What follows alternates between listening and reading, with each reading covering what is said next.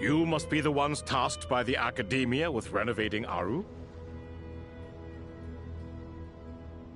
That's right. Good afternoon. I'm Kaveh, and these two are Termezi and Naisaburi. Hey, I'll hate them! Come and introduce yourself! We've met before. This is Thoth, the Ibis King, and everyone knows these two. Afternoon, gentlemen. I've only ever seen these two in murals! Ah, the paintings in the temple. They show us chatting, playing cards, playing chess. Precisely the activities we most enjoy, funnily enough. No, only you enjoy playing chess. We were just humoring you. I wouldn't go that far. Back to the matter at hand. A preliminary assessment by the Academia indicates that this project requires expertise in various disciplines, including the deciphering of ancient texts, mechanical engineering, the restoration of ancient ruins, and elemental theory. The most capable minds in their respective fields are here before you. If there are no objections, we'd like to begin our work. The artisans who built Aru for Al-Ahmar gave their very lives to create this splendid work. Follow their example by giving your utmost devotion to this project. I didn't know that. We'll do our best, of course, but we certainly won't be sacrificing our lives. Such brazen words. Humans these days are a far cry from their ancestors. What little respect you show for King Deshret. No, that's not what he meant. Please, don't mind him. He shares your sentiments, just not your, penchant for hyperbole. Assuming that's what you were going for? I just think it's important to manage expectations. Forgive my lack of courtesy, but we simply can't sacrifice our lives to the gods on completion of the project like people in the legends of old. Here's a first draft of the project proposal for your perusal. Please let us know if you have any requests. Normally, I'd have made it look a lot more visually appealing, but we were really pressed for time on this occasion. I hope you'll forgive me if it's a little rough around the edges. Naturally.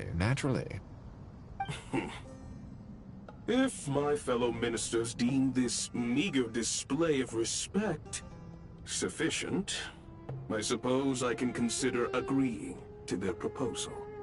Why are you so preoccupied with the ostentatious displays of respect to Al-Ahmar? We should be trying to make things easy for them. You never know. We might have to rely on these young people to look after us in our old age. Exactly. This is Aru's mainframe. Be reminded to use it with great caution. We certainly will. Thank you for your assistance. You may attempt to lay out punishments should you so desire, though I'm afraid it would be futile. You and I both know that certain components of Aru can only be operated by humans. King Deshret always believed in humanity. Still, the reason that Aru's modules are designed that way is not so much because he trusted them, but more because he was wary of you. Is that true? No wonder human artisans helped to build Aru then. He actually required human assistance to create his greatest work. Naturally. Have you noticed that the Goat King keeps giving superficial responses? It's like he's just going through the motions and leaving the real debate to his colleagues. He understands the art of perfunctory speech. That's what earned him his position as the Minister of Ministers. It seems the rumors about King Deshret being a poor judge of character are baseless after all. Excuse me for being blunt, but it sounds suspiciously like you're putting yourself on a pedestal and mocking me. You're mistaken. And while there's nothing strictly wrong with making every conversation about yourself, it's not exactly a positive tendency either. You? Whatever.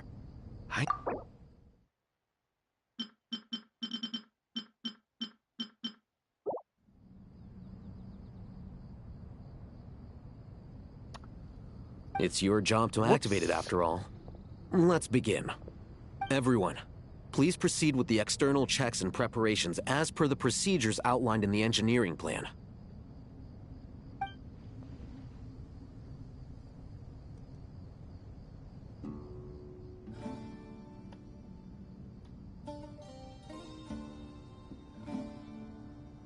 Hello there, youngsters. Whoa, the Ibis King came to life. What do you mean, came to life? I've been alive the whole time. You did say we could start our research, right? Are you having second thoughts now? I've reviewed the proposal. The work you're planning to carry out on this grand device is ambitious in its scope. You have ample confidence in your abilities, I take it? I wouldn't say I'm feeling hugely confident, but given how bad things are, I'd rather at least try something than sit around waiting to die. You are the top scholars of your day. I trust you are aware that there are countless links between Aru and the Akasha. Aru and the Akasha? But... I thought the Akasha was the Academia's greatest technological accomplishment, created years ago by the Dendro Archon to help her people access knowledge. And you too? Do you not know either? You've read the instruction manual, right? You tell them. An instruction manual? The Akasha has an instruction manual? The Dendro Archon is a kind and thoughtful god indeed. It used to sit on a shelf in the corner at the House of Dana. Not the most popular read. If the manual is to be believed, Aru was in fact the original inspiration for the Akasha system. What? But there are so few records about Aru anywhere. And practically none of the scientific expeditions into the desert had anything to do with it. Ah, but this is something you could not possibly have known. You may have heard many stories about the desert, but what is the most important aspect of history? Consider this a quiz. Anyone from Vahumana present? I'm from Vahumana. It's, well, veracity. Precisely. And a large part of veracity is the chronological order in which events occur. I may as well tell you. In the beginning, Nabu Malikata, the goddess of flowers, descended upon Sumeru. The glory of the heaven was within her. She brought life, oases, and knowledge to this land. Then she created the Jinn, enlightened them, and ordered them to serve her. Two other gods also walked upon this land where wisdom flowed in abundance, and the three met beneath the great green trees. It was the first and greatest alliance. We should speak with reverence of this covenant between the three, which transcended both time and life. For they promised that in Sumeru, wisdom would be shared with all. All the great changes in Sumeru's history began with the goddess of flowers. For King Deshret's sake, she pried into the secrets of Celestia, and for this was burned to ashes by the flames of wrath. So grieved was King Deshret by her passing that he lost all interest in state affairs and devoted himself instead to the knowledge that she had brought back. It was after learning of the technology from that floating island in the sky that he first conceived of Aru. And so, the Akasha was inspired by Aru, while the basis for Aru itself came from Celestia's technology. Well, if the two share a common technological origin, then connecting one system to the other is an entirely feasible idea. Unbelievable. Have you no reverence at all for celestial technology? No, I do, but there's no time for that. The schedule is too tight. Blame it on the deadline. Perhaps you could try coming up with our cutoff dates. You know what it's like having to turn around 5 different drafts in one day? I wouldn't wish it on my worst enemy. Yeah, also, Sir Ibis, King, you don't plan on getting directly involved at all, do you? Yes, well, you strike us more as having come to give a popular science lecture. Or, wait, does this count as more of a first-hand witness statement? Neither. Anyway, this sounds like far too much work for me.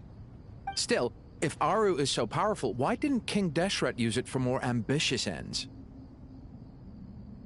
Because it was never fully completed. King Deshret had grand plans, but he perished before they could come to fruition. In the beginning, his wish was to create something that could rival the very world itself. The Lord of Flowers sacrificed everything for that ambition. What he desired, she bestowed, and thus was knowledge brought into the world. Her courage and sacrifice had to be honored with the most splendid of monuments, or King Deshret would surely have deemed it a grave injustice. And that monument, built from knowledge and technology, etched with a sacrificial and courageous love, even in its unfinished form, it deserves to be treasured. At that time, King Deshret said the following to the Lord of Dendro. Since we share an eternal covenant, I shall never be your enemy. Hence, the fruit of wisdom from the heavens is not to be devoured. Remember, it is not that I lack the power to become the enemy of wisdom. Yet you and she have taught me much and shown me kindness. For this, I cherish you both. In the end, Aru was only used to store a portion of the souls. It was but a primitive form of the masterwork the king had envisaged. His final hope for Aru was to return to the past, when she yet lived. So the point you're making is, King Deshret was both powerful and ambitious, and he only ceased his imperious ways out of affection for the Goddess of Flowers and the Dendro Archon. You could see this as an act of mercy, but you could also see it as the sentiments that lay between these 3 gods placing constraints on him. This was, after all, the foundation of the alliance between them. This explains why Aru was both a prison and a monument, and why the answer to the 3 questions was time. You have to be careful who you get involved with, or you invite all manner of misfortune. This is as true for gods as it is for humans. Love is the same. It is both a prison and a monument.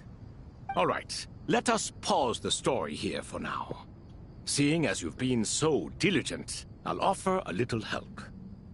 Who's in charge again? Is it you two? Ah, yes, me and him. Now then, close your eyes. Wisdom hides in the space between the tangible and the intangible. It is to convey the incommunicable through the simplest of mediums. By the power of King Deshret, I shall grant you a glimpse into the unseen secrets that lie at the threshold of existence.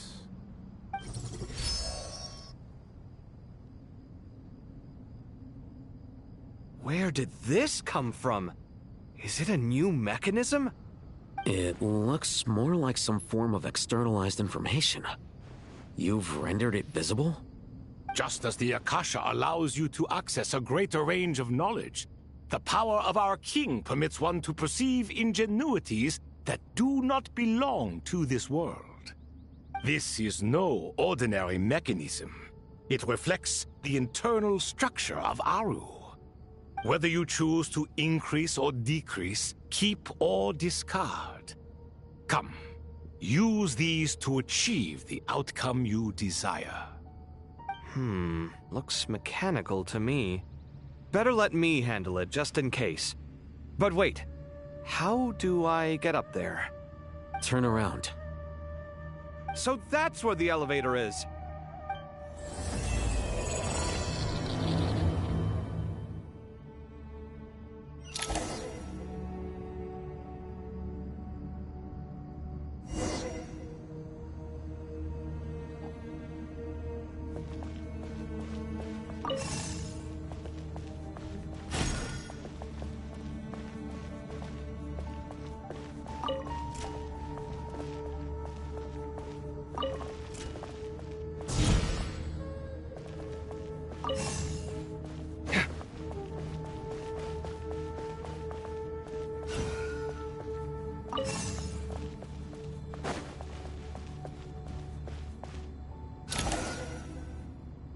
game of stick drift so annoying. Obelisks were used to record important information in the ancient desert civilization. Hey, Al-Haytham, there's some writing here I'll need you to decipher. I've sent it to your screen. Do you see it? Got it. It's a little blurry, but I should manage. Take a look and tell me what it says. Oh, and I'll send any other similar text directly to you from now on. Let's start with this one. It's a variant of an older script. Herein lie verses written for the Yellow Sands. Looks like cultural information from the age of King Deshret. If so, I suggest you delete it. Words thrown together merely for fun. I had no idea Aru kept a record of this. Well, as long as you're certain that this is strictly private information, that's fine. It is unimportant. All right, well, I guess I'll start now.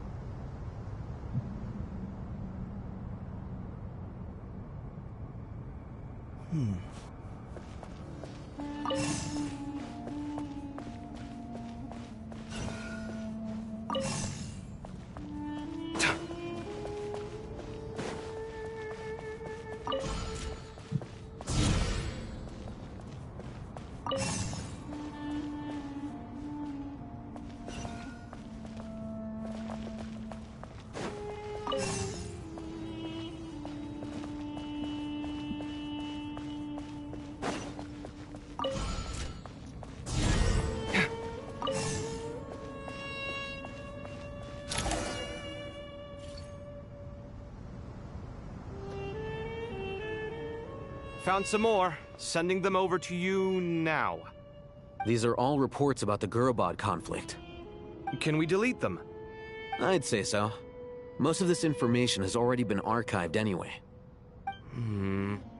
What if there are details in there that Vahumana missed? What are we supposed to do if they come after us in the future? They'll just have to live with it. If we don't resolve these issues now, there won't even be an academia in the future, let alone a Vahumana Darshan. Yeah, you're right. Okay, done. There's some other similar monuments nearby. I'll check them out.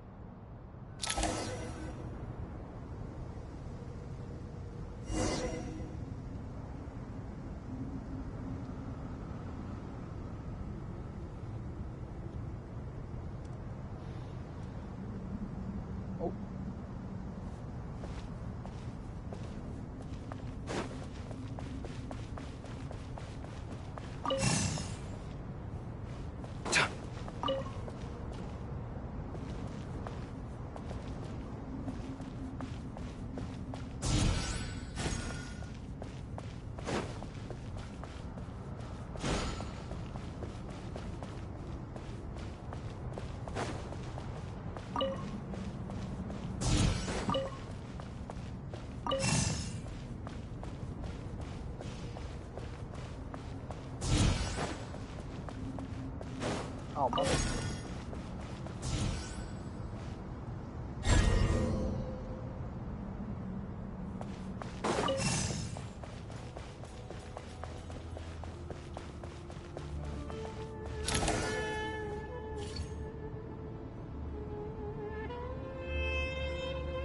Another monument.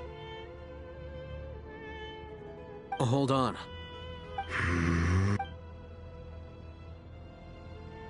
You're still reading it? How long is it?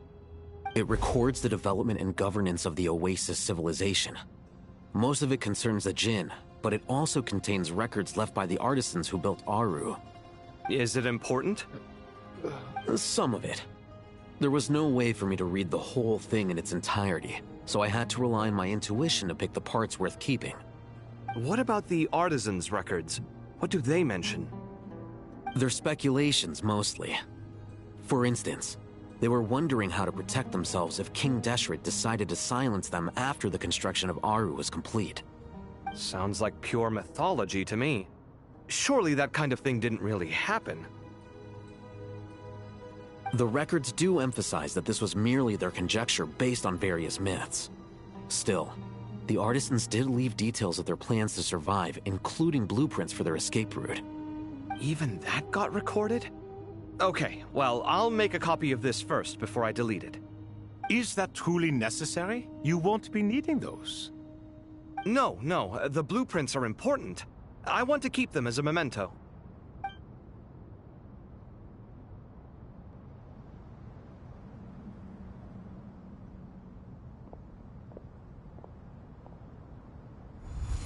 I think that should just about do it. It meets the requirements of the contingency plans, so we should be good. I gotta say, it's the strangest feeling, this cross between reality and the intangible. It's like drifting between life and death, or in and out of a dream, using my own hands to manipulate illusions that are forever out of reach. Chasing dreams in the most literal sense. Definitely a novel experience. What happens if my spirit just floats away? That won't happen. Anyway, I wouldn't celebrate just yet if I were you. There's likely to be a phase 2 of this project. All right. I'd better keep my wits about me then.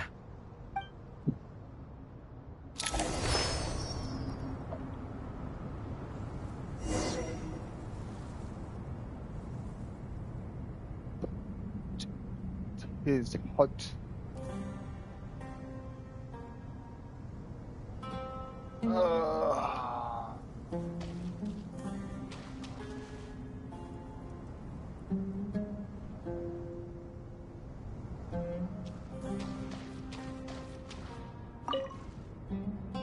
I expected that the outside world no longer respected the ancient gods, but even so, I do find the tone of these youngsters to be dreadfully impolite.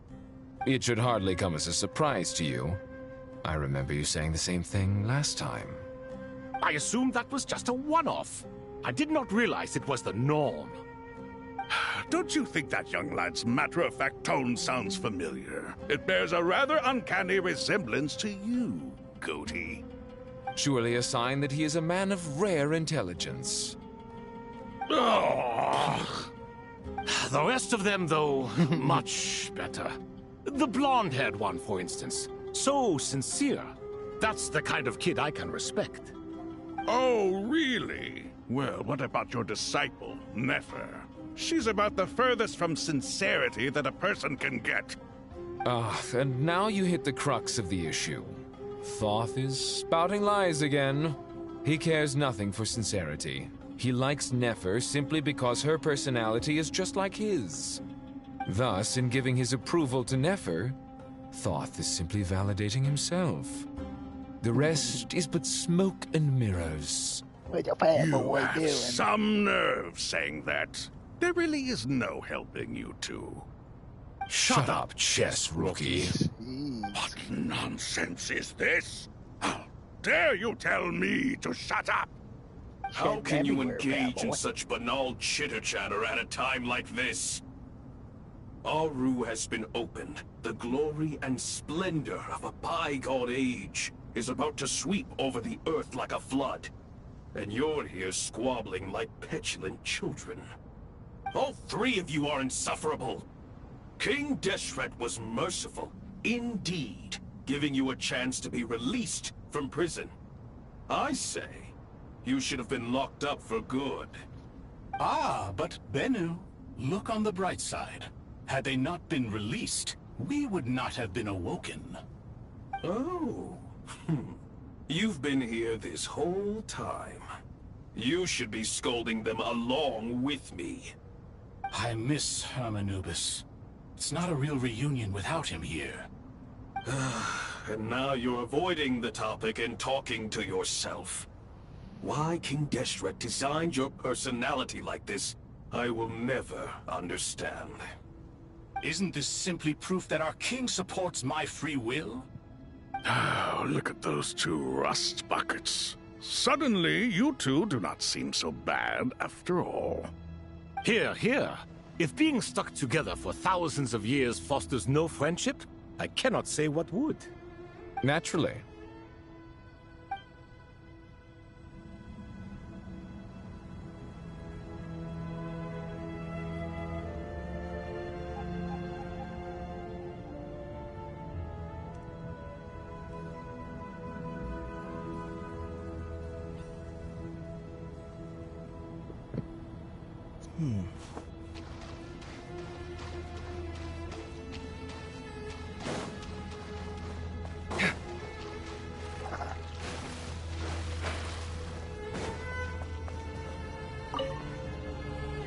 How's it going? Are things progressing smoothly? Well enough, I suppose. You know how it is. The work itself is only half the problem. The other half is having to work with Al-Haytham. I'm sure the feeling is mutual. Honestly, though, I thought you two had already worked things out. As if. Turns out working closely together is the best way to expose any tensions lurking beneath the surface. Besides, I just think that some people never change. Agreed. Case in point, you didn't make sure I was out of earshot before you started complaining about me. Old habits die hard. Actually, this is for your own good. Maybe if you spend a little more time listening to what other people have to say, you might actually realize that you're the problem. Naivete is another old habit of yours. I had assumed that you both volunteered for this project. It's night here. Forest Rangers. But now I'm getting the sense that wasn't the case. Same for me. Definitely not. It's like 3 We were assigned to it by Lesser Lord Kusanali and Nephis. Yeah, 303. As much as I'd love to be doing normal work for normal clients, I guess technically these it's Titan morning. projects are all that's on offer right now. Though I'm sure they wouldn't be roping us in if they had any better options. Just goes to show how short-staffed the academia really is. I'm sure you've prepared yourself mentally, but I still feel the need to advise you to lower your expectations. It might make the process of working together a little less intolerable. I know! Same to you! But if you already understood that, you should also know not to say the quiet part out loud. Why don't you come help me with my forest patrols? Might help you avoid any further disagreements. Good suggestion, but unfortunately, differences of opinion will always exist. Like an Changing old the married nature of the couple. work won't get rid of them. For once, I actually agree. There is zero chance of us ever resolving our differences. Zero! But even so, the work You will must go be bald done. soon. Care for some coffee? Nah, dude. I'm glad to see you making progress. Still got Don't my act so hairline smug. and everything. It'd be I'll nice if back. you made some too. I feel like even I've made some progress today. In the past, I never would have dared to try and mediate a conflict between you two while you're both right there in front of me. Apologizing probably makes it sound like I'm in the wrong, but I'm sorry. I was just kidding. Truth be told, I don't have any work to do at the moment, so I'm just here to kill some time. How's Kale? She's studying with Nicole. I'm not sure how she's getting along, but she seems to be in good spirits at least. I wouldn't worry. Angelic affairs are probably above your pay grade anyway. I know what you mean, but Sino and I are still a little concerned for her. He said he'd go keep Kale company after he's finished training the mercenaries. I'm planning to join them myself shortly. Kale will be okay. Have faith in her. Even we can see how much more confident and outgoing she's become in these past few years. Thanks to you and Sino being there for her and providing guidance every step of the way, she can finally stand on her own 2 feet. On her own 2 feet. Does it feel bittersweet? Watching the younger generation grow up and move on? No, not yet, at least. I was just thinking, I wish there was more I could do for everyone. She'll be fine. Yeah, she will. Just try to relax.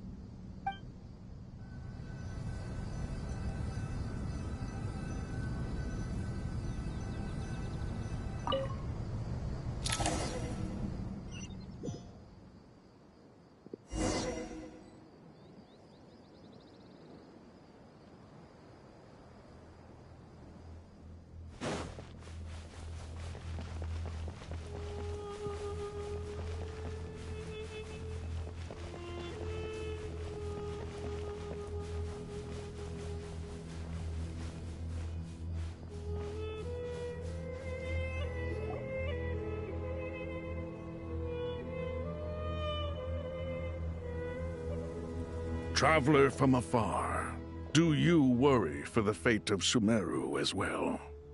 Whoa! It's Sobek the Crocodile King! Greetings, Crocodile King. Please be at ease. I'm just here to chat with you about Lesser Lord Kusanali. Sounds like you really care about her.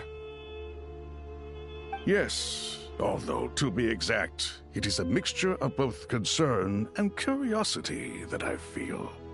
Speaking of Nahida, Paimon was wondering how she's doing. Wait a moment.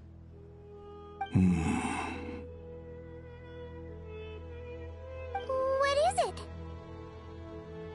I tried calling out to a pep, but there was no response.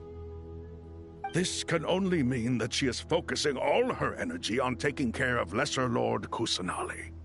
All the gods who served King Deshret seemed super surprised to hear that a pep agreed to help Nahida. Guessing she made a bad impression on you or something. Are you aware of the history between her and our king?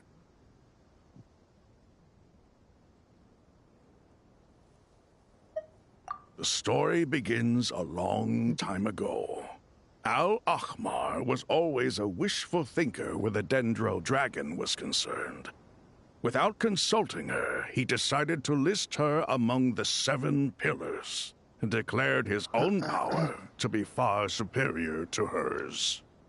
That was when our king was at the height of his power. Ibis Goti and I were no match for him. And so we chose to submit and serve as his ministers. But not a pep. No, she never thought much of him. To a pep, Al-Ahmar's pride and sense of superiority were nothing but ignorance and hubris. In fact, they fought numerous times, but usually the battle ended in a draw. In the end, King Deshret coveted the power of Celestia, only to end up corrupted by knowledge. His final act was to trick the dragon into swallowing him whole, leaving her to bear the torment of his sins. The Dendro dragon stands for the glory of a bygone era. She hated Al-Ahmar and what he represented. All the gods, all the power they wielded. And so, her willingness to help the Dendro Archon through this crisis comes as a great surprise indeed. It makes one wonder whether, perhaps, the Dendro Archon assisted her in the past. Yep, Nahida did her a huge favor.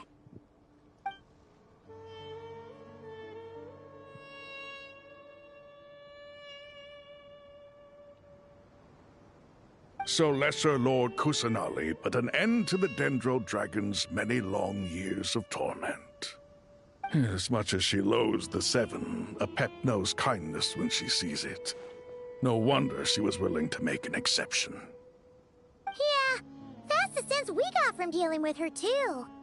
She is not incapable of coexisting with other living things. Rather, she actively chooses to avoid coexistence. And this despite the fact that she symbolizes life itself. How ironic.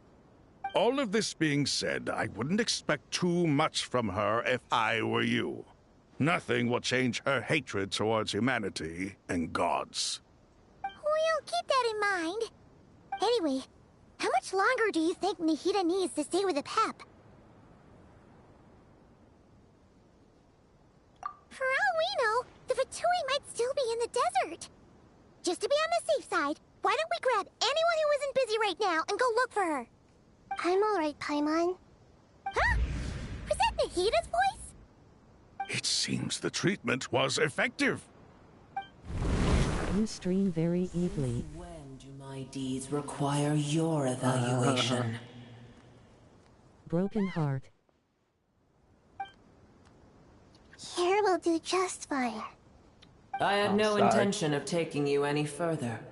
One ought not expect greater generosity than they have earned. That's the only reason I'm streaming right now. You always hide your kindness away like an oasis within a sandstorm.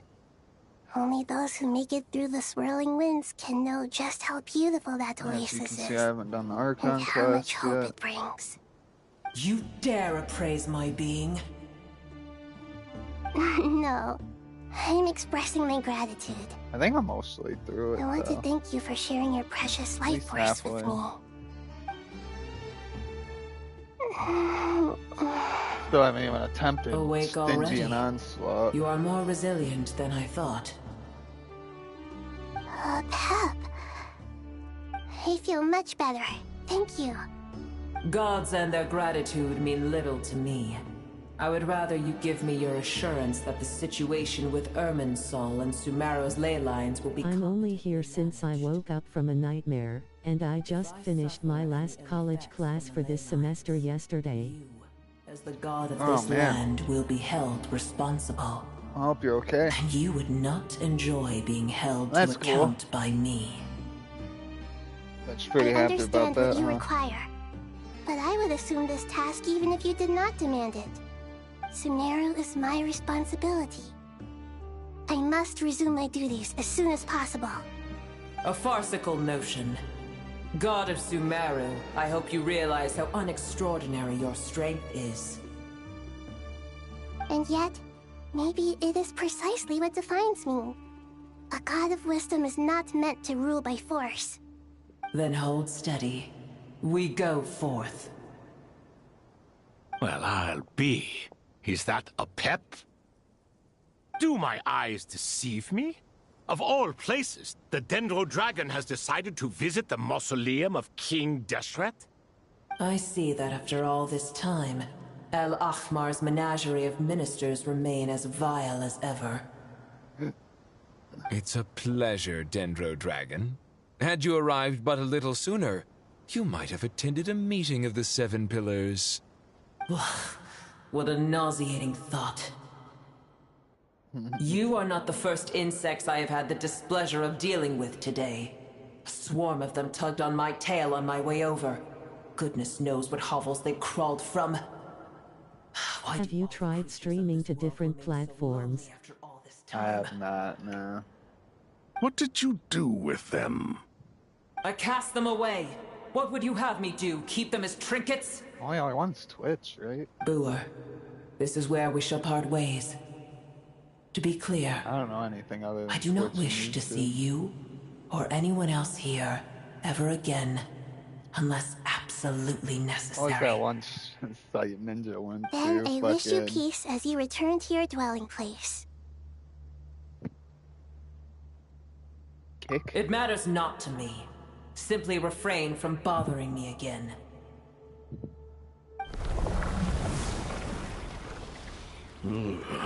A force to be reckoned with.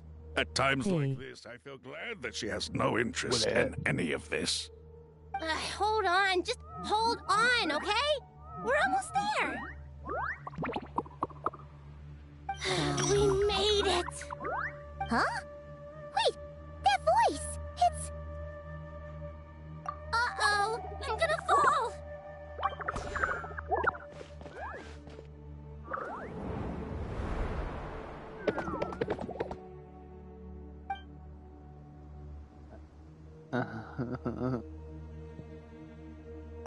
Well, that's a relief.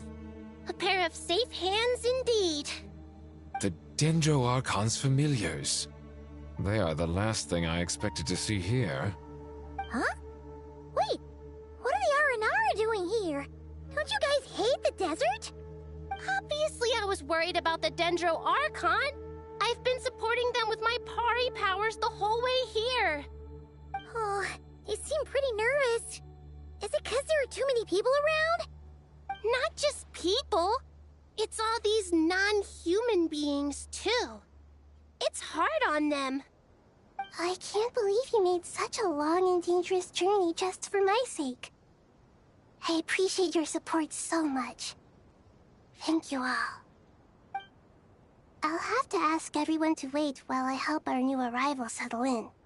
Once I'm done, I'll gather everyone to discuss our next steps. Traveler, Paimon, shall we find a place for our friends to stay? Awesome! Let's go! Well, first I have some questions.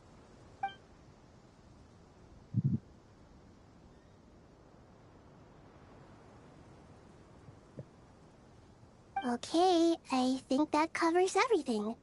Thank you. We can get going now.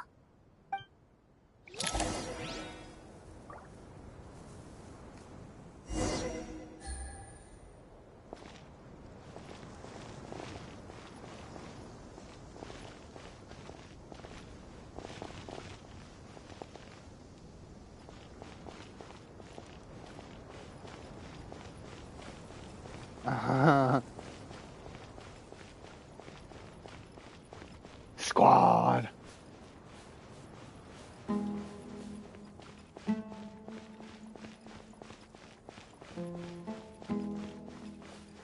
Why can't I sprint? What the fuck?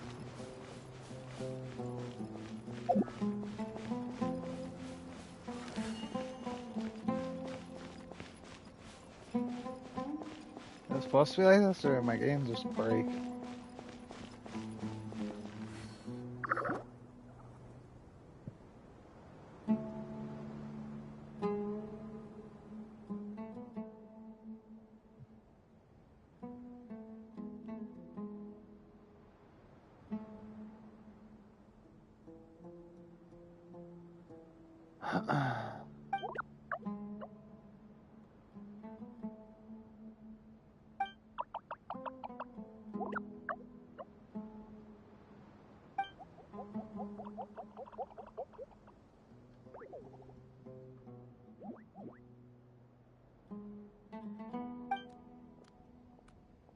Are you finished with school? Yeah. Hello, everyone. It's only us. I graduated like 12 years ago.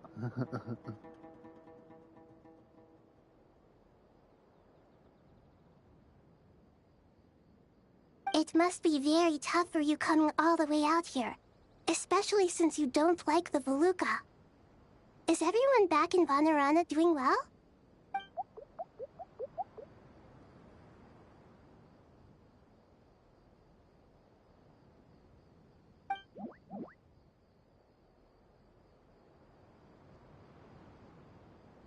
Ah, everyone's here.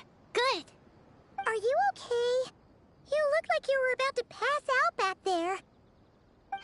Then you're forgetting who I am. Don't underestimate me.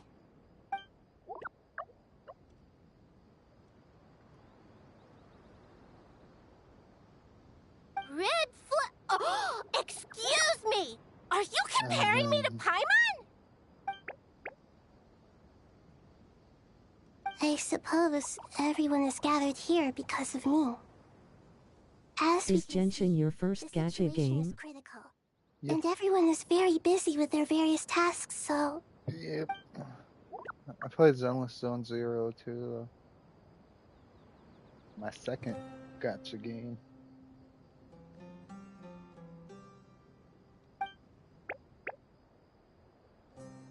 I didn't even know what a gacha game was until I downloaded this. I can't thank you enough. Right now, we're focused on restructuring Aru, processing excess information, and helping restore everyone's confidence. I'm sure you'll find it all very straightforward. I can help too! Just let me know where I'm needed.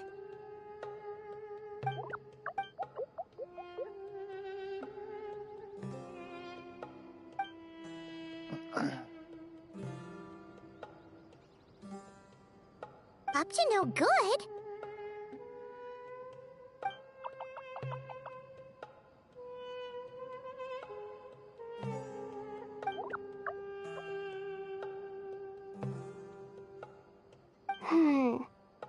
That definitely sounds suspicious. Traveler, Paimon, I have other work to attend to here that needs to take priority. Could I trouble you to investigate the situation Arabalika spoke of? No problem. Leave it to us. Thank you. I'm counting on you. She asked me, Paimon. God. There's one other thing. If you are to work alongside the people of Sumeru, you will need to make yourselves visible to them. Is that acceptable to everyone? Wow.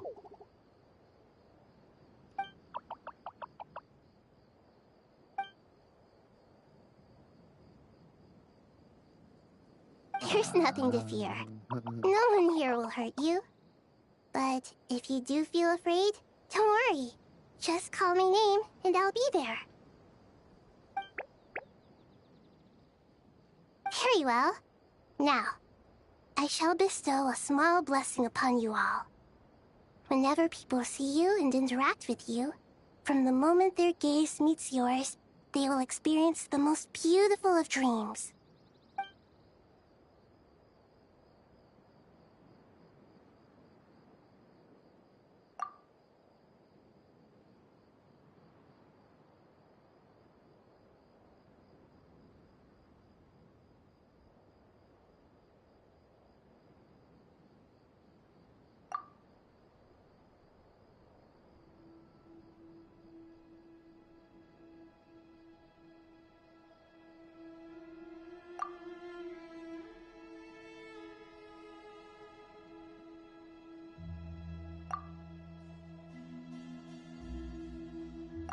Do not fear.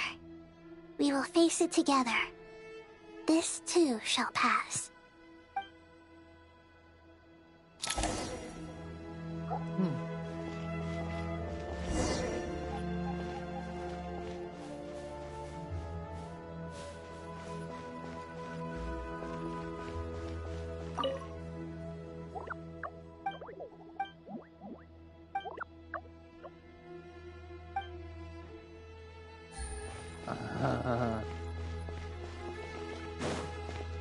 I thought for sure they'd fight it more. They gave in quicker than I thought they would.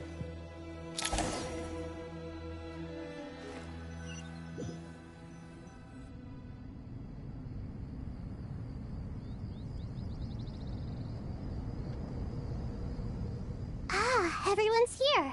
Wonderful. Dendro Archon, you're back. Are you recovering all right? You mustn't push yourself too hard. I'm doing very well. Thank you for your concern.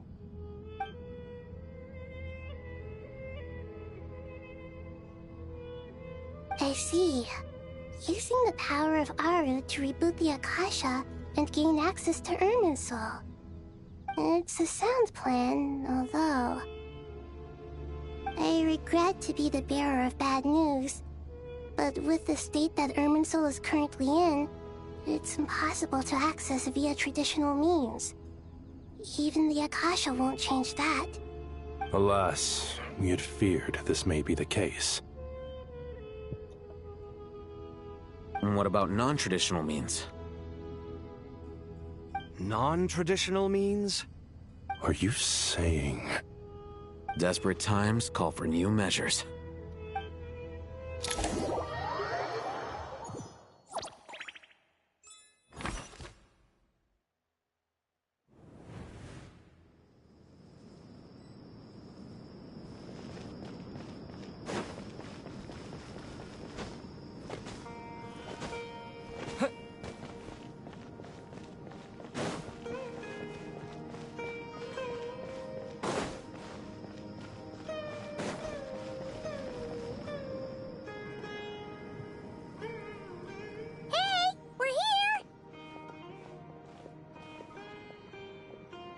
Ah, it's you.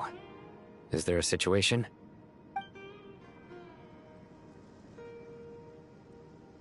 The Aranara have good intuition when it comes to people. In other words, there may well be a traitor among us. Given everything that's going on, I'd be more surprised if there wasn't. Miss Nefer, as a professional intelligence broker, I trust you have a solution? Not one that I'm willing to volunteer. What's in it for me? Let's say I'll treat this as a pilot project aimed at expanding your intelligence operations. Whatever business you're in, an avenue to demonstrate your abilities could never hurt. I like the sound of that. Glad we're on the same page. Given that you rarely set foot in Sumeru, practically no one at Caravan Rebot knows who you are. I take it you've read the files on everyone in the area? Yes. I also skimmed the list of evacuees, and am more or less up to date on where everyone stands. Any initial suspects? Limiting the scopes to males whose recent activity could be viewed as suspicious. I've identified 3 names. The Aranara saw 2 people talking, but currently we only have 1 suspect. The other person was probably just a messenger, and in all likelihood has already left Caravan Rebot. Everyone is heading for the desert per the evacuation order. Anyone willing to turn back at this stage is almost certainly with the Fatui. There's no way it was a spur-of-the-moment decision to act at a time like this. This spy must have been planted long ago. We need to smoke him out from wherever he's hiding. Sounds like you have the beginnings of a plan.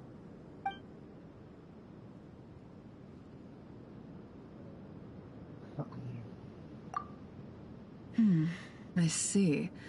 Your suspicions are well-founded. I'd be watching him too if I were you.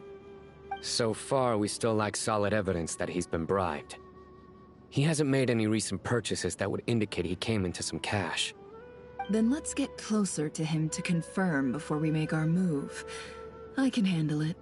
I'm not based in Sumeru, so barely anyone at Caravan Rebot knows who I am. And you're certain you've never encountered this person in Nodcry? I'm certain.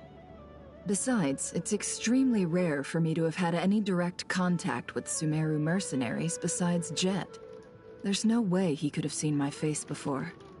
Sino, stay out of sight and wait for my signal. If he raises any red flags, I'll bring him toward the main road. Understood. I'll take it from there. Excellent. Well, it's a pleasure working with you.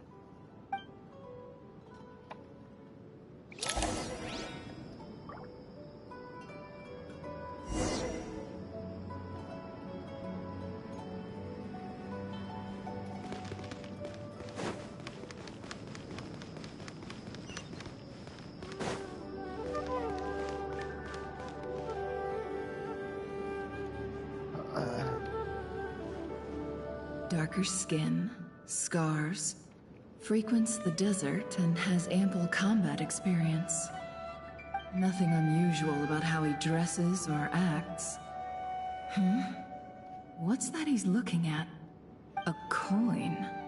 Interesting. Could that be how his contact paid him? Conveniently discreet for someone trying to hide any unexplained income. And yet it could be highly valuable. Sorry to bother you. Has everyone here already left?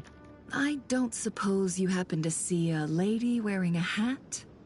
Ma'am, what are you doing in Caravan Rebot all by yourself? The main group evacuated some time ago. Didn't you pass them on the road? My friend and I lost some of our cargo along the way. I didn't want to miss out on potential business, so I told her to go on ahead and meet the client while I retraced our steps. I didn't think it would be so late by the time I found it. And then there was a terrible sandstorm. I guess I must have taken a wrong turn, because I didn't see any large groups on my way here. Forgive me for asking, but just to be on the safe side, could you describe this friend of yours? Sure. She has blonde hair, and she was wearing a hat and a white dress. You'd definitely know if you'd seen her. Yes, I think that does ring a bell. Ah, my apologies. During this exceptional time, the Corps of 30 are under orders to be extra cautious when dealing with unknown people, whoever they might be. I understand. Well, sir, is there anything else you need to know? If not, I'd better try and catch up with them. Hey, wait! They left a good while ago now. You'll never catch up with them on your own. Why don't I give you a ride? I'm here to collect the last few people anyway. We have plenty of carts, so one more won't be a problem. That would be amazing. Traveling with a group will be much safer. I'll have to pay you for your trouble. Hey, let's not worry about the money for now. Wait here a moment. Once I'm done packing up, I'll take you to join the rest of the group. All right, thanks. Let me know if you need a hand carrying anything. No need for that. I'm strong enough for both of us. Okay. Well, I wish there was some way I could repay you. Guess it's my lucky day, running into someone who knows what they're doing here. You might have just saved my life, you know? You're not wrong there. I mean, what kind of cargo is so important that it's worth risking your life to get back? I hope for your sake that it's priceless. Actually, I suppose I can tell you, since you've been such a big help. But be sure to keep it to yourself, or we could both be in big trouble. Oh, really? Sounds mysterious.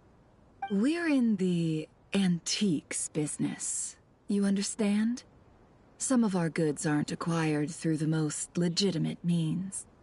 We have to be very discreet when we're selling them. That's why I had to go looking for the missing cargo alone. Ah, no wonder.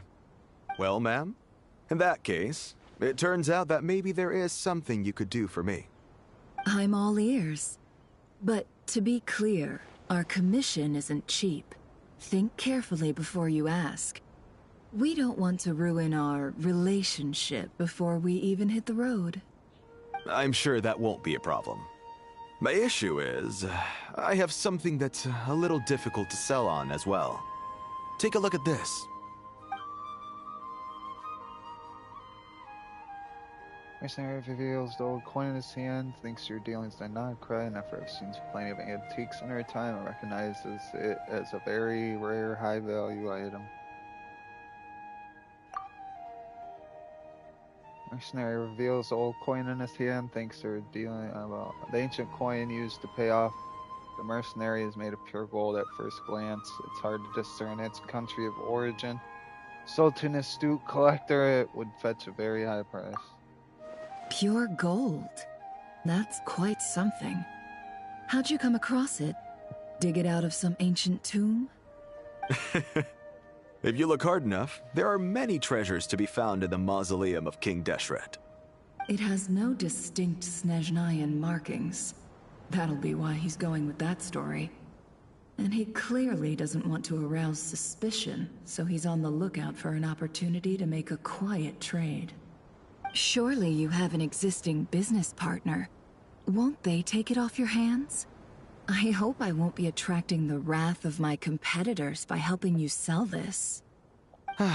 The shop I used to work with is having cash flow issues at the moment after losing some money. I'm under enough pressure as it is without having to deal with them. On the off chance anything went wrong, I'd never get my money back.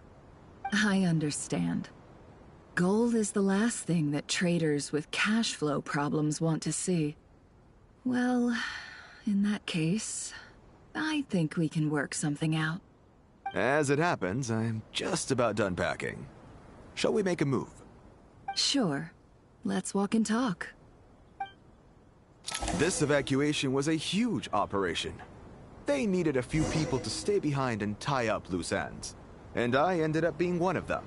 You're lucky you ran into us in time. I certainly am. I don't know how this happened. One thing led to another, and look how it ended up. I just hope our client doesn't get spooked and cancel their order. Fingers crossed. But either way, life goes on, and we all have to make a living somehow.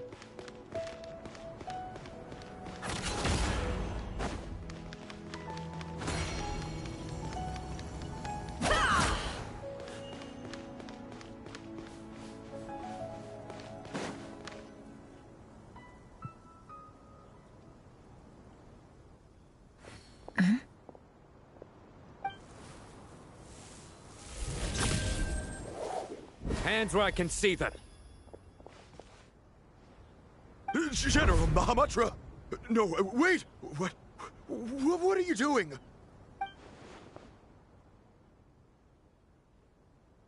This is the coin? Good. Sadly, you won't have the chance to spend it. Nicely done. Looks like Sumeru's Matra are a well-oiled machine nowadays. Unmarked gold coins are quite difficult to trace. Thanks to you, we have secured the evidence. Here's what's gonna happen.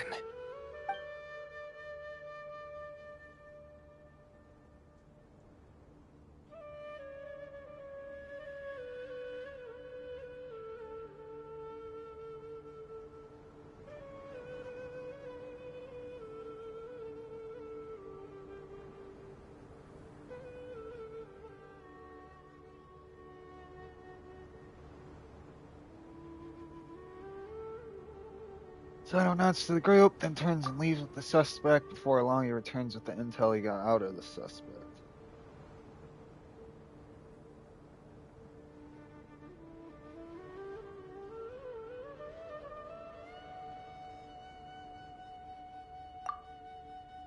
Southeast from here, leeward side of the hill.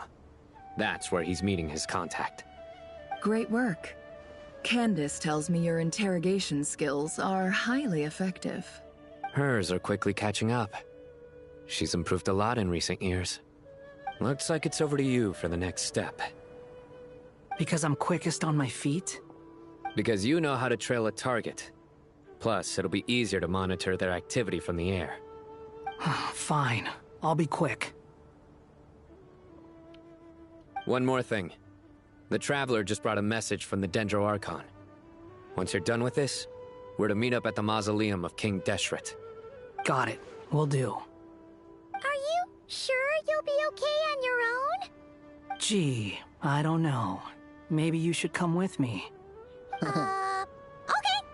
Then Paimon's coming with you. Really? You do know this is a stealth operation, right?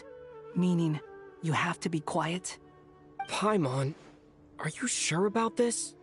Well, Paimon at least wants to give it a shot. Like everyone says, if you never try, you'll never know. Besides, being the best guide into that has to count for something. This should be a piece of cake. Fine. Join me if you want. But be warned. If anything goes wrong, I'll have to gag you and shove you into a bush. No need! Paimon will be super careful. Promise! Good. Then what are we waiting for? Let's go. Ah! Coming! Coming!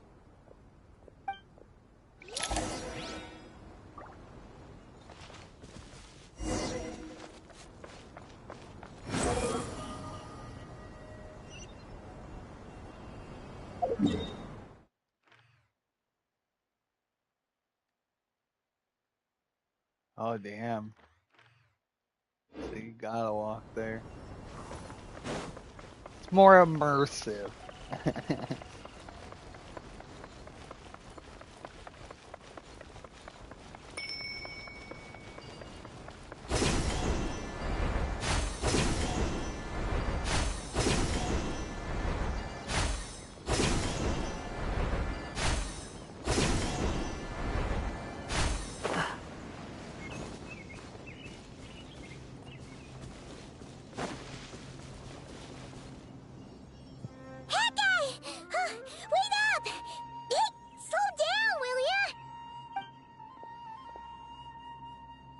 We're here. Now, we wait. Okay, yeah, cool. Cool. What's on your mind, Paimon? Huh? Oh, nothing? I thought all you cared about besides being a guide was food and sleep. Why the sudden urge to go on a dangerous mission? What's that supposed to mean? Paimon's been on plenty of dangerous missions before. But never on your own. You hardly ever leave the Traveler's side. Just saying, I'm kind of at loose ends right now. So if you did want to share, I suppose I'd have to listen. If not, suit yourself. Makes no difference to me. Hat guy? Do you think Paimon is useless? What? Where's that coming from? When we were in Notcry, Paimon suddenly realized something. Even though Paimon's with the Traveler every single day, whenever we face real danger, she can't do anything to help. Paimon doesn't get like this very often. She just got really scared when the Traveler got kidnapped that time. What if he never came back? What would Paimon do then? And the more Paimon thought about it, the more useless she felt. Paimon, no. Paimon doesn't want to be a burden. Paimon wants to be a friend who's actually useful. That's Paimon. Does that make any sense? You know, that feeling of just being completely useless and... Oh. Paimon probably sounds so ridiculous right now. You asked the right person. Boy, do I know that feeling. Oh, that guy. I'm not gonna try and encourage you. What I will say is this. When you start doubting yourself, you have two choices. Give up or change. You have to make the decision to move forward. Otherwise, no amount of consultation from other people is gonna help you. So ask yourself, what do you want? To get stronger? To learn more? Whatever it is, go do it. You won't have any regrets if you can at least say that you tried. Oh. All right. Something's not right. Shouldn't they be here by now? Paimon, is it just me? Or is it a little too quiet around here? Should Paimon take a look? We'll give it another hour. If nothing happens, we head back. Okay. Time ticks by, but still nothing happens. How strange. We've been here for ages. Where the heck are they? Have we been stood up? What is it? Did you think of something? Something feels off about this whole situation, but I can't quite explain why. We know for sure that the guy Sino caught had something set up, yet somehow his contact is a no-show. So, either the handler got caught, or, more likely, they decided to cut our guy loose. But how would they know to do that? Wouldn't they at least send someone here to check things out? That's the problem. They couldn't possibly know what's happening here. Unless... This feels all too familiar. Come on, let's head back.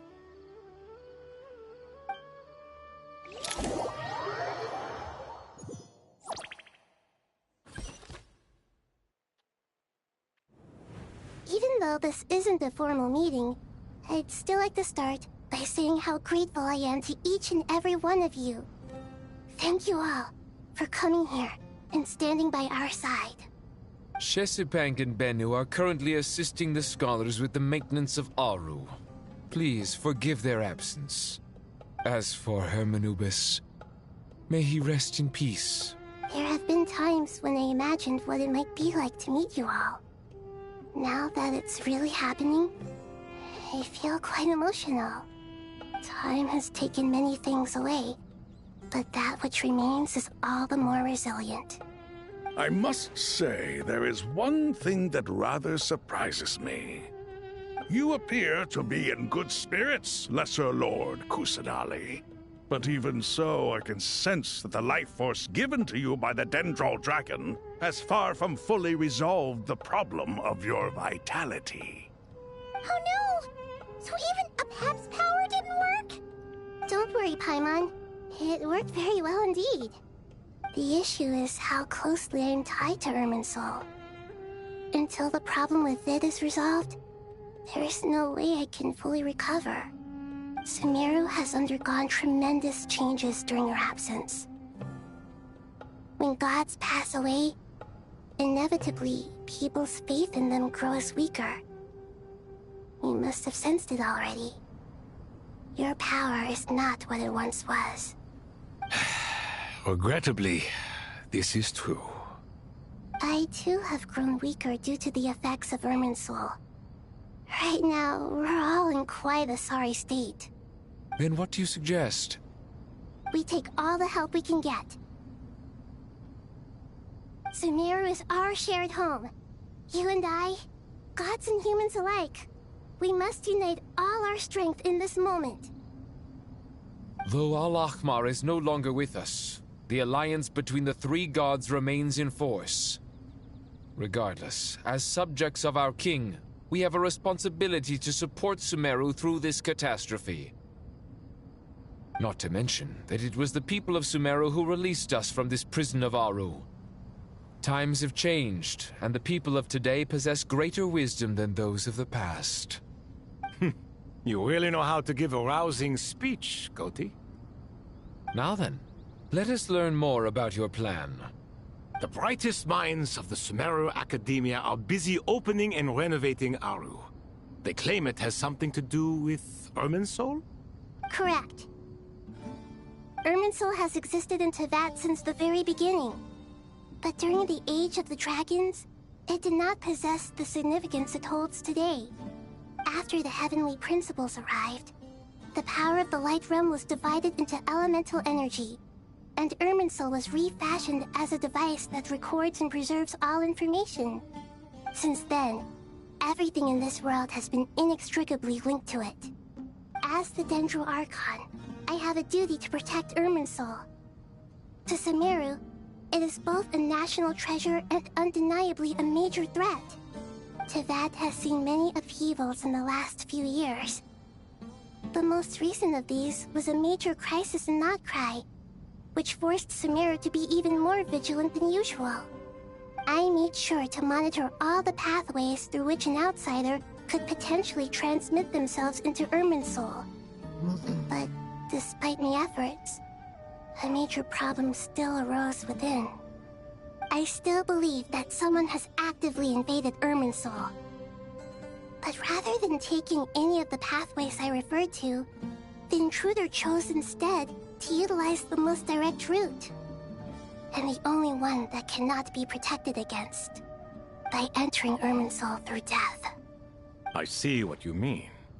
You cannot simply stop all deceased souls from returning to the ley lines because of a potential invasion that could occur at any time. That's right.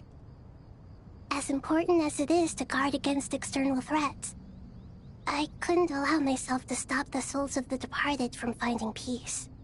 Please, understand how difficult this predicament was for the Dendro Archon. Defense has never been an easy task.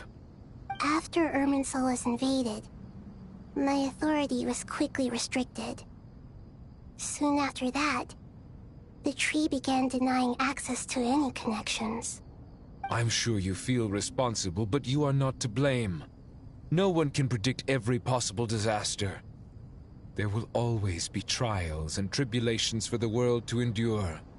But the people of Sumeru should not have to endure this. We must find a way to break through the lockdown and connect to Irminsul. And this is why you need Aru. Yes.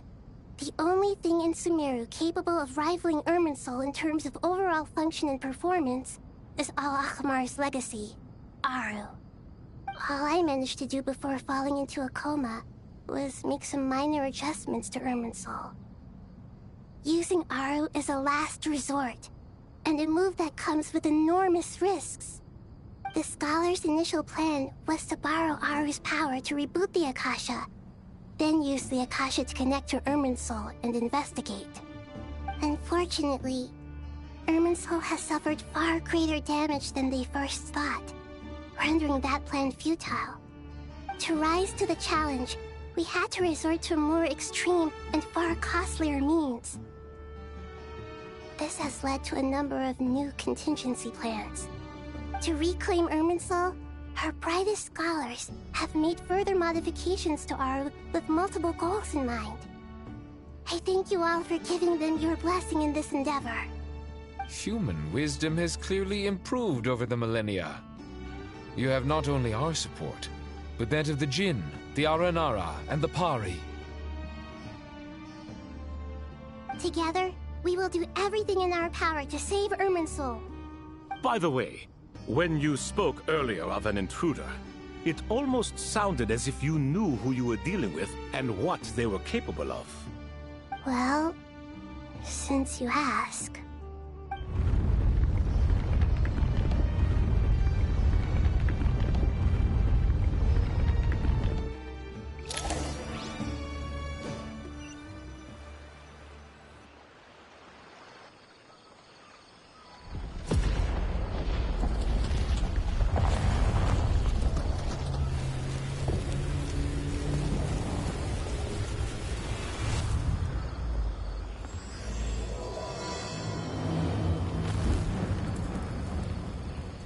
Uh-oh, here we go. This one shit's about to get real, huh?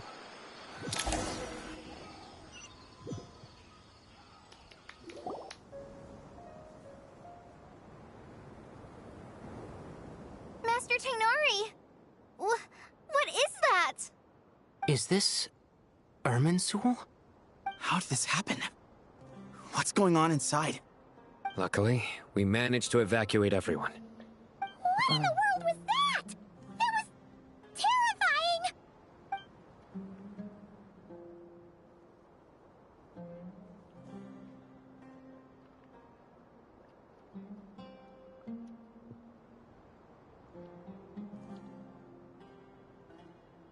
Oh my. I understand now, Dendro Archon. You make yourself quite clear indeed. Not once over the millennia has Irminsul been so terribly afflicted as this. Please continue, Dendro Archon. Irminsul's root system is what comprises the ley lines. In the past, it has always been hidden away, going unseen by the general populace. But now, an evil intruder is making it reveal itself. It has become a tree of unbridled greed. A clear sign that a deranged experiment has advanced to a new stage. Blasphemy. From where I stand, an experiment in the name of blasphemy sounds rather improper. But if we are to honor Dottores' will, this is what we must do. The birth of this tree proves to me beyond doubt that this incident is connected to him. But to explain the situation in full, there is someone I need to tell you about. The most concise and precise language possible, Nita explains what she knows about the second of the Fatui Harbingers, the Doctor.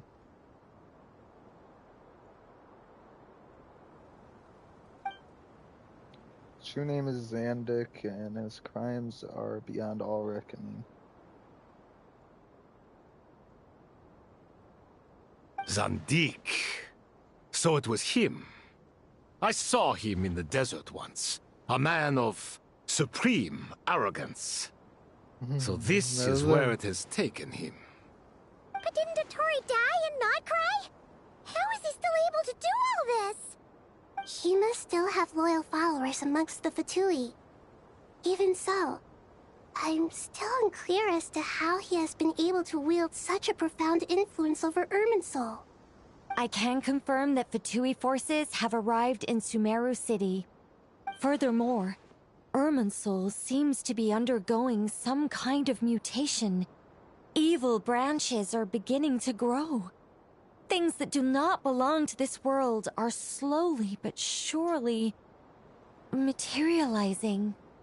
Sorry, I couldn't think of any other word to describe it.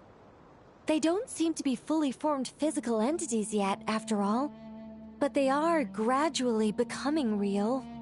A baleful tree climbing up into the heavens. Speaking of Dottore, I have some information on that front as well.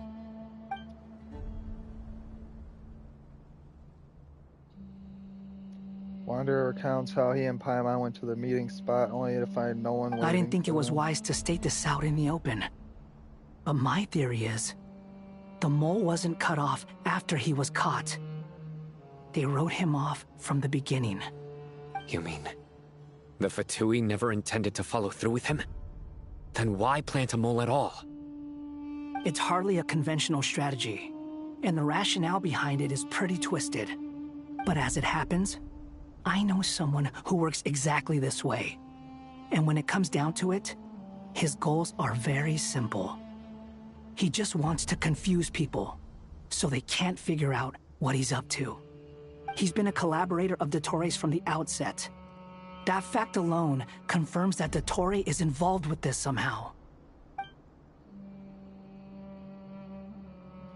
Some people gasp upon hearing this name while others fall silent. Clearly there's more going on here than anyone realized.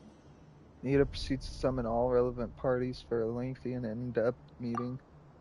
Nita gives a detailed explanation of the enemy and the potential scale of the crisis.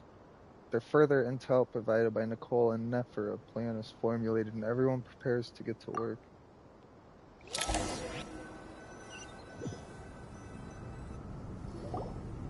There is still much to be done.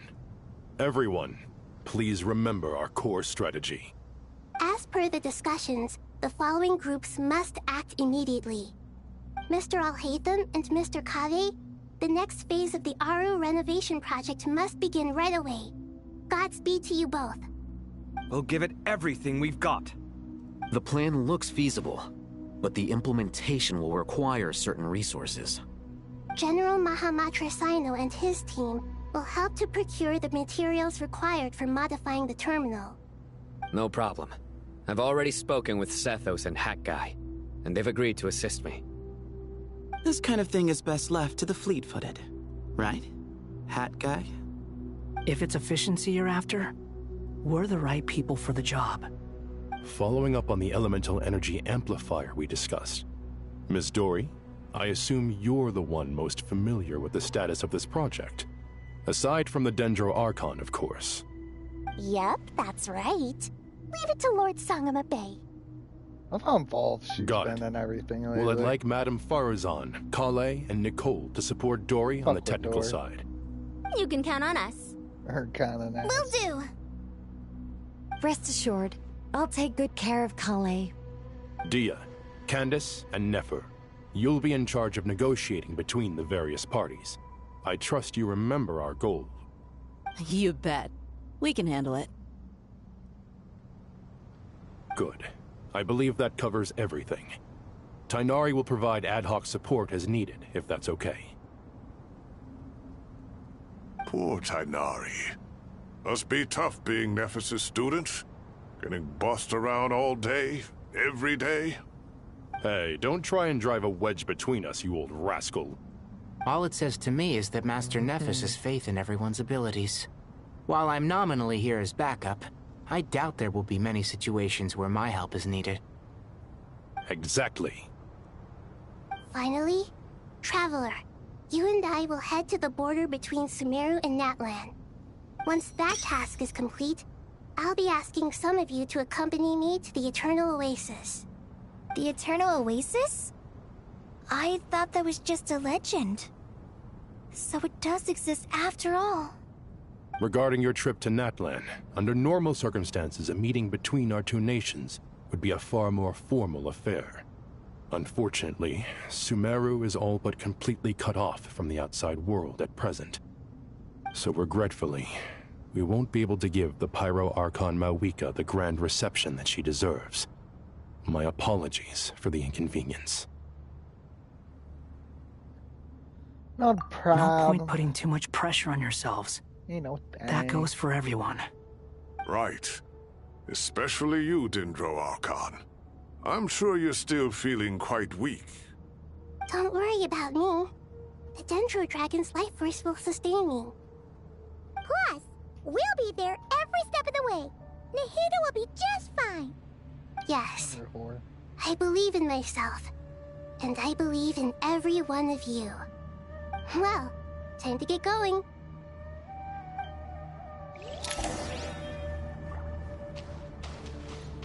Oh, nice. I needed books.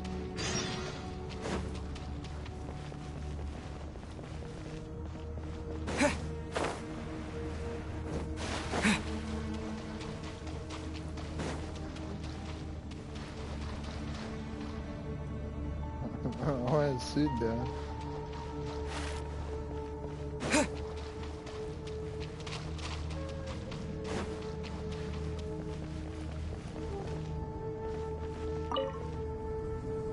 To what extent we can implement the final plan depends on how successfully the Akasha can be modified and configured. And to make sure the configuration works, Aru will also need some further optimization. Yeah, no surprises there. Once we roll this out, any Sumeru citizens who already have Akasha terminals can simply continue to use their existing devices.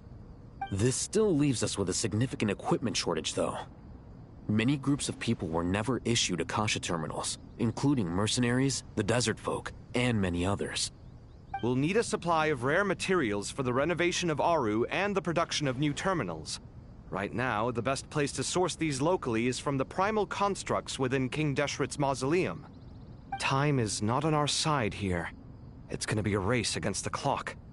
The Aru merge and renovation project will have to be carried out by you two. Everything's riding on this, so failure is not an option. Best of luck to you both. As discussed, General Mahamatra Sino and Mr. Hat Guy will source the required materials. Mr. Sethos is quite familiar with the layout of King Deshret's mausoleum. With him accompanying them, things should go quite smoothly. I have every confidence. In the meantime, we may as well take a breather. Makes sense. There's not much we can do until the materials arrive. Get in formation and stay close. What is this, boot camp? Knock it off. It's just Sino being Sino. You know what he's like. Everyone clear on our mission objective. Look at the excess primal constructs, dismantle them, and extract the required materials. And King Deshret's 7 pillars agreed to this? If they're just sitting there doing nothing, we might as well put them to use. Thoth's words, not mine.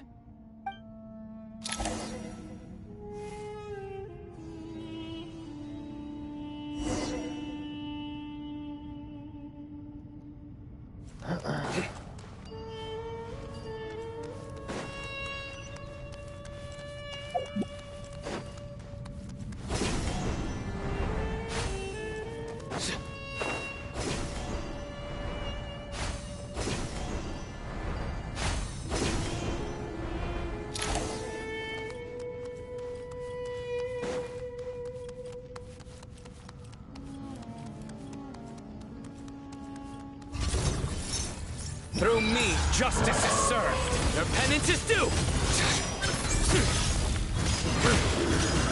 Guilty.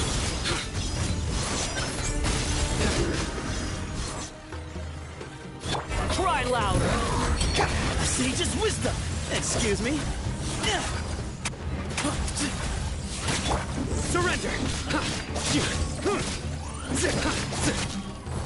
The wind rises. Nowhere to run!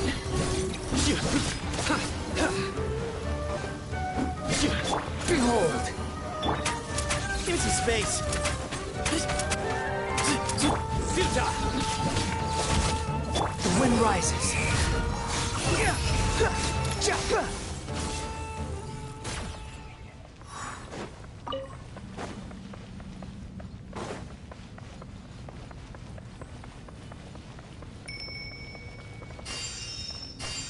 Oh, thank you. Oh, damn it.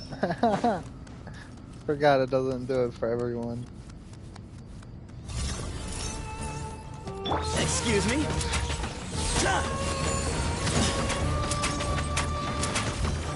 Squall and Fury.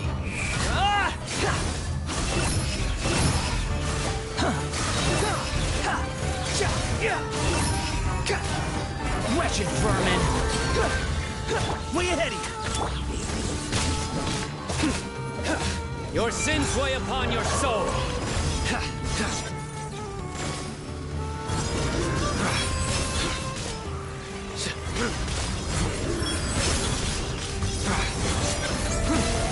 Stronger than I anticipated. Their penance is due!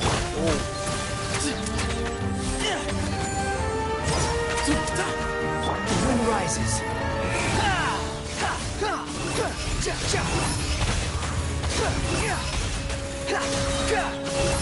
Cry louder! Give me some space. To Al-Akbar! These devices should still be usable even though they're broken down. Let's take them back for the others to review.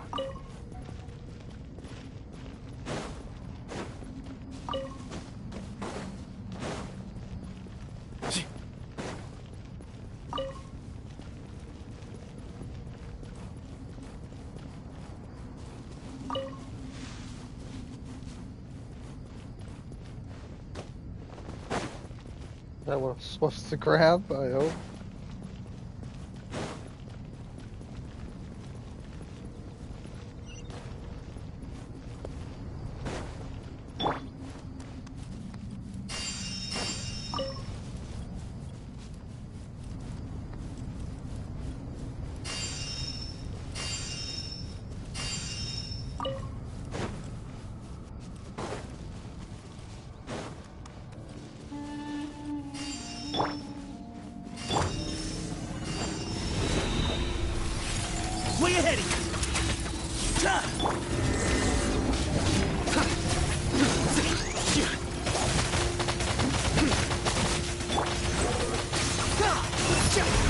gale.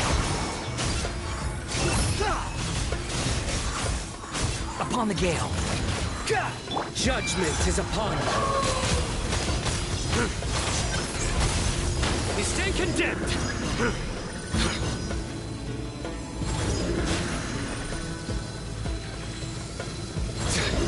It's underground, it's cheating.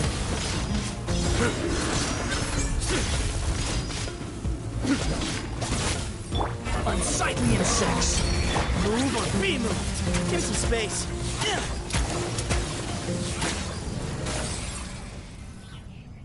How many do we need again? Enough to make an Akasha terminal for everyone who doesn't own one. I remember you telling me how revolutionary these Akasha terminals were. You've used one before, right? The Academia declared the Akasha to be the most powerful and comprehensive wisdom dissemination system in history. That should give you an idea of how powerful it is. Certainly sounds impressive. Neither Hat Guy nor I have ever had an Akasha terminal. Well, if it all goes to plan, that's about to change.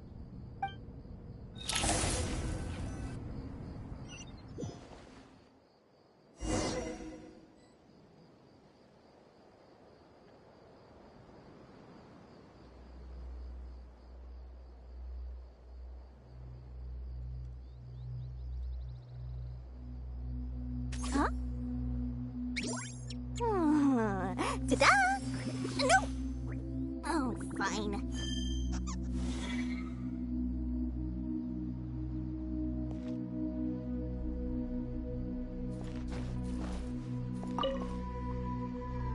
Oh, goody! Thank you so much for handling the delivery. What a long way it was. You've really outdone yourselves. I'm well aware what a bumpy, dangerous journey it must have been. Now, I would have loved to oversee the process myself, but of course, those of us who know the plan can't leave the mausoleum. Oh, trust me, I'm patting myself on the back for my assembly work here. Simply flawless work. But will you really be needing all of this? According to our plan, yes, this is the quantity required. I have no complaints about the quality either. Only the price. So expensive. I heard you covered a lot of the funding out of your own pocket. Oh, that's an exaggeration. The Academia provided most of the funds. I just offered a small token of my goodwill. Of course, the real tragedy is how little profit I'm making on this. You know, it's a serious crisis when you can't even make money out of it. It's really quite a beautiful design. And I'm intrigued by how such a diminutive device is able to output the power of the Light Realm. Did you attend the lecture on Light Realm energy, Madame Farzan? I don't believe I saw you there. Of course I attended. I was just a little late, so I had to listen to the whole thing from outside the back door. Anyway, I have a perfectly good understanding of Light Realm, elemental and abyssal energy, as well as the relationship between the three. Good to know. Master told me in private that the conversion process between Light Realm energy and elemental energy involves highly classified knowledge that shouldn't be disseminated too widely. But even so, the scholars still shared said information. Well, you can't enforce a rule that everyone breaks. Is that the idea? At first, the Dendro Archon was reluctant to explain it in great depth for safety reasons. Later, she came to terms with it, and simply informed my master that we would all have to face the question of survival together. To protect someone from such dangers means keeping them in the dark. But for someone to know and embody the wisdom within, they must understand its very essence. It's an information hazard. We're exposed to danger just by knowing the facts. And just like bait, it lures us in by offering us the solution to our problems. But if you're not careful, you'll end up pursuing it down a dark path. A tricky problem. But today, this big problem has been broken down into many smaller, more trivial ones. What do you mean? Ah, I get it. For instance, you and I share secret knowledge, while she and I take on the risks of life, death, and fate. Something like that? Hey, what? That is not what I call a trivial problem. Well, as they often say in Vahumana, An event that is monumental to the individual is negligible in the grand scheme of history. Generally, the fate of the individual is an insignificant affair. Being from Amorta, where the subject of our research tends to be a lot more personal, I have to disagree. It's hard to dismiss the individual as insignificant. In other words, the big problem of survival has been broken down into many small, interconnected factors, and each one of us represents one of those factors. When the same secret is shared with a group of people, the same fate binds them together. Most people would find this unimaginable, but to us scholars, this is the path that has always beckoned to us. Sharing knowledge is a good way to fight against fate. I will always believe in that. All right, I think that's everything. Thanks a lot. But don't go anywhere just yet. I'll still be needing you to calibrate the equipment.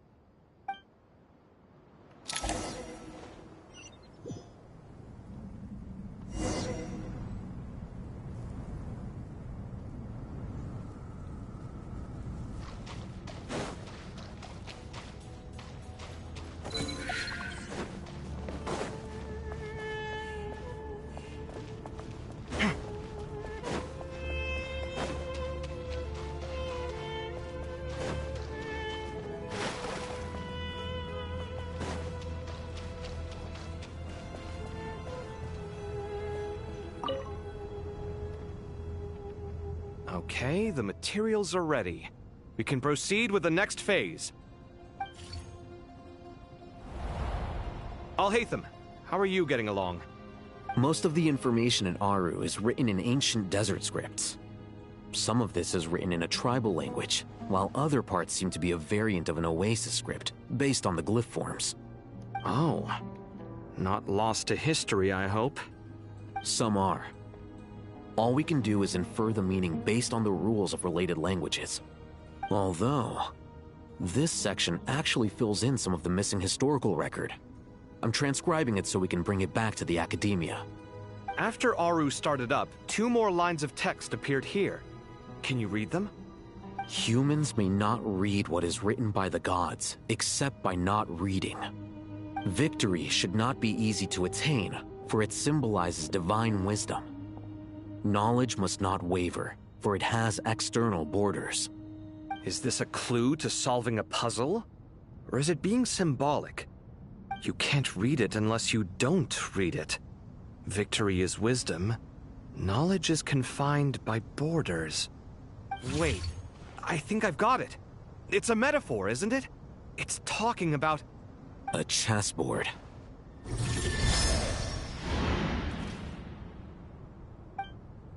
You were right. The youth of today are skilled at solving riddles. Have the secrets buried in the desert not been unearthed over the years all the same? Since Aru is a place reachable through wisdom, this day was bound to come sooner or later. Oh, I've always been against overly cryptic sentences. Don't you get tired of reading and writing all that? Ah, it's you 3. Just in time. We've been delving deep into Aru, and now this board has appeared. I've heard this was how you'd while away your free hours. You must be quite the experts by now in that case. It is true. King Deshret's chess games are some of the most well-loved of all his wonderful creations. If you have ever been to Safhe Shatranj, you may well be familiar with the chess pieces you see here. Is this chessboard supposed to be another visualization of the interior of Aru, then? Naturally. Visitors, everything is ready. Only by completing the challenge on the board in accordance with the rules will you be permitted to overwrite Aru. 1 second. It's not dangerous, is it? Dangerous? Why, yes, of course. I should be the one to go, then. Wait for me here. Sounds like the self-confidence of our present company has rubbed off on you. Don't be ridiculous. I'm your upperclassman, and that means I have to look out for you. I appreciate the sentiment, but a game of chess typically requires 2 players. Besides, I'm sure they won't let things get out of hand. keeping things relatively safe is in your best interest too, isn't it? Fair enough. I mean, you guys are controlling the difficulty, so please don't go too hard on us, alright? Ah, but Bennu said he wanted to put some respect into these whippersnappers. All right. Thank you. Obviously, we'll still try to be careful. This doesn't seem like ordinary chess. Is the goal to defeat the opponent? No, you must enter the board and pass the trials we have placed there. Ready? Let's do it.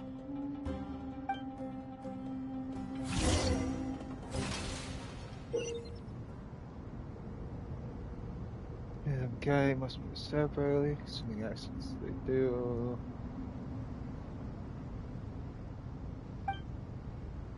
Areas that Alitham and Cave pass through will be marked. The Alitham is unable to enter an area that Cave has marked, and vice versa.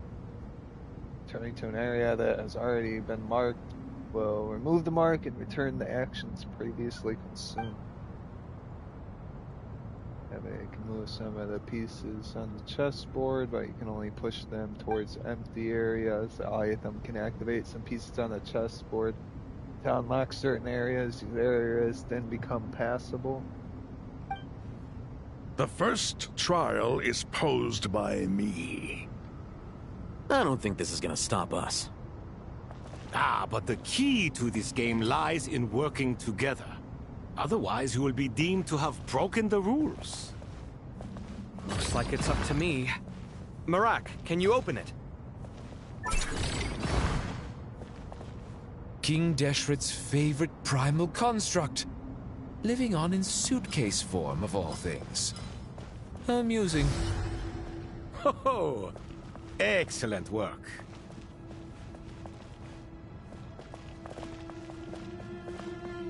How do I switch?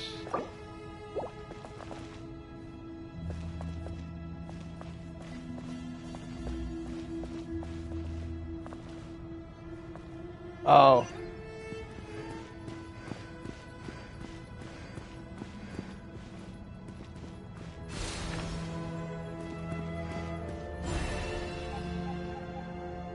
Oh, that was a lot more simple than I thought it'd be. Now is the time for my trial.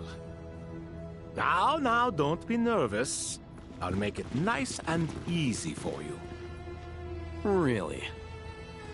Thanks in advance. We appreciate it.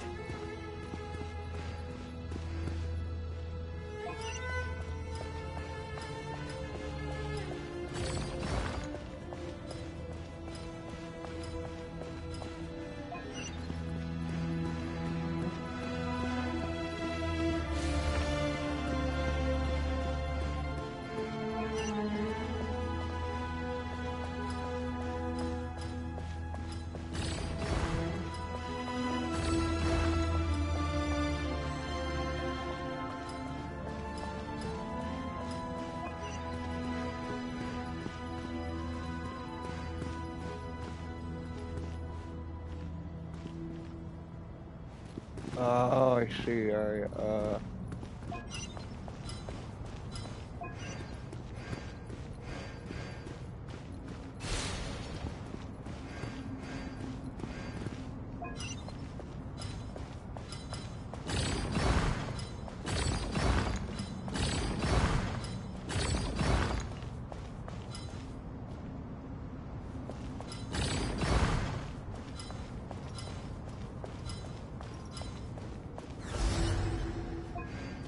easy.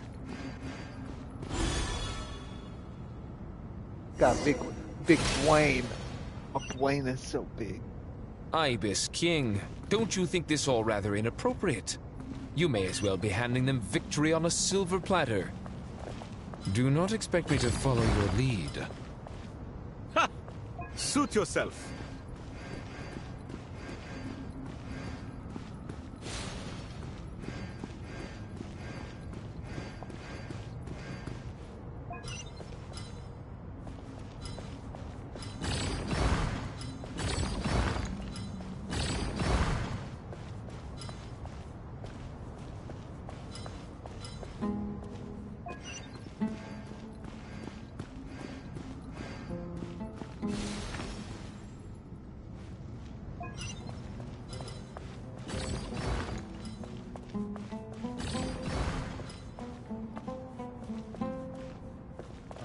I messed up.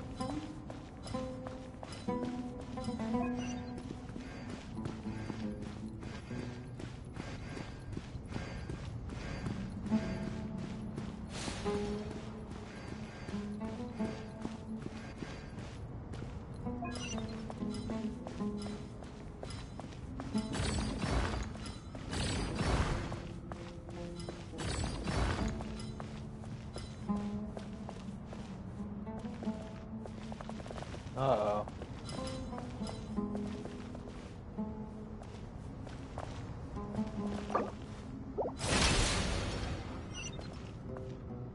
Ibis King, don't you think this all rather inappropriate? You may as well be handing them victory on a silver platter. Do not expect me to follow your lead. Ha! Suit yourself.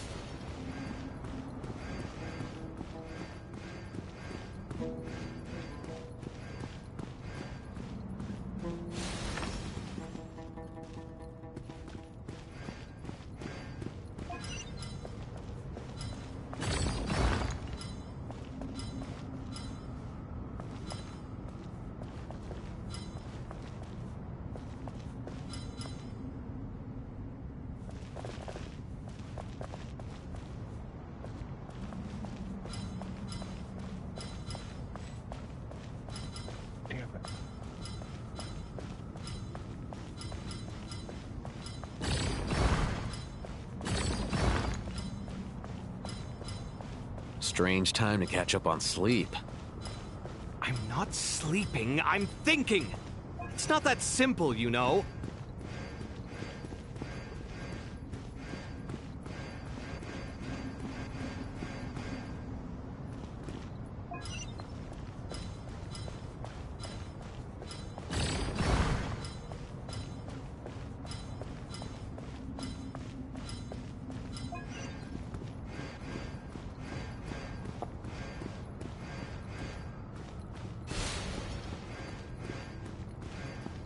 Hey, the problem now is...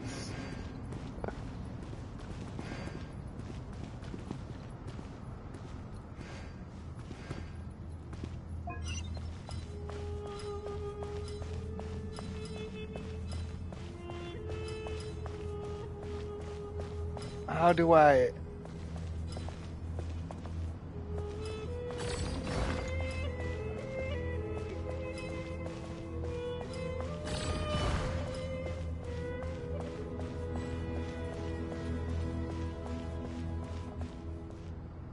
Damn it, dude. What do I...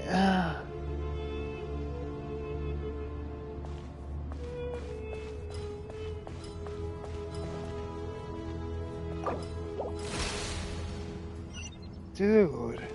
Ibis King, don't you think this all rather inappropriate? You may as well be handing them victory on a silver platter. Do not expect me to follow your lead. I know what I do now. I'm so stupid. Suit yourself.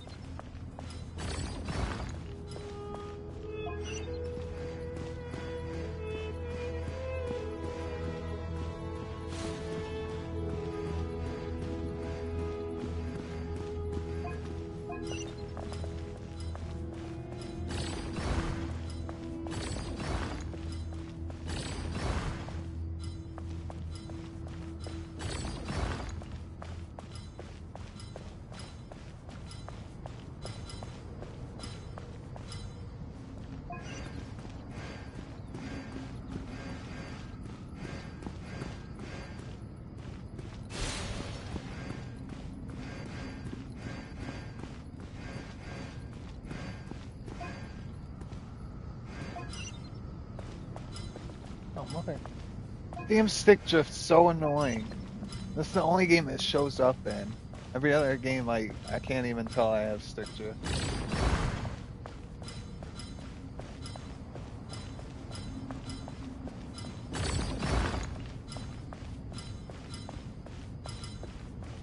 So now the question is...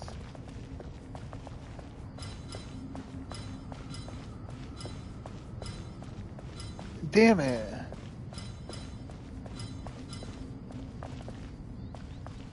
Oh, I know. strange time to catch up on sleep.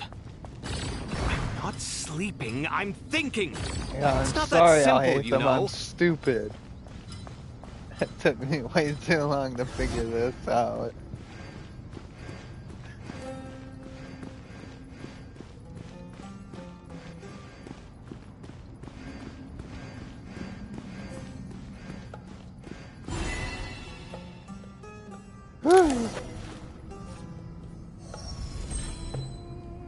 Took me way too long to figure that out. Done.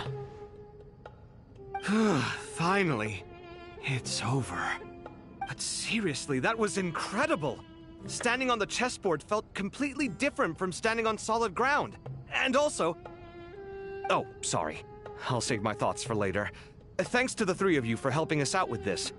Is it just me, or were you giving us quite a lot of guidance along the way? We made but a humble contribution. You lived up to our expectations. Bravo! Our aid was not given for naught. Wow. In addition to the existing functions, I'd like to ask you for another favor. Since Aru's interference shield can cover the entirety of the mausoleum, it should be possible to extend its range even further. Perhaps you can find a way. So, building upon the existing functions to... I'm with you! Imagine for a moment. What would the ideal outcome look like if this function were compatible with the devices? I agree. This is the best solution possible. Please, everyone, we beg you to help us. Me, oh my! Well, since you ask so very nicely, I suppose... Goti? Kroko? What do you say? Naturally.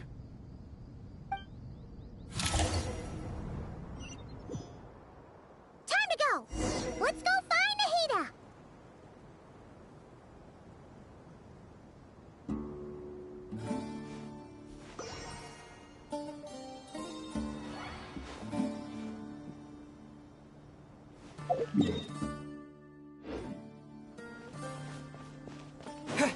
Quick!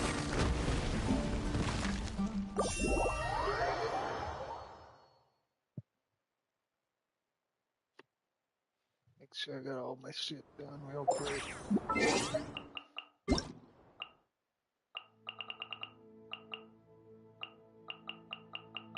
Holy.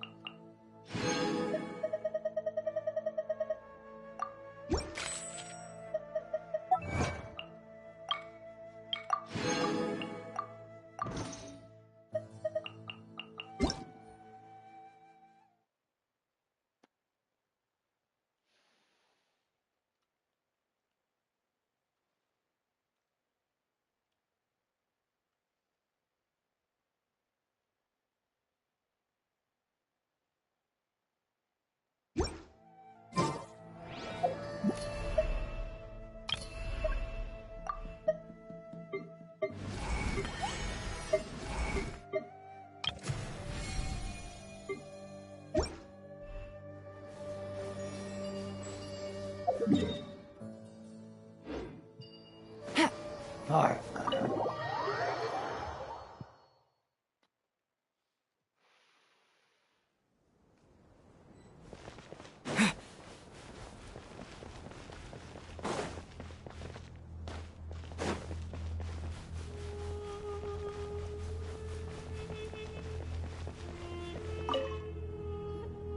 There you are.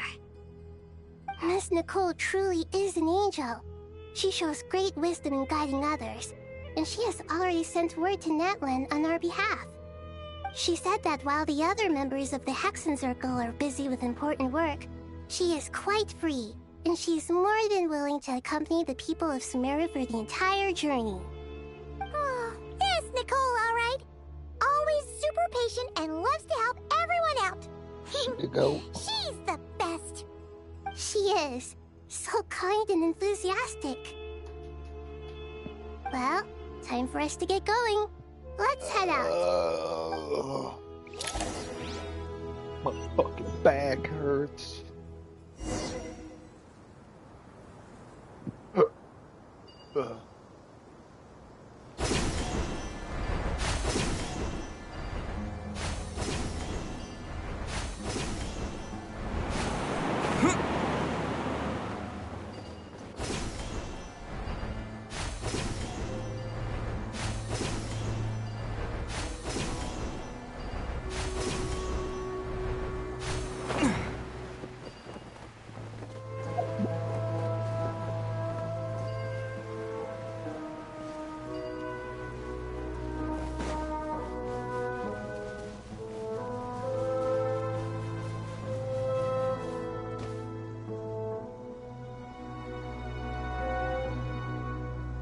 This should be one of the closest places to Natlan in all of Sumeru. There's the barrier Nicole and Nefer mentioned. It completely cuts this nation off from the others. But why? Why separate you from the rest of the world now, specifically? And if I'm not mistaken, Irminsul was polluted once before, wasn't it?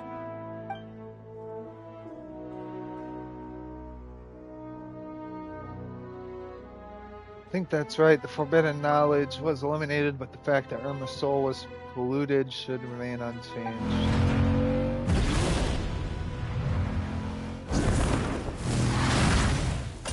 Good question. I'm wondering the same thing myself. That voice. Mawika! You got here pretty quickly. Hello, traveler. It's been a while. Hello there. Hello, Dendro Archon. Mawika, I apologize for asking you to meet at the border on such short notice. I also apologize for not being able to greet you in person. The form in which you see me now is one carried by the Traveler. The real me is inside the mausoleum of King Deshret, and I am reaching out to you with my mind from here. Irminsul has been infiltrated by the Doctor. We must be on our guard, as he can spy on information in the world from within the tree. Fortunately, there is no record of the Traveler in Irminsul, and you are still within Natlan's borders. My records will be preserved in the Night Kingdom, rather than the ley lines. As long as the Night Kingdom remains disconnected from the ley line cycle, the Doctor has no way of knowing my movements. Exactly. So by meeting each other in this way, the meeting essentially never happened. No wonder Paimon didn't come. You were concerned that her activity would be recorded by Irminsul. The Natlanese have heard about the situation in Sumeru. With the borders sealed off, merchants have been forced to stop their shipments.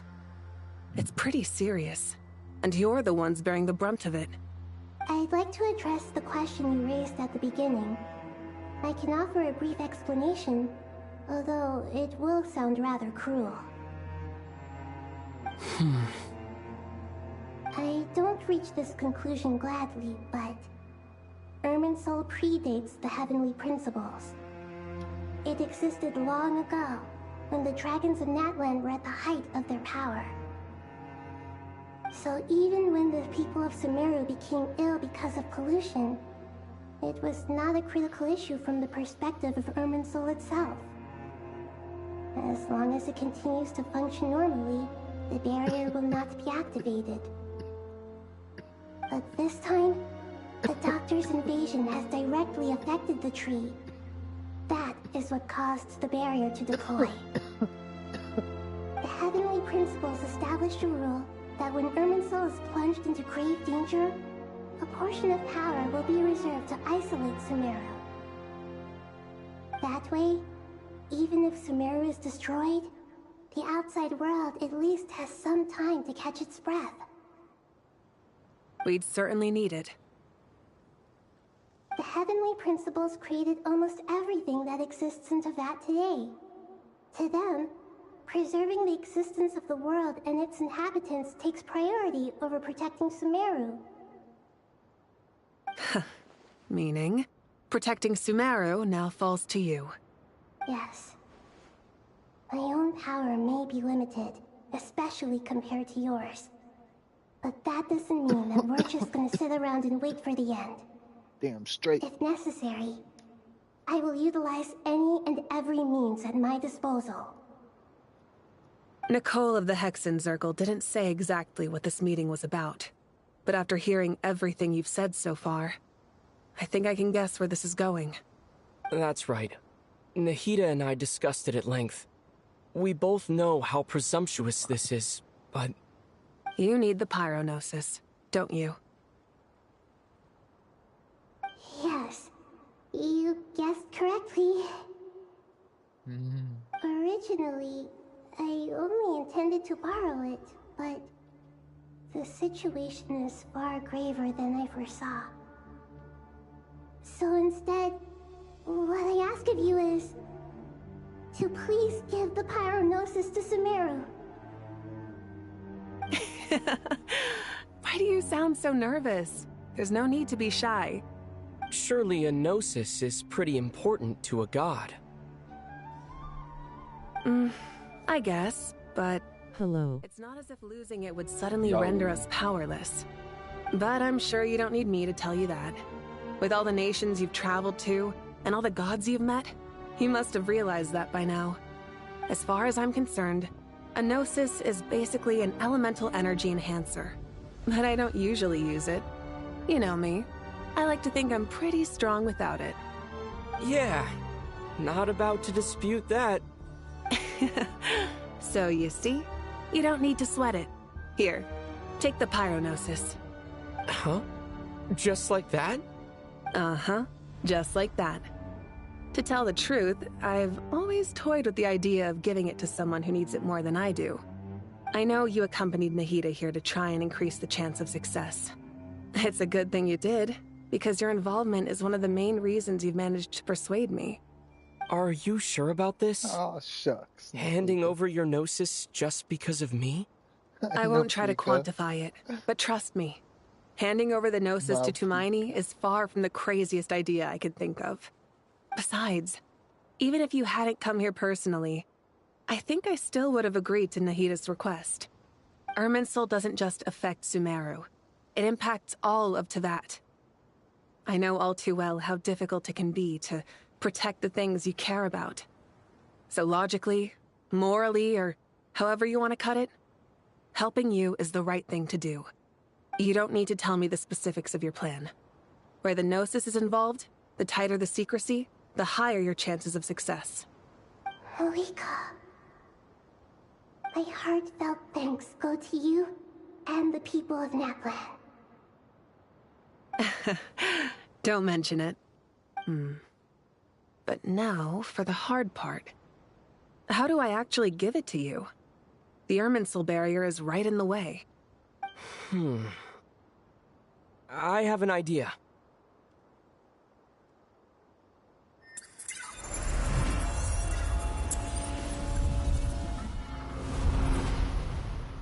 Hey. Incredible. What did you do? Just made a lucky guess. This seems to happen quite a lot. Things that apply to everyone else don't seem to apply to me. I figured the same might be true here. Irminsul usually produces effects based on the records it holds. Basically, I got Since hacked. the Traveler is a descender, Irminsul contains no records of him, and thus has no way to impede him.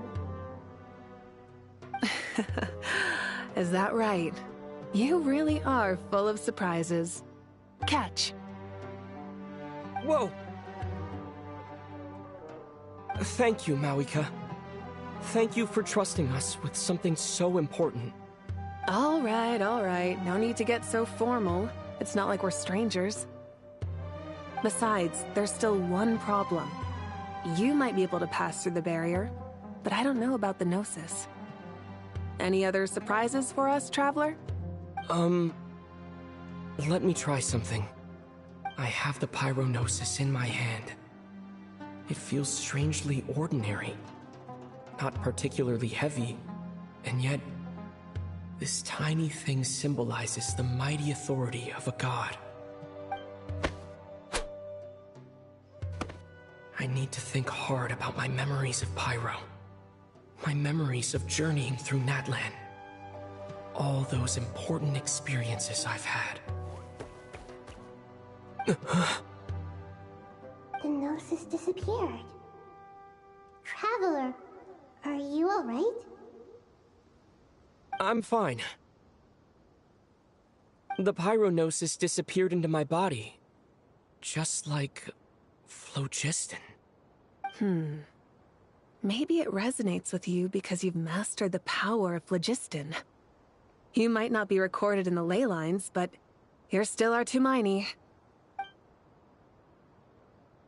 Whew.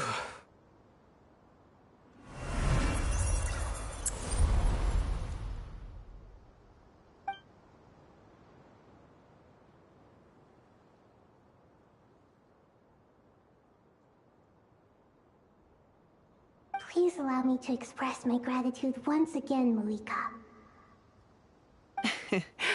Pleasure. Well, I've given you all the help I can. The rest is up to you. Good luck. We won't let you down. Yeah. We aren't about to lose.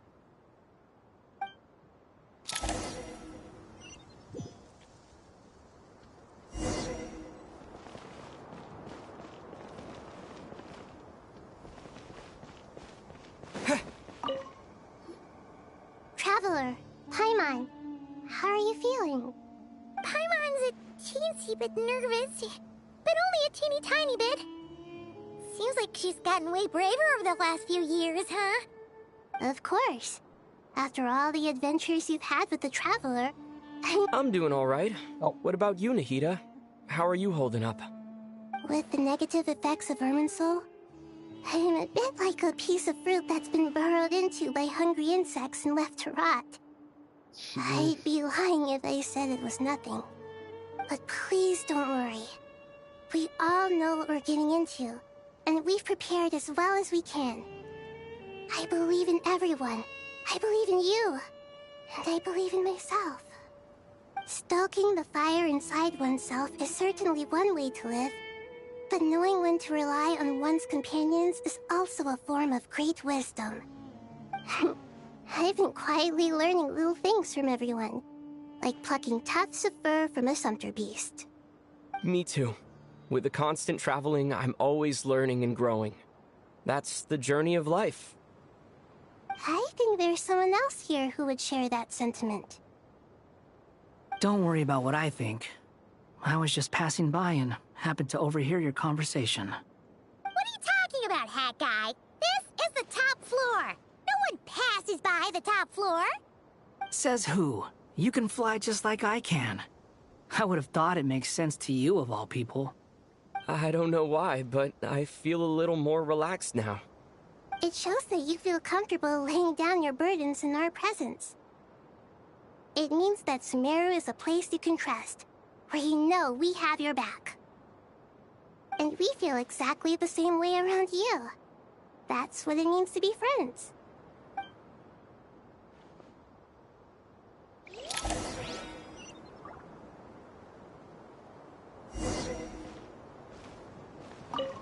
Feel free to mingle if you'd like some time to catch up with people. Just remember to get a good night's sleep when you're done. Tomorrow is a very important day.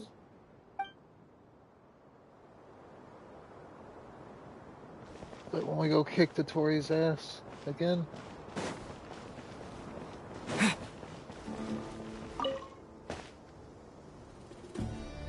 Ah, it's finally done. Ugh, but I have a nagging feeling that there's something I've forgotten. Oh, there you are. Everything wrapped up on your end?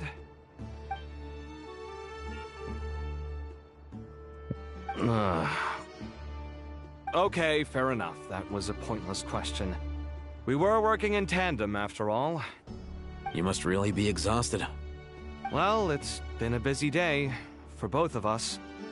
When work ends, you clock out. No looking back. Yeah, we're definitely due a break. Probably a little late to start drinking now, though. I'll stick with water. Here, this one's for you. Thanks. You want a bite to eat? I can grab us something. Or wait, I think there's a stove nearby. Let me take a look. Are you nervous? A little, yeah. Unlike you, it seems. How are you not feeling at all nervous? Because everything that happens next is beyond my individual control. I don't worry about things I cannot influence. What do you mean, cannot influence? You're the one who came up with half of the strategies we ended up using. There's only so much I can do. I was only doing my duty. Was it like this last time, too? You mean with Azar and his accomplices? Yes and no. The situation back then was easier to control, but we weren't as prepared as we are this time. So the enemy is stronger, but so are we. I still vividly remember the way you interrogated me in the library after the fact. Where were you when Sumeru needed you most? If your memory is so vivid, you might also recall that it was you who came looking for an argument. You're often the one who initiates these things, you know. I came for a conversation. I didn't know it was gonna turn into an argument. Anyway, at least I showed up this time. So, what do you think? What do I think? I think we're certainly better off for it. It's good having me around to help out, huh? Absolutely. As a citizen of Sumeru, you displayed a remarkable sense of responsibility in the face of disaster. Certainly feels that way. I just shudder to think how the world would have ended up if we hadn't gotten control of the situation. So, do you think this is what impending disaster looks like? The sky is so clear, and there isn't a whiff of decay or destruction in the air. It's hard to imagine that the fall of humanity could happen on an ordinary day like this. Awful things happen all the time. Sometimes people can stop them, and sometimes they can't. What you and I have done is increase our chances of stopping this one. Lofty ideals may provide no defense at all against nihilism, but perhaps little decisions can. Oh, nothing. It's nothing. I hope everything works out tomorrow. It will. As long as we stick to the plan, our chances of success are good. It's really strange. You're my junior, yet you always seem to act more like an upperclassman than I do. I think it's mostly a matter of temperament. Ugh. Walked right into that one, didn't I? Got it, man.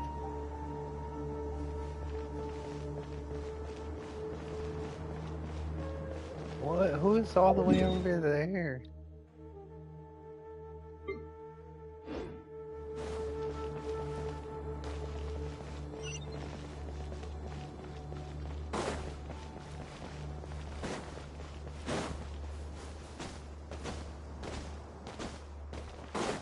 Oh my god, I can't even jump off.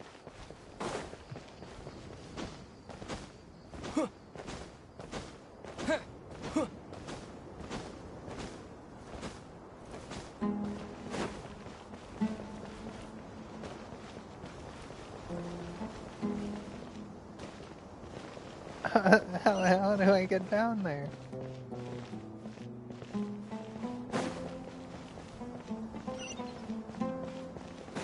I thought this was an elevator.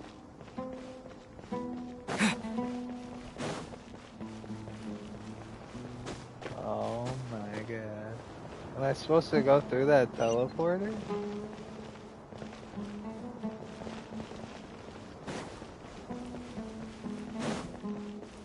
I want to talk to everyone and I got a really strong feeling. Oh wait, is this? Got a really strong feeling it's just gonna take me into the main quest.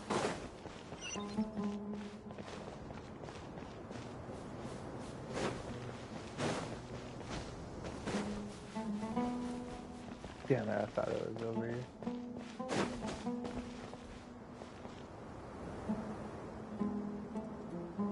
What the fuck?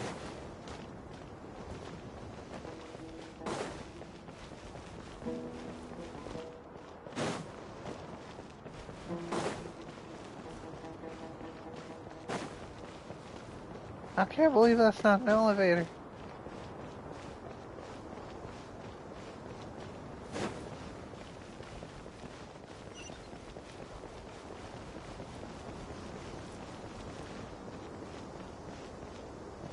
Go elsewhere. What does that mean? I swear to God. Oh.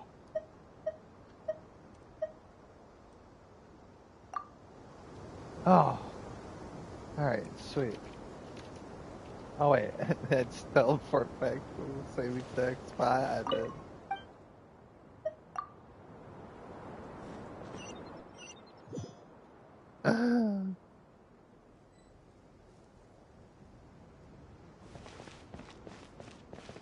Alright, who do I talk to in here?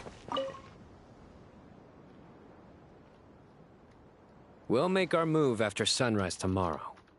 Good. Is everything ready? As much as possible. That'll be enough. Don't let the pressure get to you. We'll take things one step at a time. That's how we've always done it. Master Tainari! Mr. Sino! So this is where you were. I brought some juice and some water. Would you like some? I know how easily you get dehydrated in the desert, so you should definitely have some water. In which case, I'll have the juice. I gotta ask, though. Who's on juice-making duty at a time like this? Madame Farazan said she was feeling a little nervous, so I told her about the automatic juicer my friend invented. She took it right off me and started making carton after carton of juice. A juicer? Did Sucrose send that to you? Yeah, I hadn't had the chance to try it out before this incident occurred, but I couldn't bear to leave it behind in Gandharvaville. The juice is very sweet. I think so too. Kale, how are you feeling? Physically, I'm okay, but it just still feels strange to me.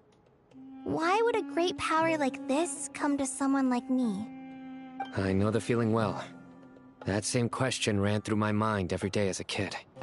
At least now, you have someone who can relate to you. All the more reason that you should apply for Spontamod. Tainari fiercely opposes the idea, though. Those two things are completely unrelated. What are we all chatting about, Would anyone like any juice? Oh, you have some already. I had some earlier, ma'am. Maybe give the extra to someone else? Very well, very well. I shall be off then. There's this enormous power, and then there's little old you. You feel like there's no connection between the two. And that sense of dissonance is difficult to get used to. Yeah.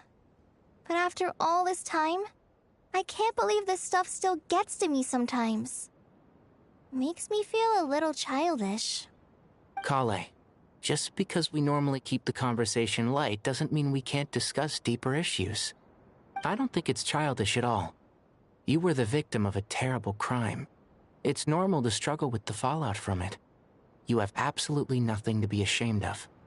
My professor once told me that no incident can be considered truly resolved until the victim says it's over. Your rage and your pain are completely justified. Thanks. Miss Nicole said that the same god remains which were once used to inflict so much pain upon me have now become a weapon with which I can protect everyone. It's like my own personal kind of evolution. Every innocent person who's been hurt needs time to realize that it wasn't their fault. I was the same. But it's all about to be over. Tomorrow, it ends for good. I don't know if you've noticed, but you rarely stumble over your words anymore, and your outlook has become much more positive. It's a big change from how you used to be. And since this isn't over, you can settle the matter on your own terms. It's time you seized back control. I believe in you. Yeah. Sumeru is my home. And it's so important to me. I have to protect it. No. I will protect it. And once you're done, how about you come back and apply for Spontamod? Stop it with the sales pitch, would you? Hey, excuse me. There are still 3 unclaimed cups of juice here. Why don't you take one each? Ugh, my arms are getting sore from carrying them around everywhere. Madame Farazan, why are you... Here, let me take them off your hands. Thank you, Madame Farazan. Drink up and enjoy my handiwork. I think I'm going to make something else now instead. Please, try to relax, Madame Farazan. Your nerves are starting to get the better of you. I know, I know.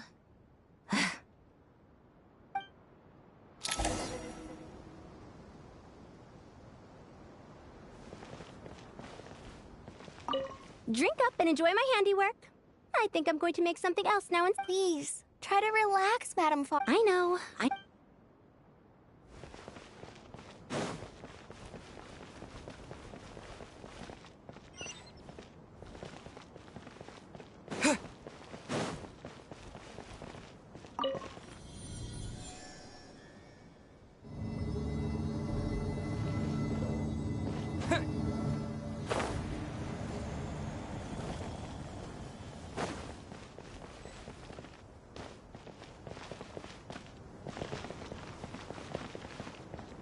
Wait, what?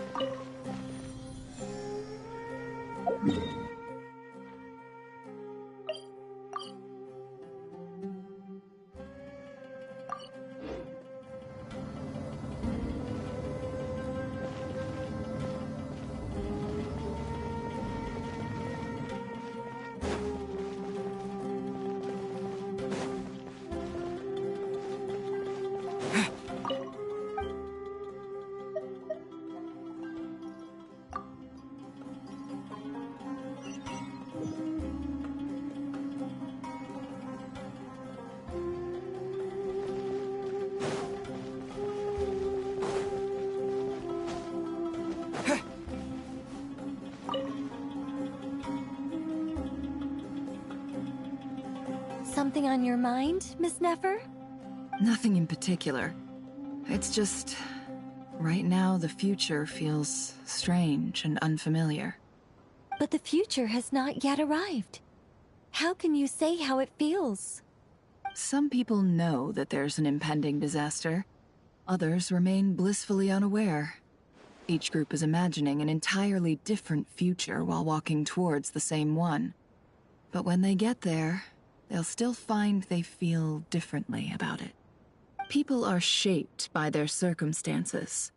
Different circumstances create people with different perspectives. I've always found the perspective of the Vahumana Darshan to be a particularly incisive one. Even at the height of the crisis in Nodcry, people held diverging opinions. But things are different this time. Indeed. Regardless of faith, gender, wealth, skin color, or eye color, everyone in Sumeru knows what will happen tomorrow. The world has never been an especially fair place. Yet now, against all odds, a moment of unprecedented unity and equality is about to take place. It's fascinating. If only my father could have lived to see this era. Era. To me, that term represents a much greater span of time. It can be an unsettling word. I would even say I'm afraid of it. Do angels even feel fear? Yes, at least I do. I fear the gap that grows wider with each passing day, and the never-ending flow of time. Time renders all memories insignificant, and reduces all splendor to nothing. But those memories are the one thing I do not want to lose. You're very human in that regard. If angels draw too close to humanity, our wings burn away in the bright flame of awareness, and we fall to the earth. After spending so long among humans, I have lost much of my former glory.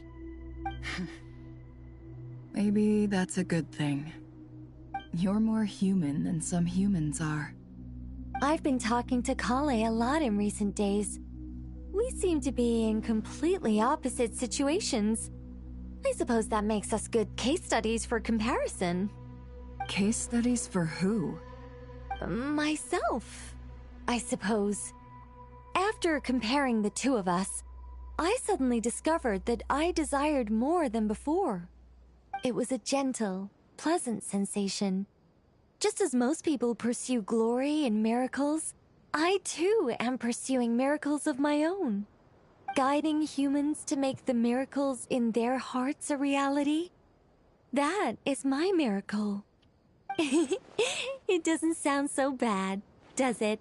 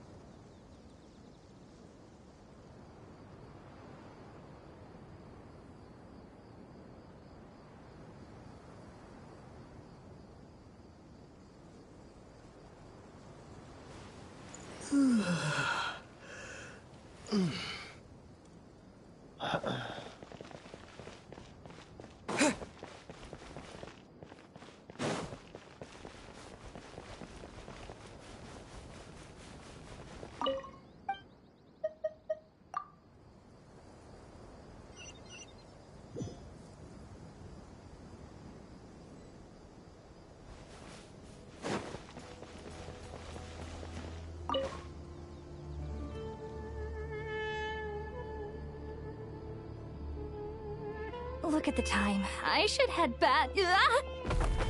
I'm so sorry. I was in a hurry and didn't look where I was going. Are you all right? I'm fine. Wait, you're... Have we met? Not exactly. I think we may have crossed paths by the house of Dana before. Oh. You're Hat Guy! From Vahumana, right? You recognize me? The clue's in the name, Mr. Hat Guy. Fair point. It's getting pretty late. What's keeping you up? I could ask you the same question. If I'm not mistaken, all the workload for the Ratawa Archon wrapped up a good while ago. Well, I have something of a background in Satyavada life, so I was helping the Dendro Archon make some preparations. But I must have lost track of time. Did you find the experience enlightening at all? Honestly, it was tedious and uneventful at first. But eventually, I think I did sense some profound truths. But they also brought a lot of suffering with them.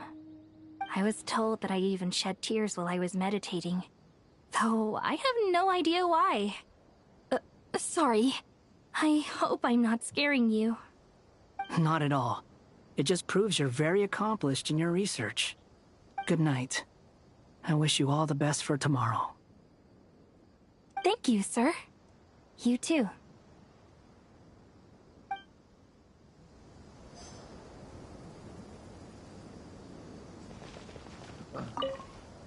Good night. Thank you, sir.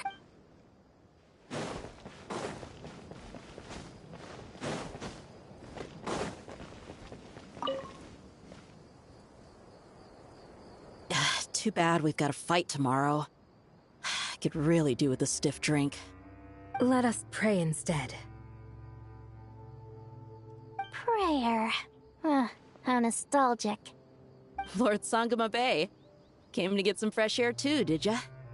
That's right. Actually, I was hoping I might run into you, Dia. I wanted to let you know that I've stocked up on that perfume you said you were so fond of. No, really? I'll take 2. Any chance of a friends and family discount? I knew you'd ask that. And I'm afraid to say that. Surprise! It's free of charge. That's very generous of you, Lord Sangama Bay. Does this mean you've made a fortune in Notcry? Nope. Turns out it's not that easy to turn a profit there. I even ran some assorted losses. But anyway, that has nothing to do with why I wanted to give you and Dia a small gift. Remember that merchant caravan you two rescued in the desert last month? That was transporting my goods! No way! I had no idea that was your shipment. Explains the, eclectic mix of goods, though. Lord Sangama Bay's investment in the desert and generous stockpiling of goods has helped many people over the years. The shelters you funded especially have made life a little easier for the children and the elderly. Wait, how did you know about that? Oh, I see. Nefer told you, didn't she? Ugh, that pesky lady. Aren't intel brokers at least supposed to charge for divulging people's secrets? She and Candace go way back. It's normal for close friends to share things you wouldn't tell to everyone else. Sure, but why did they have to be things about me? That's how Nefer shows that she cares. She wishes for all of us to know what a generous person you truly are. It must be hard trying to make a living far away from home. Just because we can tell what kind of person you are doesn't mean everyone else can. Well, maybe her intentions were partly good, but I don't think that's the full story.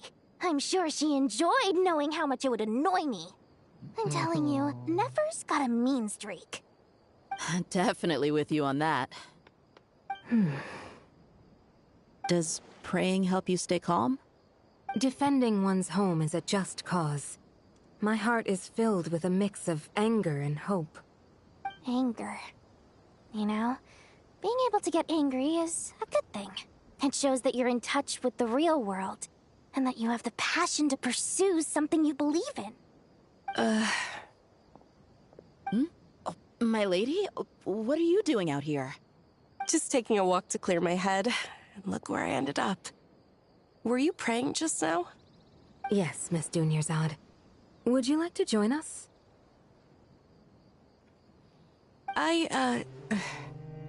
Come on, it's fine. She won't mind who you pray to. Oh, then sure. I remember you, Miss Dunyarzad. You visited my shop before. If I recall correctly, the god you worship is the Dendro Archon, correct? That's right. She is such a gentle and kind god. But to me, she is more than just a god I worship. I see her more as a friend. And so do many others. She's not some almighty god who reigns on high, but a genuine friend. Agreed. She's a wise teacher and a good friend. I spoke with several people during the evacuation. Everyone's aware that tomorrow's battle is one that ordinary people can join too. A battle to fight for our friends and our homeland. Oh, it makes me glad. I can finally do something for those who protected me. You've grown so much since we first met. Oh, a compliment? Ooh, more please. Thank you. My lady, you've always been a remarkably strong and ambitious person. It's indisputable. And that's not just a compliment. It's a statement of fact. What are you praying for? Our beliefs may not be entirely the same, but we both wish for the same thing. I pray that everyone will rise to the challenges ahead and return safe and sound. I pray for the safe return of all my companions.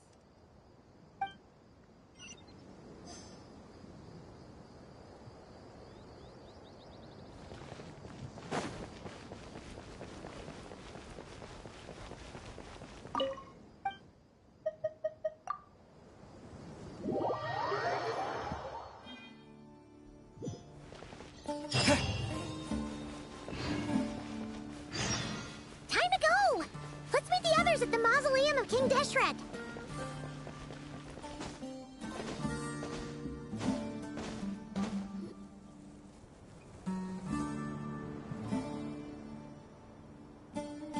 I have not felt this way in a long time.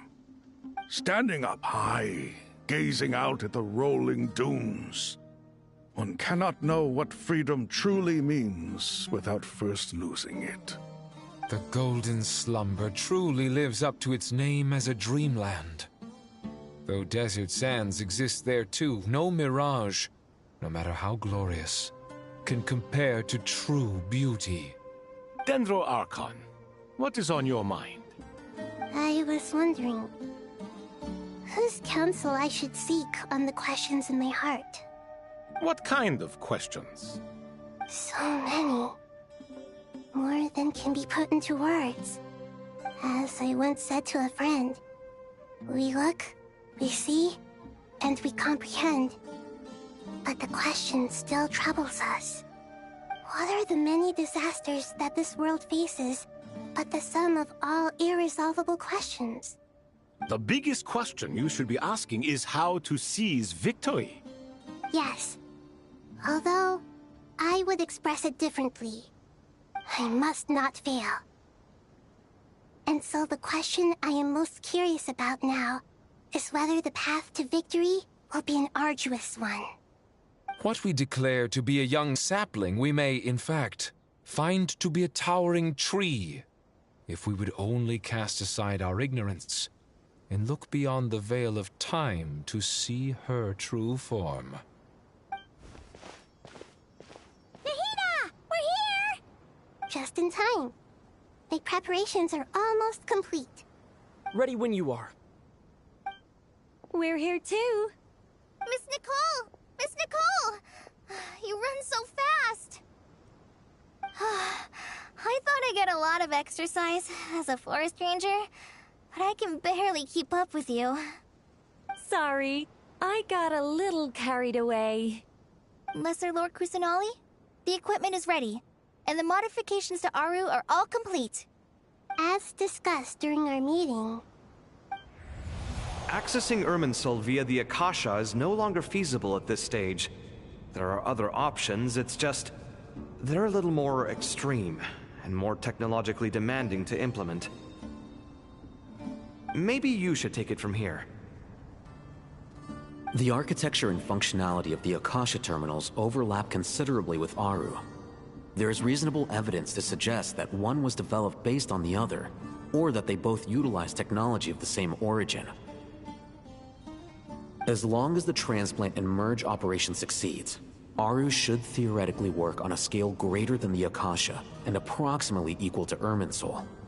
It will become the largest active computing device in all of Teyvat.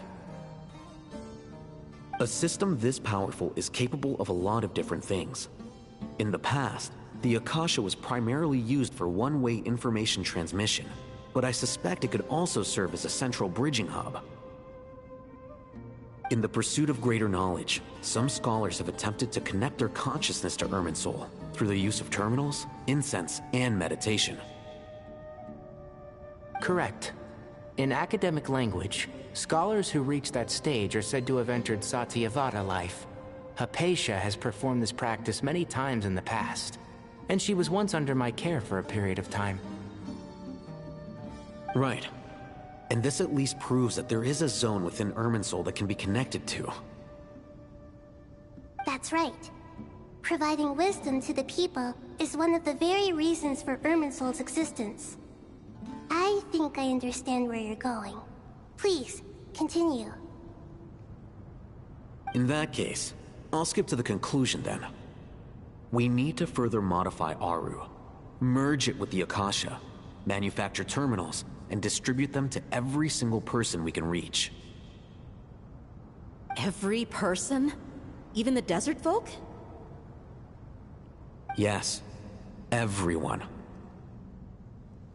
I've already calculated the amount of raw materials we need. So you mean we're going to get new Akasha terminals? Yes, but this time the people of Sumeru won't be using them to acquire knowledge, just to connect to Irminsul. That's the key. When we evacuated the city, we brought all the important assets from the House of Dana, in case we ended up needing them. Fortunately, this included the Akasha system's main terminal. We've checked all the relevant records, and one thing is certain. Nothing like this has ever been done on this scale before, so... Everyone in Sumeru is part of the plan. Whoever controls the people controls the situation. Since this function of Irminsul was introduced, it has only ever been made available to scholars, who don't constitute a particularly large group of people. But by expanding the scale to include all the people of Sumeru, all the individual connections will stack up to create a significant load on the system. Under normal circumstances, Irminsul would be able to cope with the additional load. But with it already being under strain from other activities, its remaining capacity is limited. Thus, it might be possible to shut it down completely by overloading it.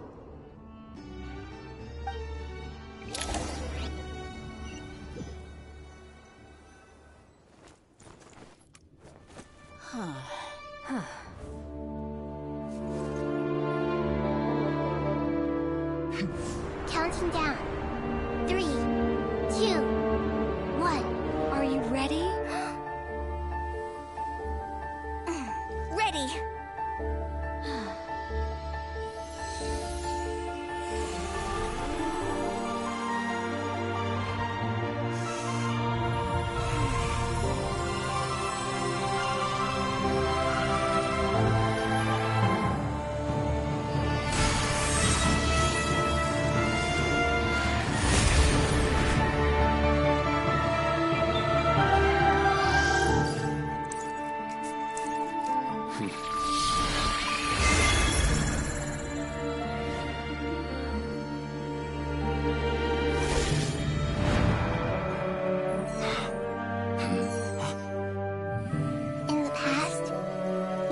Sought knowledge, they turned to the Tree of Wisdom.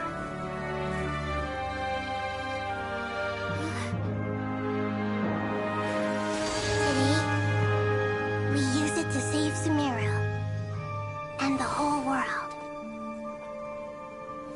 These boughs that nurtured learning must not become tools for destroying the world.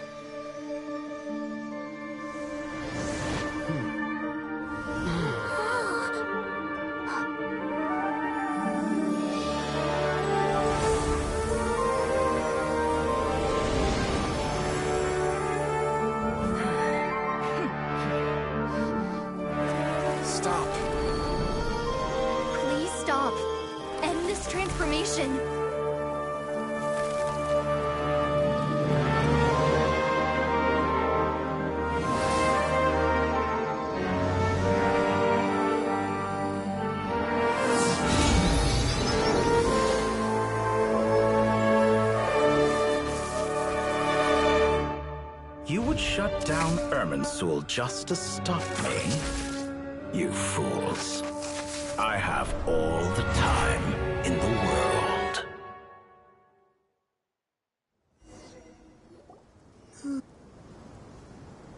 Success! The evil Irminsul tree is step growing! Great!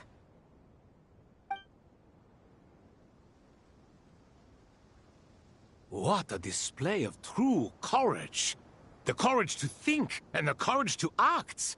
I never thought I would witness the shutdown of Irminsul with my own eyes. Perhaps this is human wisdom in action? Indeed, only humans could do such a thing.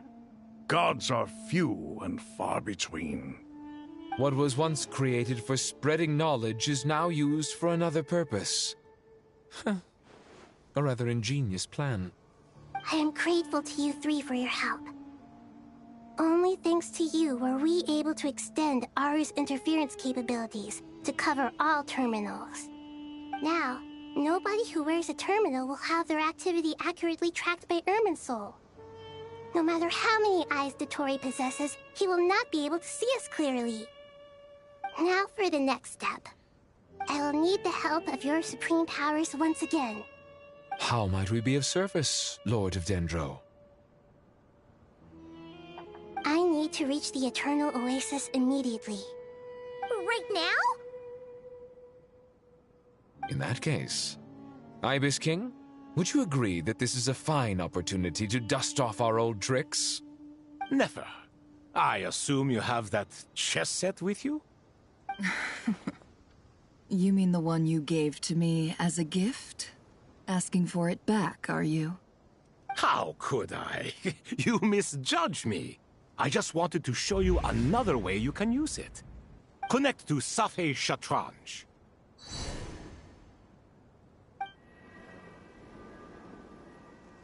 Safei Shatranj? You mean that place in the desert? Thoth's chess set gains its power from the chessboard laid out in the desert by King Deshret and ourselves. All ceremonies conducted using the chess set must be activated via Safei Shatranj. In other words, the chess set is an extension of the chessboard. In the past, moving a chess piece was a sacred and momentous act. Transfer initiated. Entering live combat mode.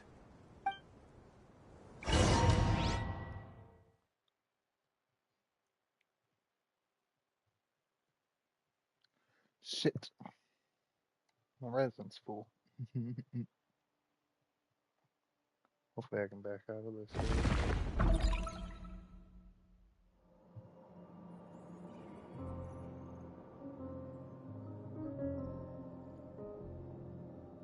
We haven't heard a single word from our spy in the desert. I'm afraid he might have been Never mind. But we spent years turning him. And a lot of Mora. Nothing comes for free in this world, but the loss is not without its purpose. For a small price, we have wasted a precious amount of the limited time they have. Quite a bargain, if you ask me.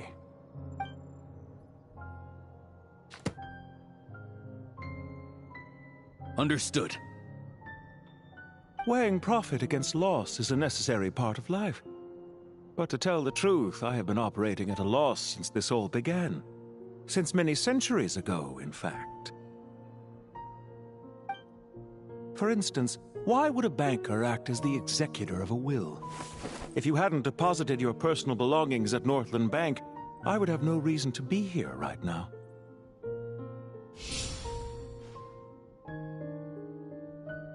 Dottore, I've placed your final data backup into the ley lines as per our contract.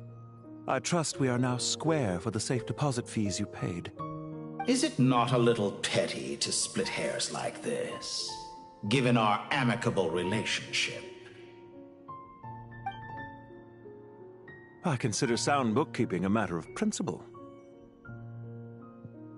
Do not forget that you only live to see this day thanks to me. In fact, every day of your life since you met me, you've been living on borrowed time. Why, that's hardly a fair assessment. I will concede that my survival was perhaps at your whim, but I became a harbinger on my own merits.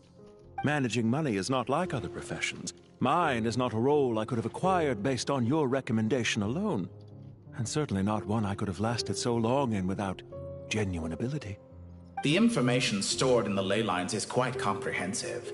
Rest assured, I have not forgotten how strong your pride is. Well, I presume you have no sense of fragmentation while talking with me.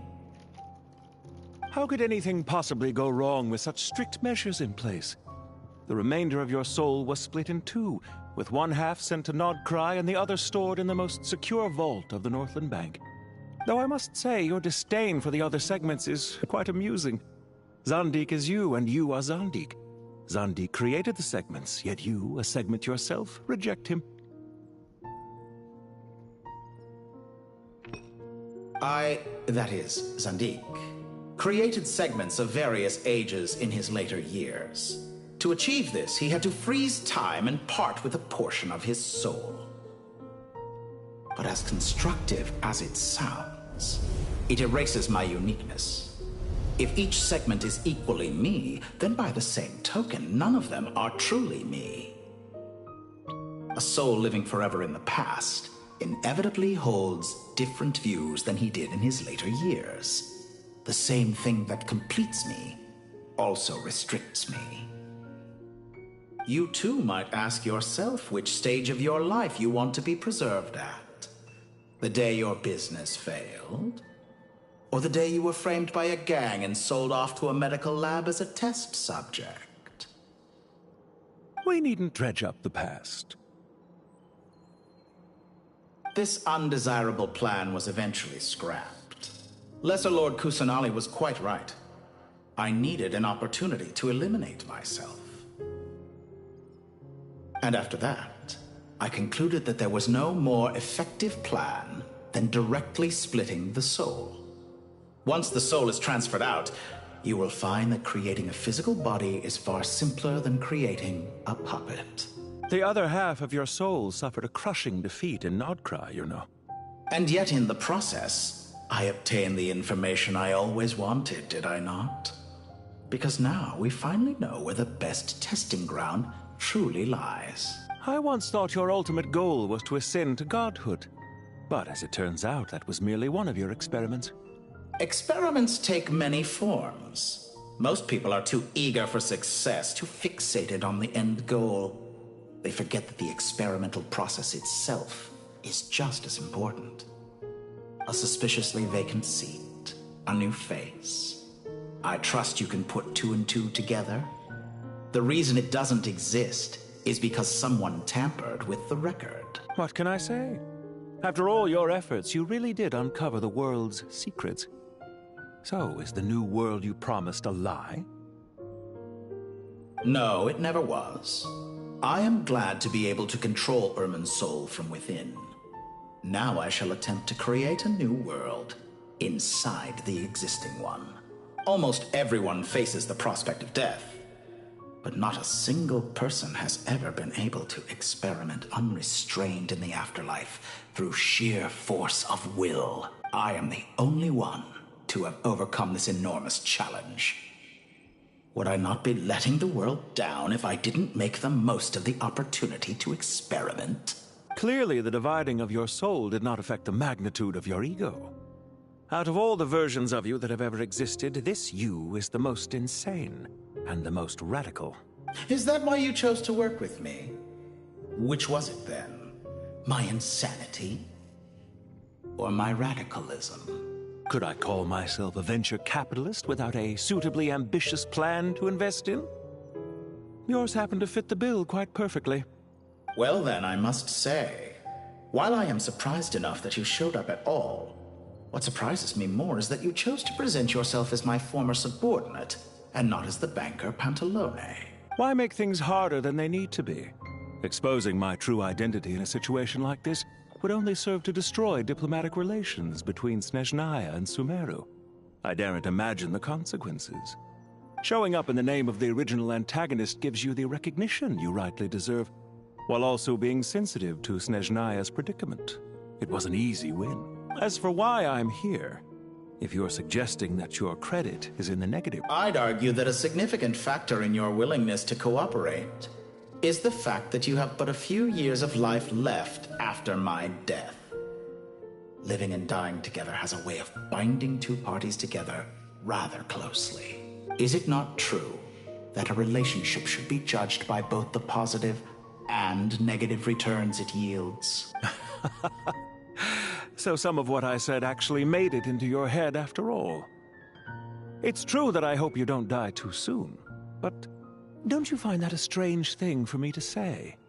After all, you've already had quite a long life, especially for a human being. Let's not pretend that you're any more innocent than I am. Are we not the same in this regard?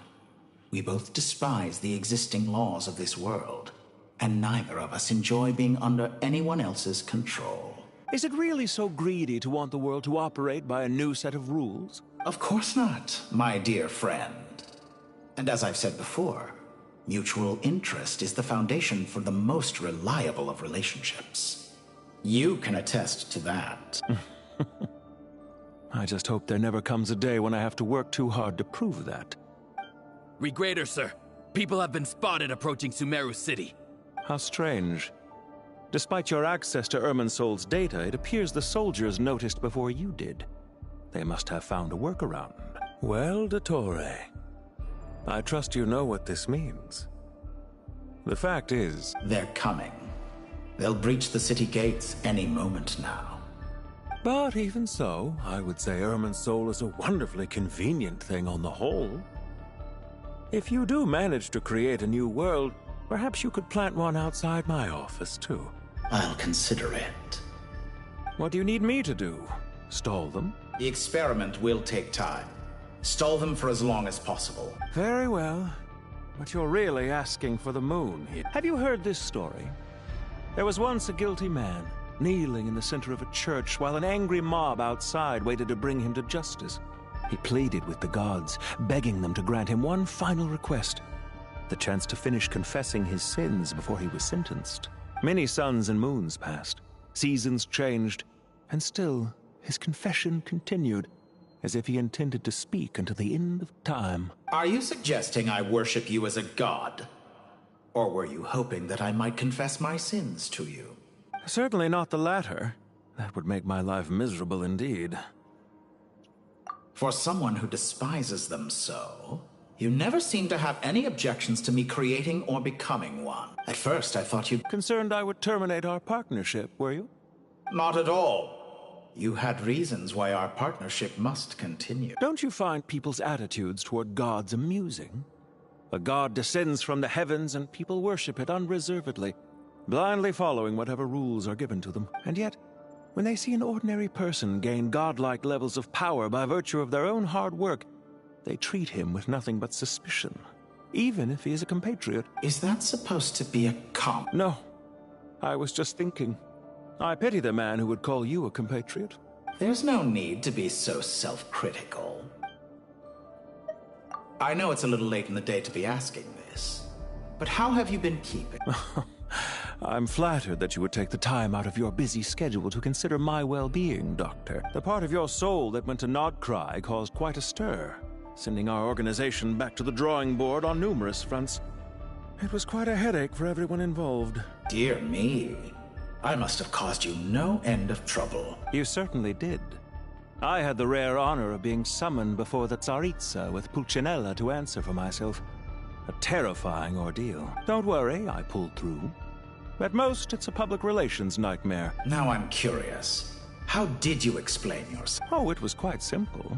I just pinned the blame on someone who wasn't there to defend himself. I could hardly be expected to defy the demands of someone as insistent as the Second Harbinger, now could I? How you slander me. You know full well that I am perfectly amenable to reason. There's no question that you are partly to blame for the ruin of my reputation over the years. Do you have anything lined up for when this is all over? Hard to say. Field work always takes quite a toll on me, as you know. Once I'm back at Snezhnaya, I'll start with a well-earned cigarette. Why are you so eager to ruin your lungs after I went to the trouble of replacing them for you? If you have an issue with it, feel free to try to stop me. What's on your mind? The limits of It's a pity. Despite running countless calculations, I find there is simply no way to reduce any further the amount of one's soul required to sustain an individual. It's rare to hear you admit to being unable to achieve something. I beg to differ. For instance, as I've told you before, the original me was prone to motion sickness and couldn't make long train rides. Ah, yes, of course. One of the reasons you often sent yourself out on errands. What are you thinking about now? A new experiment. In the event that my soul was depleted, say we extracted my data from someone else's memories. Yours, for instance. Such a scenario would be impossible. In the event that my soul was depleted, say we extracted my data from someone else's memories. Oh? As long as your current soul survives, there will be no need to create a new individual. Don't forget, you were the one who approved of the present situation wherein only one Dottore remains. And if you ceased to exist, who would be capable of performing this experiment? Since the day I met you, you've always excelled at talking your way out of a quandary. Isn't it a little too early to be saying goodbye? Not that I wish to keep you from your business, of course. Very well. Let's leave the conversation there for now.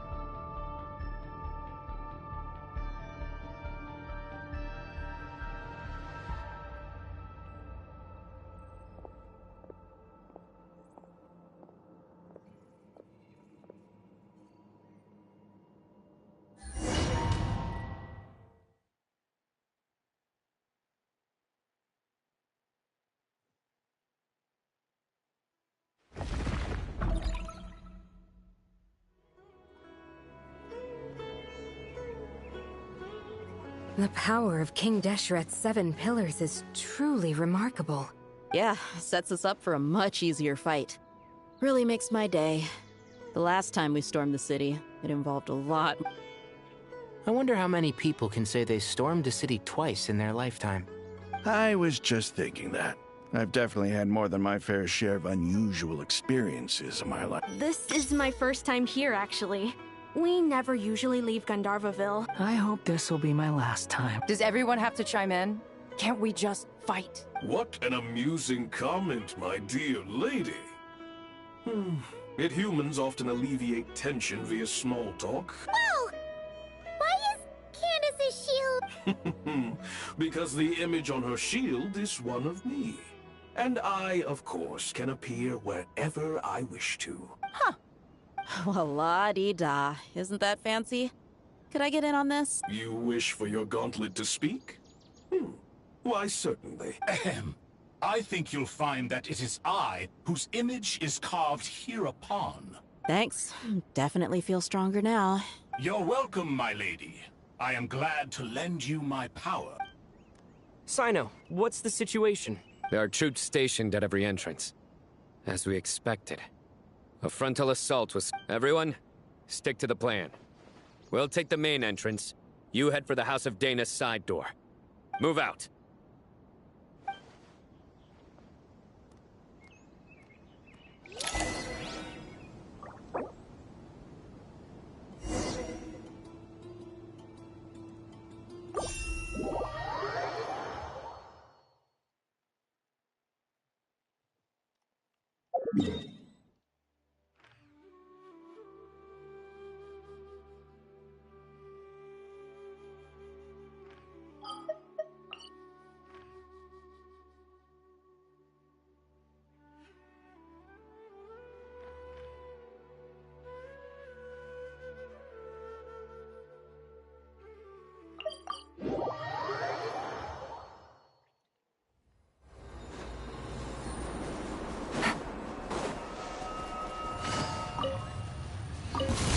Now it's your Gotcha.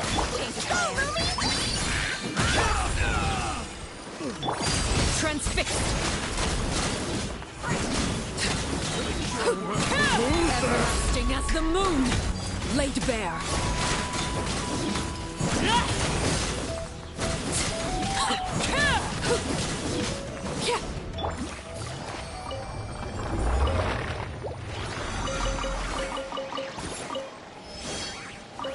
Take it easy.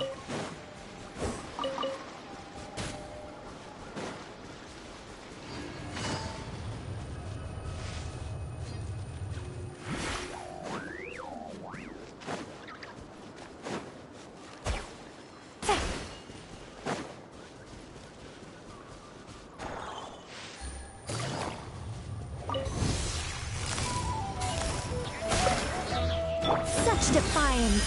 I live with it. Hands up, Hanzo.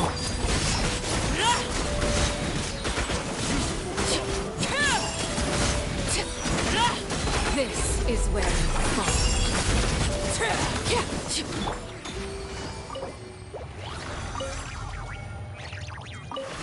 Damn, man, you've been doing me dirty. Take it easy.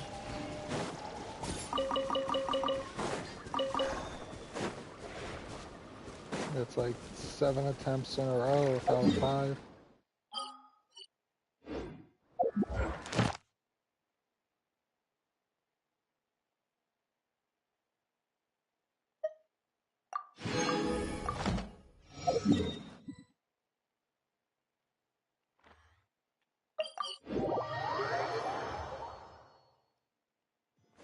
Ad Astra.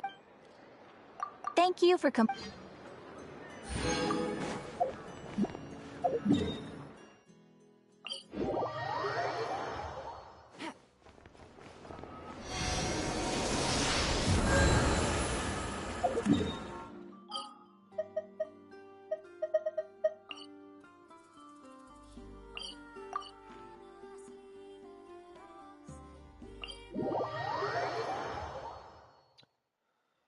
I bet my fucking currency's almost full in here.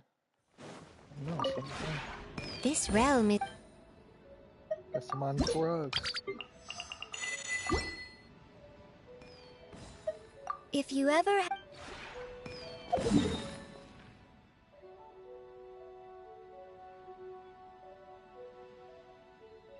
Huh? Oh.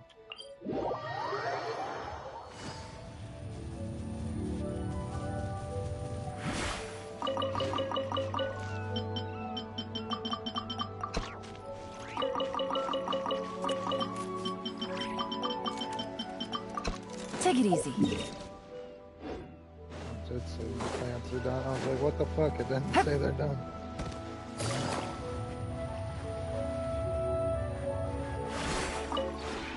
The one before. Ah.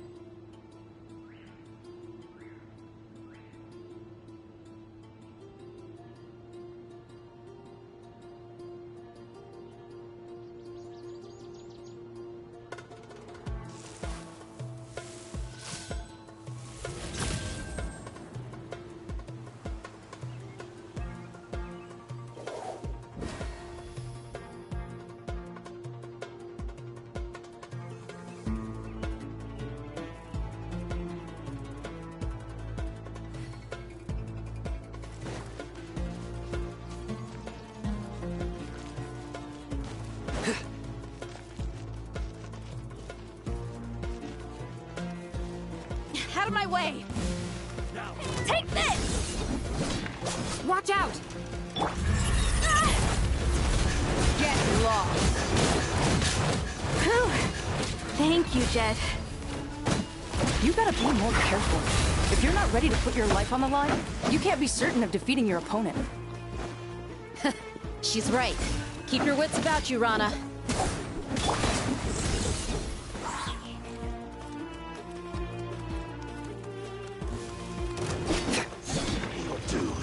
Your sins weigh upon your soul.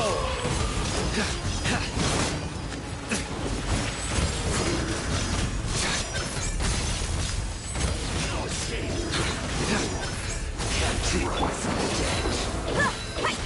Do your worst!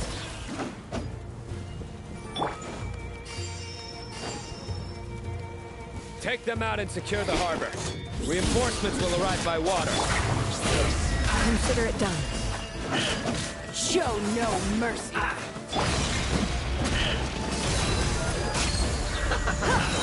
You're dead meat!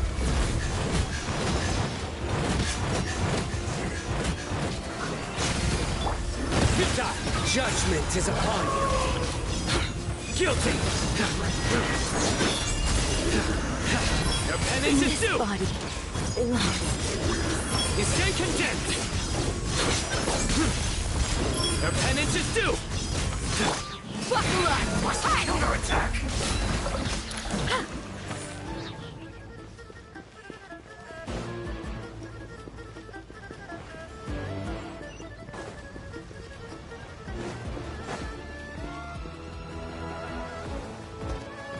Looks like we're in a fight. We shall prevail!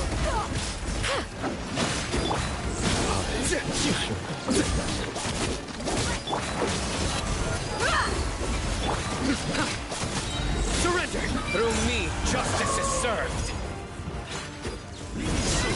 Guilty!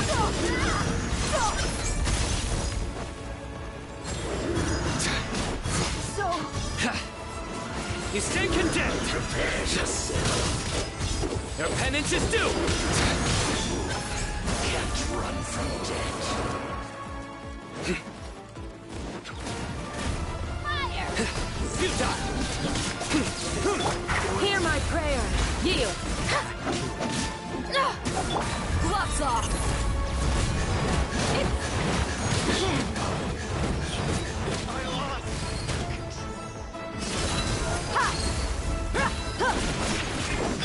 Do your work.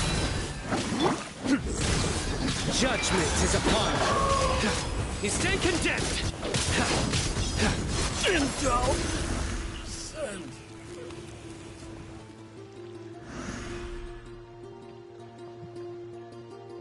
Waterway secured.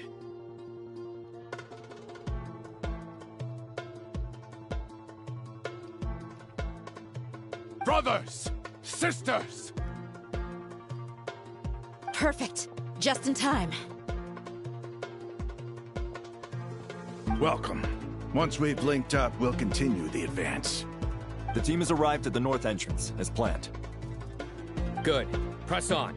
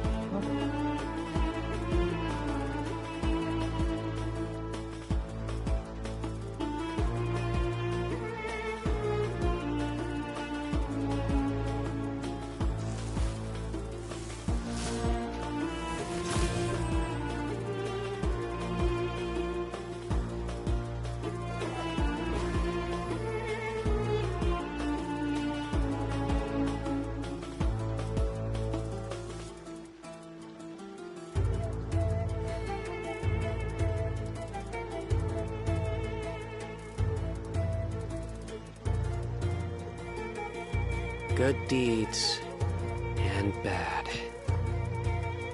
In the end, all will be placed upon the scales.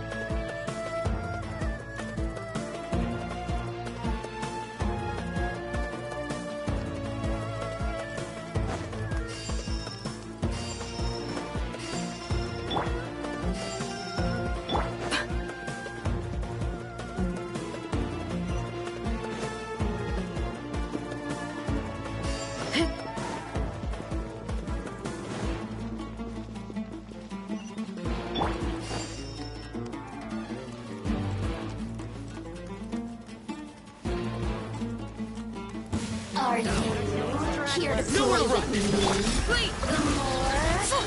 Grant us your blessing! Blink! Let's get it on!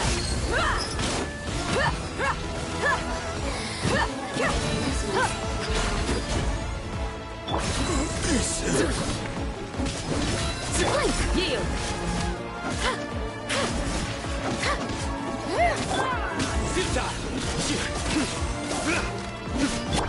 Buckle up! Over here! You asked for it! Oh, now you've got me worked up. Surrender! Your sins weigh upon your soul! Your penance is due! Look high! Hear my prayer! Look at me. Just...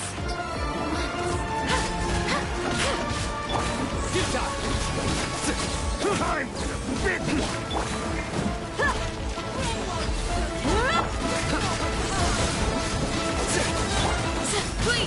Judgment is upon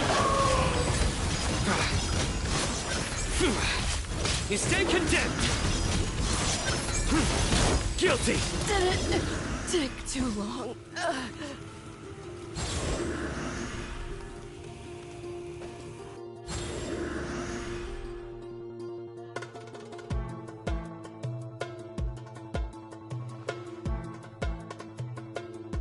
Look out! It's an ambush! Finally. We need to hurry. Take the middle road now. Mahamatra Sino, area clear. Don't relax just yet. More Fatui approaching from the right.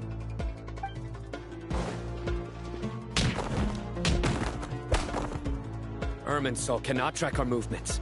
If necessary, we could split up. Don't worry. We'll wipe them all out.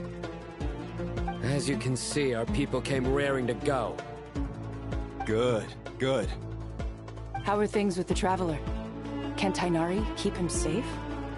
Don't underestimate Tainari just because he's a forest watcher. He can handle it. All right. You know that's not what I meant.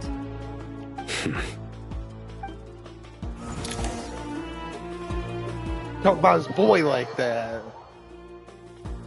Sino and the reinforcements have drawn the Fatui's fire away.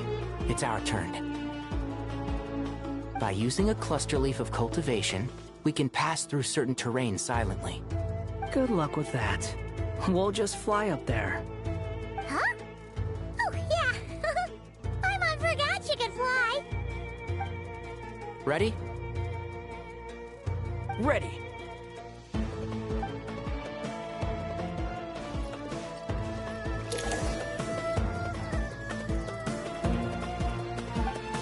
One with the forest.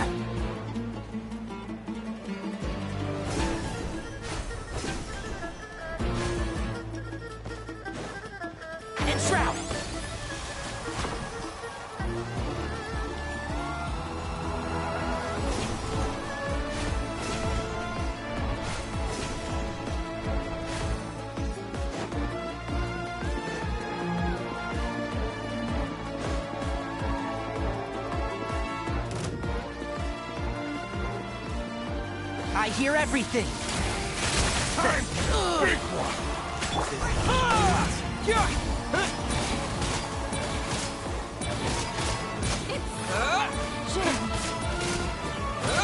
Legend vermin.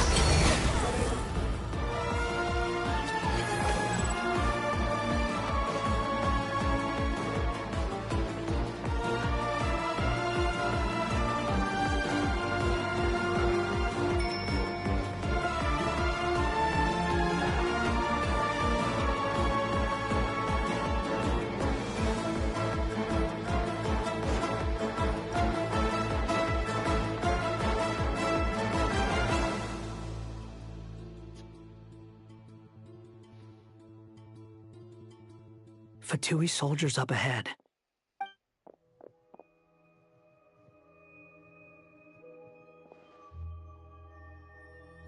Careful. Prepare for battle. Hey! There's people over there. You have some nerve showing your faces here in the center of Sumeru City.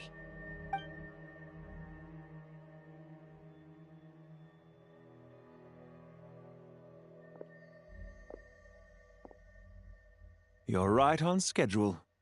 Well, this guy sure as heck isn't your average Fatui sergeant. They've stationed quite a few people nearby. It definitely looks like they were waiting for us. But something feels off.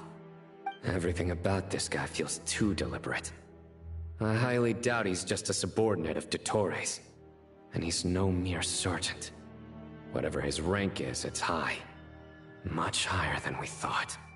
So you've been waiting for us. But it looks like you're geared up for a conversation, rather than a battle.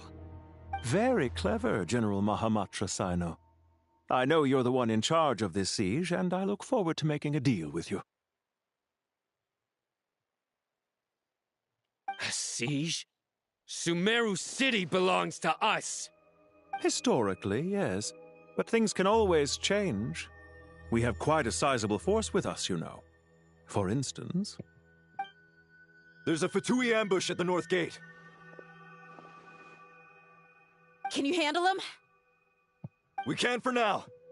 Yes, I'm quite sure both sides can hold their ground for the time being. The battle has not yet reached its climax. But what happens next? Do you enjoy watching bloodshed? Surely some of those here are people you count as friends. Once a war begins, some people must die. I doubt you wish that fate upon anyone you know. Wait a second. It's a trick. He's not even there. Silence! He disappeared. What was that? A ghost? Curses! He was never there to begin with. That was just a shadow projected there to lure us in. Enough talk! Attack! I apologize for being unable to accompany you at this crucial moment, but I am compelled to leave for reasons beyond my control. Please excuse me. Sumeru's General Mahamatra is quite ruthless. It's a good thing I wasn't there in person. Your illusion held them up for a time just fine. But now that they have seen through it, they will realize you were just a decoy. Decoy or not, what matters now is that they will be heading your way imminently. Not imminently. They are already here.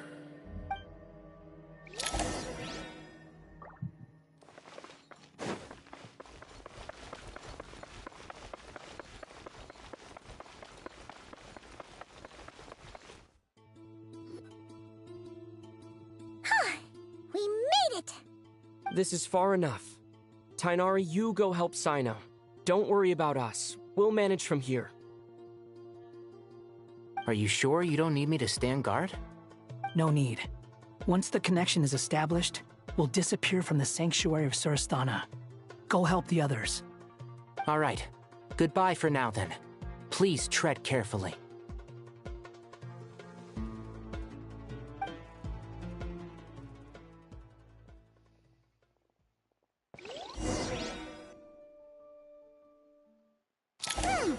Now where's the interface Nahida mentioned?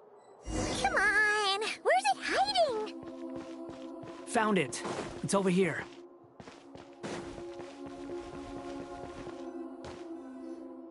We can connect to the inside of Irminsul through the Sanctuary of Surasthana's built-in security system. You should be pretty familiar with the process. Is it the same route as last time? For the most part. We don't need to adjust any of the parameters. Then I should be fine. And Paimon? Once you're both ready, we'll set off. Wait! The stakes are way higher this time, right? Maybe Paimon should stay outside and help the others. Then, you can focus on the fight without having to worry about Paimon! Huh? Why are you staring at me like that? It's nothing. I just suddenly realized how much you've grown. Hey, you've grown quite a lot yourself. Don't you two start getting into it again. Well, anyway, Paimon thinks she's pretty knowledgeable. Who's the best guide in Tavatigan? And don't forget, Paimon's a college student now. If we say Alhatham's not a weirdo, it's hard to explain how he came up with the idea of you applying to the academia. But for all that he counts, you're doing surprisingly well in your studies. Just goes to show how important it is to have someone supporting you. And Paimon's not the only one.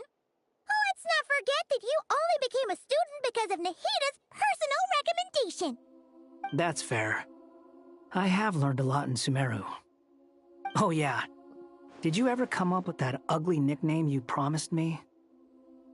What? No way! We're friends now! Paimon gave up on giving you one ages ago. Anyway, isn't Hat Guy enough of a nickname for you? Fine. Suit yourself. We need to go. Paimon, if you're staying, look after yourself. Will do. Paimon's gonna link up with Tainari and Sino. You guys are the ones who need to be careful. We will be. Bye for now.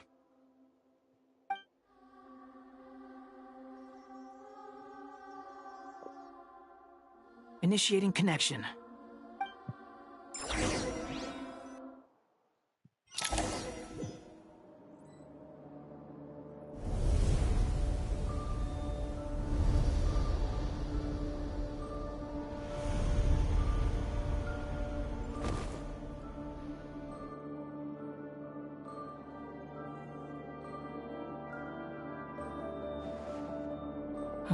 Well, here we are again. Come to think of it, I still don't even know where we're going. Thanks to our terminals, it should be impossible for Irminsul to read. I can... Don't tell me. Only you need to know. That way, whatever happens to me next, it won't affect your progress. Listen to me. Your safety is just as important as mine. Don't even think about sacrificing yourself for the greater good. We came here together, and we're leaving together. All right, if you insist. I won't argue with you. Yeah.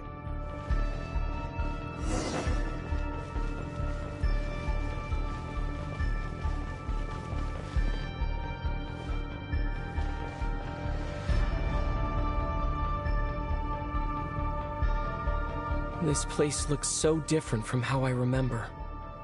It's unrecognizable. It's a complete mess. Like someone's turned the place upside down. Must be Dottore doing. Either he's searching for some information he needs, or... It's still changing.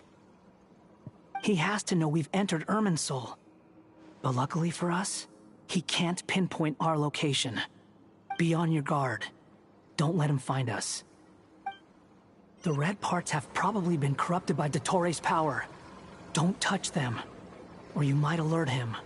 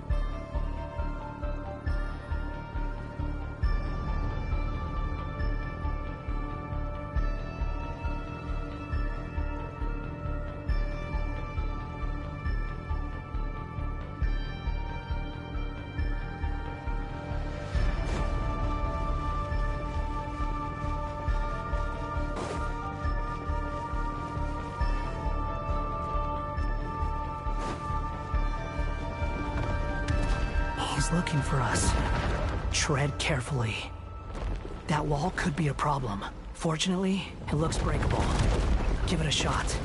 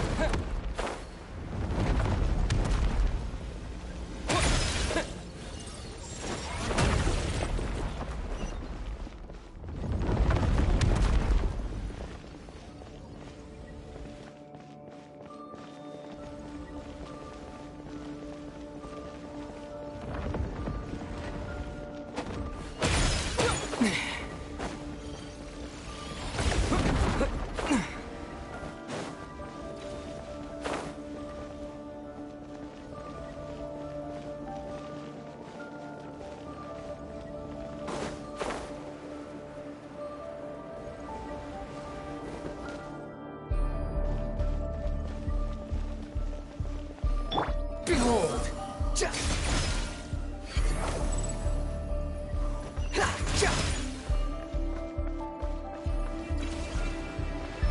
The wind rises. Search for it.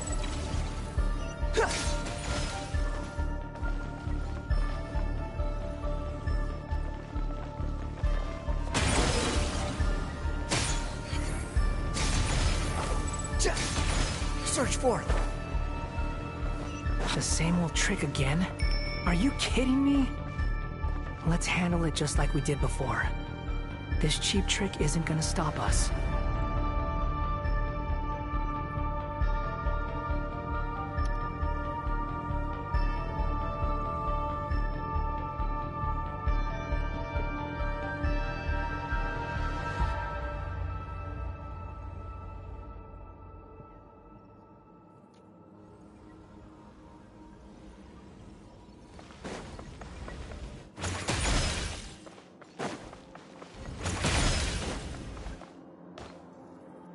Oh no, it's a trap. Is that why he was using the same over and over to get us to lower our guard?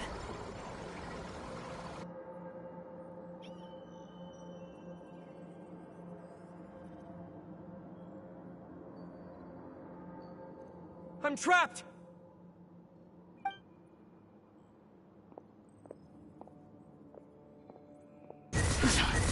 Why won't this thing budge? Hello? Hello? Can you hear me? Nicole, is that you? Yes, it's me. I'm monitoring your progress from inside the Eternal Oasis, and I have to say, this terminal is simply marvelous. It makes tracking you so much easier. I couldn't see anything at first, but now that you two are inside, I can use your location with support from the terminals to get a partial view of the situation inside Irminsul. It's not the clearest image, but it's better than not being able to help at all. So, here I am. I can't intervene directly, but I can help to guide you out of the jam you're currently in. So please, just follow my lead.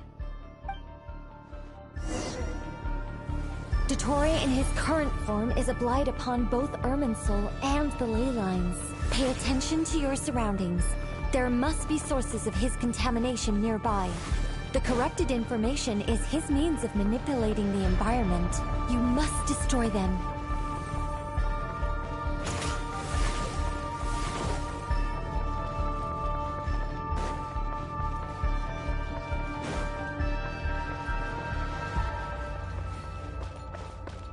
Behold!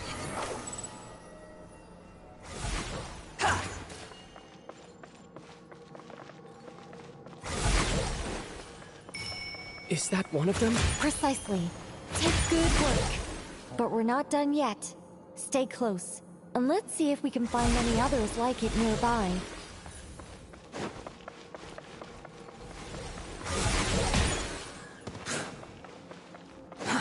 Too slow.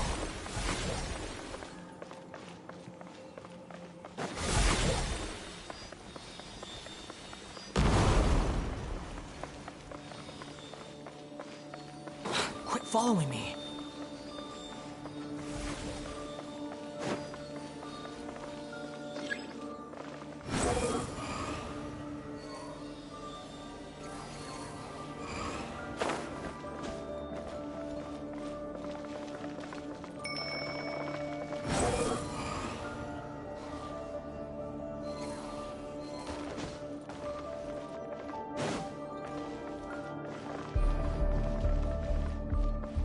This must be another one. Agreed. Now... Oh, wait! Watch out! It's Dottore. I think he's found us.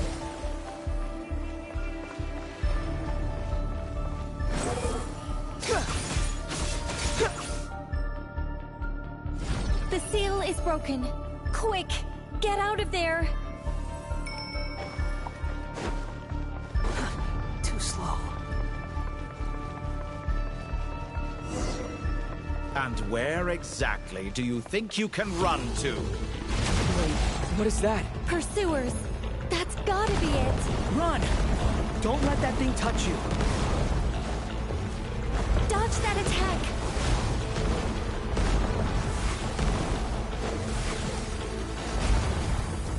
Oh. Help! Oh. There's more than one path. Which way do we go? To the left! Trust me! Fleeing like vermin. What a pathetic sight. Hey! Watch yourselves! Stay focused! There's a cliff ahead. Jump! More of those corruption sources. Destroy them as you did before, and open the exit as quickly as possible. They're relentless. Is he trying to wear us down? You'll just have to destroy these too. I think the pursuit is over. Hard to say. Stay alert.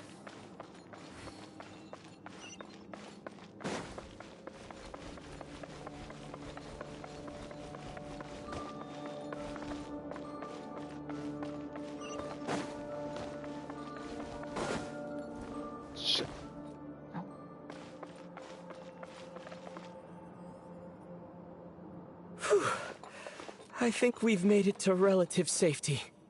Phew, goodness. That was tough. You doing okay? I'll be fine. Don't worry. Take a short rest, and then... Nicole? Nicole! The connection's been cut.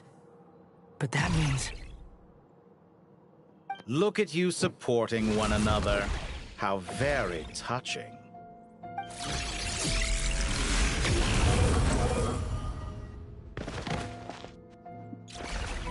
Dottore! Took you long enough to find us. You're more useless than I thought. Oh, really? I think I deserve a little more credit for my methods than that.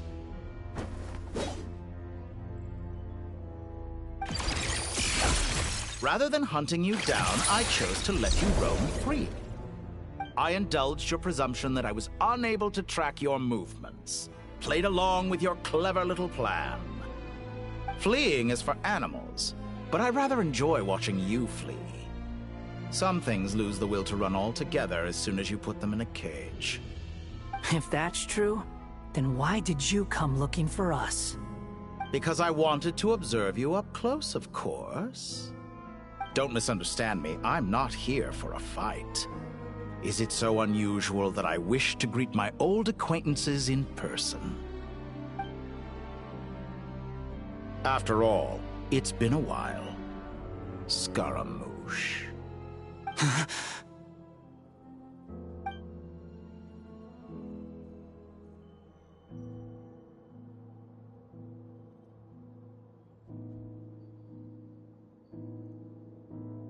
Why are you so afraid? I have done nothing unprecedented in discovering the truth. Nor did I go to any great lengths to uncover your story. He remembers. No, that can't be it. It's impossible. You made a bold series of moves in deciding to erase yourself. And with the power of this great chronicling device called Ermin's Soul, you were able to achieve something quite remarkable. Once most people form an opinion about someone, it tends to imprison their mind. Yet you managed to erase every trace of your existence. A novel take on death indeed. However, this meant that you stood out to me all the more when I saw you in Nobcry. I didn't even have to go looking for you. Just the sight of you was enough for me to intuit the truth. For someone in my position, connecting the dots was a trivial affair. It would have been more surprising if I hadn't managed to piece it together. You seem very pleased with yourself for figuring it out. I'm sure you'd even be more delighted to learn the full extent of your crimes. That would hardly be necessary. Besides, isn't there something that concerns you more right now? Something that fills you with dread? Let me put your mind at ease. I have no intention whatsoever of restoring any of the records you deleted. For one thing, it would be exceptionally difficult. But more to the point, I doubt that the prospect of losing your current life is all that frightening to you. Because in your case, the cruelest twist of fate is that you'll never again have the chance to make up for any of your mistakes. Isn't it? Dottore?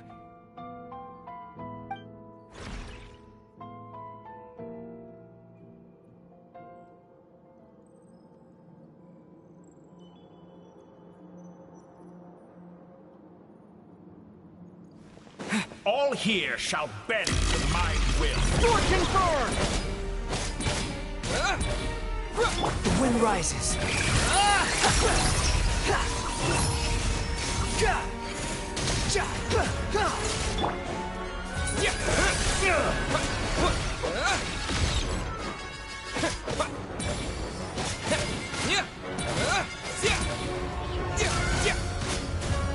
I'm afraid you'll need to do better than that to take me down. I expected you to have grown stronger. Ah, how foolish of me. I forgot that you lack any means to increase your power. You will pay for everything you've done! Oh, will I now?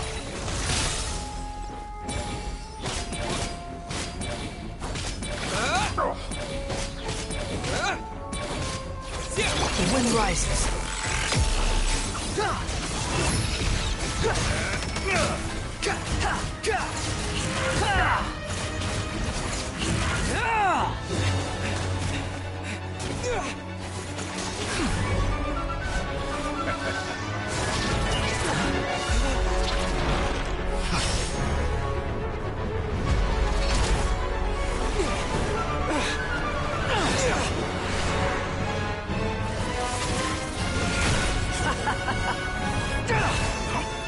Does the prospect of death amuse you? I can ask you the same question! I'll distract Dottore. You focus on the mission. Got it!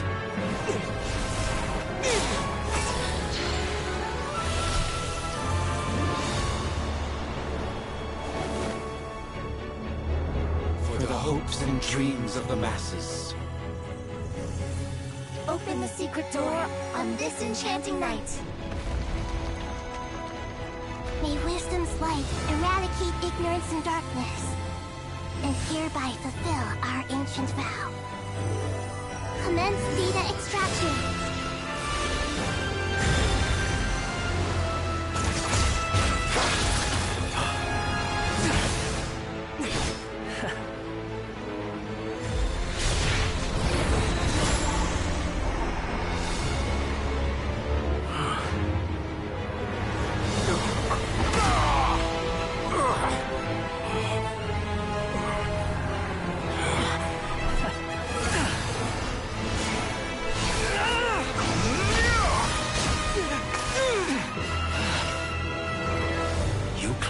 Outdated ideals and stand in the way of progress. You will pay for interfering with the grandest experiment of all time.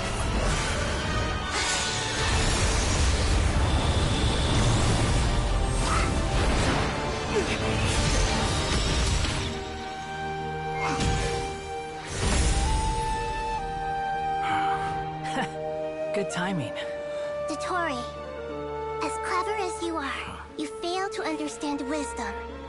Wisdom takes many forms, but the path you have chosen eschews them all. Huh.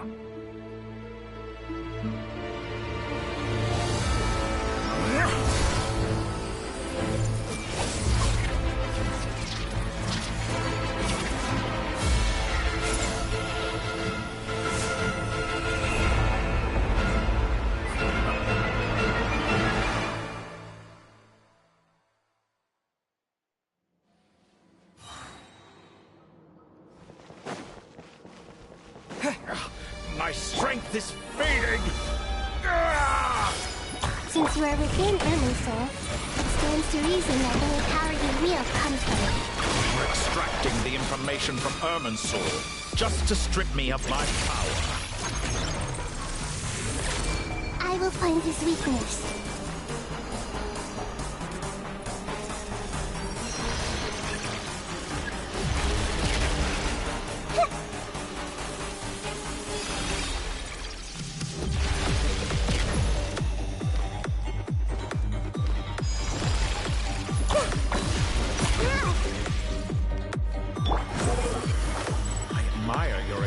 Introduce a new variable, but it's nowhere near enough. Just like a little buzzing fly. A petty trick.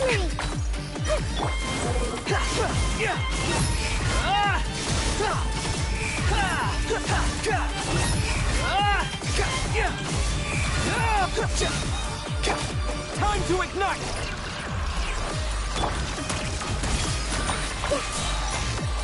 The Temple of Wisdom!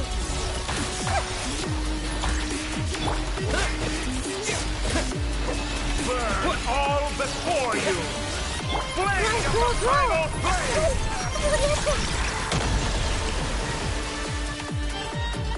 Yeah, commit it to memory! You won't just... We're so close! Just hold on a little longer! I'll hold him up. Traveler, Hat Guy, the rest is up to you. We certainly have a knack for surprising each other, don't we? I'm just getting started. It's time! Say your prayers! Stay on the offensive, but watch your back.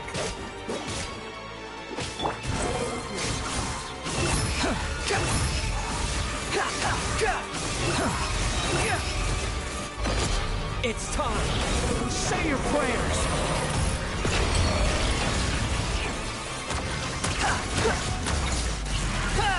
The wind rises. Let's try this! Muso no Hitokachi! It's time!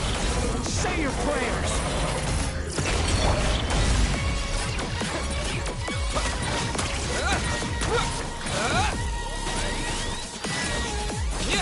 Burn all before you! Blade of the primal flame! It's time! Say your prayers!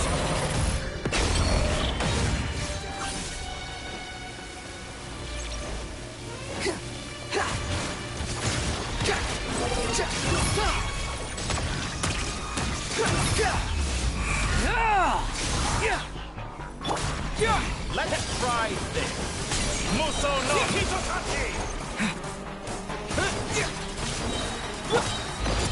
It's time! Say your prayers!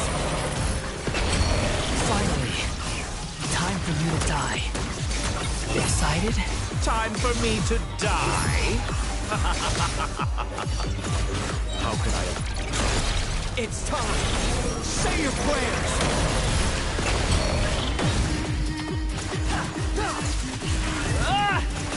Behold! Search for it! It's time! Say your prayers!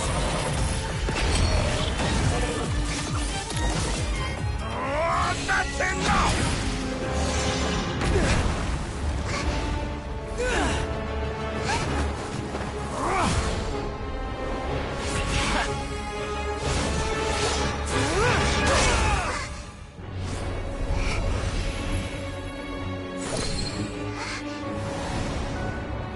It's all yours. Do with it as you see fit.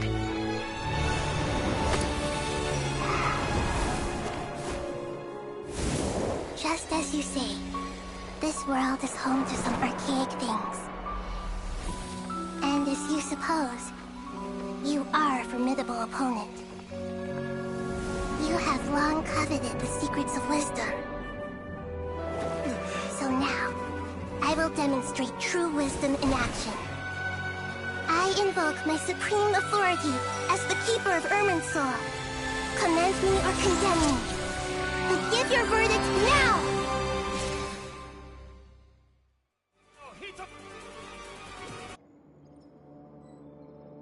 Blessed One of Wisdom, Mahakusaladhama, are you certain that you wish to exercise your authority represents both your roots and your finest accomplishments? You truly intend to abandon the very thing you have always fought for? This is my decision. Irminsul has been corrupted beyond redemption. Irminsul is the original tree of Tevat. It is the means by which the heavenly principles maintains fate itself. The 7 Archons should honor and revere it, for their authority was bestowed upon them by the heavenly principles. It is precisely because I honor and revere it that I fight for the humanity it exists to protect. Wisdom is knowing how to weigh the options and make the right decision. If you truly care about the fortunes of this world, then it is me you should seek to preserve. Planting a seed begins the chain of cause and effect. Since you have become a great tree yourself, why should the loss of another tree be anything to fear? Till we meet again, Lord of Dendro.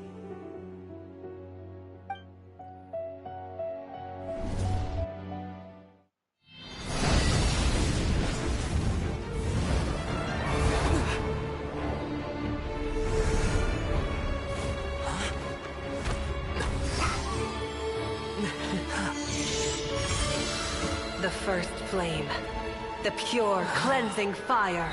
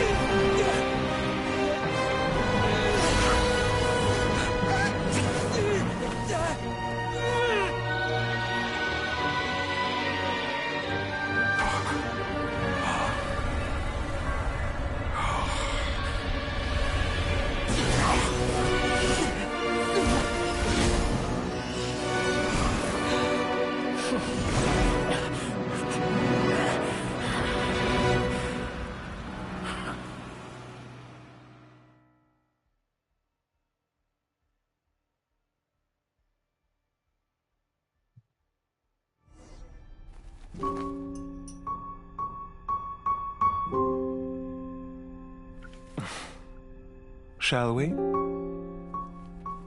Where were we? I was suggesting that you needn't perform when signing a contract.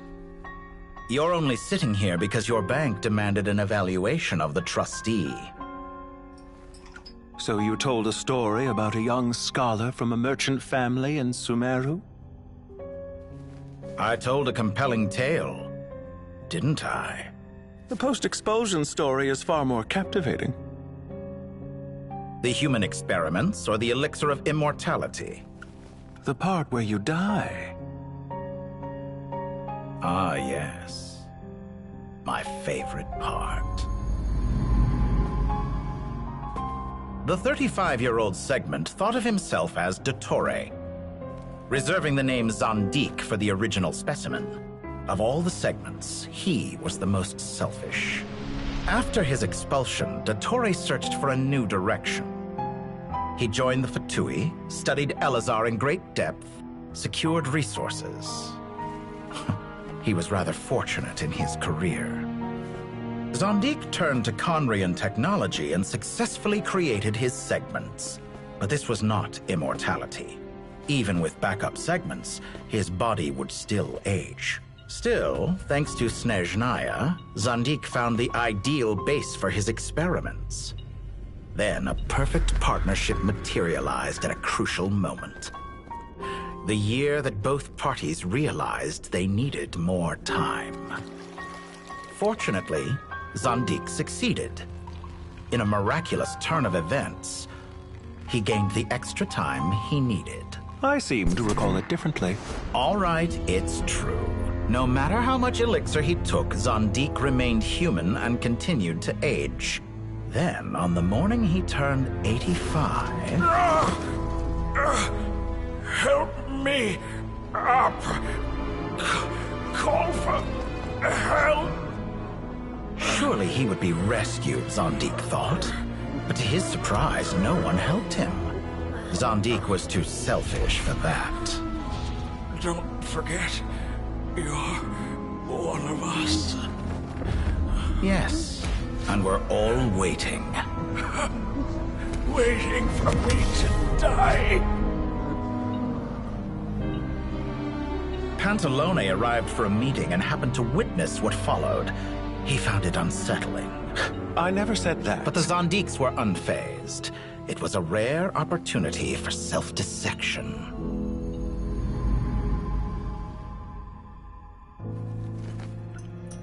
What does all that have to do with you depositing your data at Northland Bank?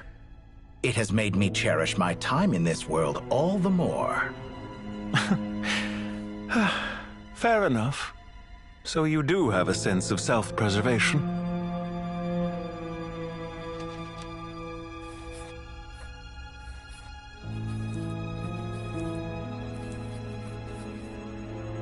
What do you mean?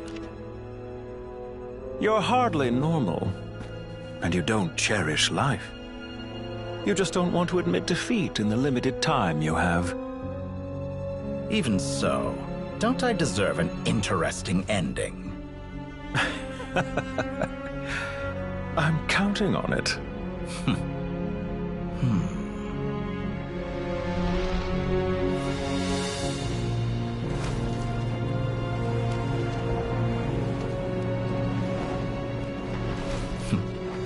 If nothing else, I expect my funeral will be a grand affair indeed.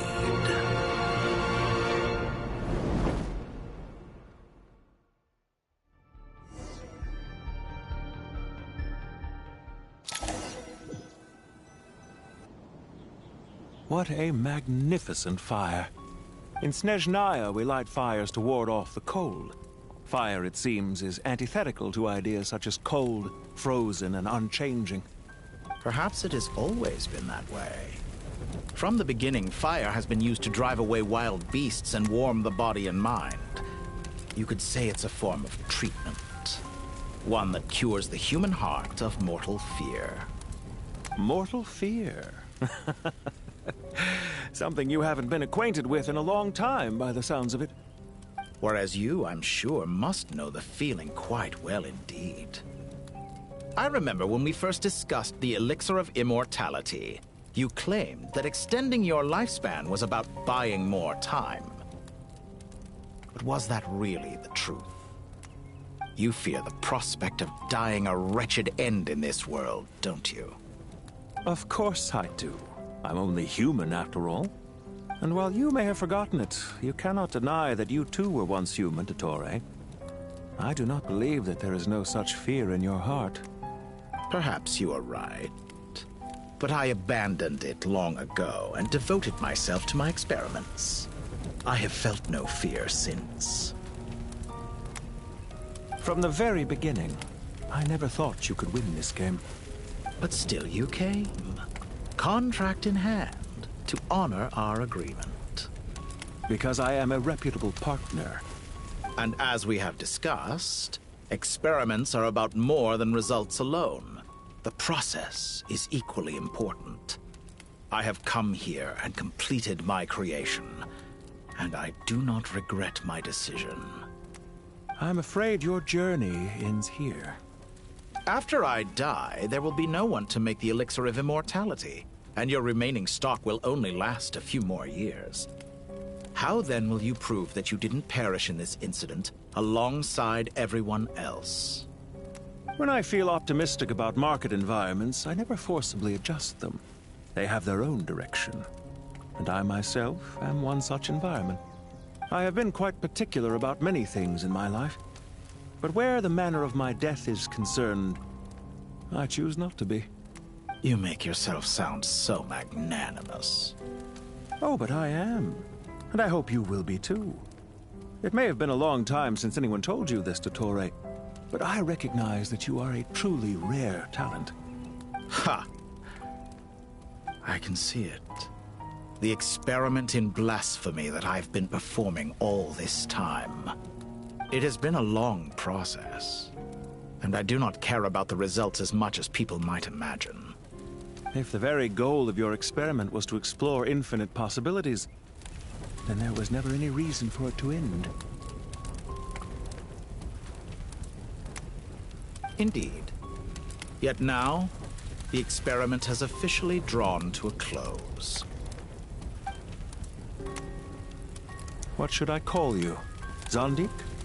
Or do you prefer Dottore? Suit yourself. Goodbye, Feofan.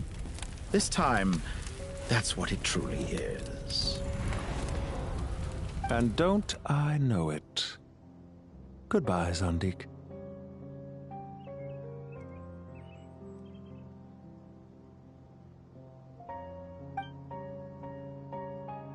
I could have carried out many more experiments, but to me, Lord of Dendro, this outcome is certainly not the worst. I believe you. But unfortunately, this is where it all ends for you. This experiment does not belong to you, nor do any of the results. Experiment? It sounds like you're trying to outdo me in my own field. Wisdom is conveying information in terms that people can clearly understand. You know exactly what I mean. Indeed. I can see no further outcomes. Ha. You have a formidable mind, and you are braver than I thought. Setting fire to the very thing your survival depends on. Your previous threat was empty, but this time, it is real. When necessary, wisdom can be as fierce as an inferno. Some of the flames that incinerate you come from within yourself. Perhaps you are right. You see what lies at the bottom of the human heart, and that is your wisdom. Here is where your journey comes to an end. All that is yet unknown belongs to those of us who will carry on living. It seems I have unwittingly been your arch-enemy all along. But now, it's all over. I do not deny your intelligence. But what you refer to as experiments, I would never describe in those terms. They are events that take place in the real world, and they are so much more than mere data. Goodbye. We will never meet again.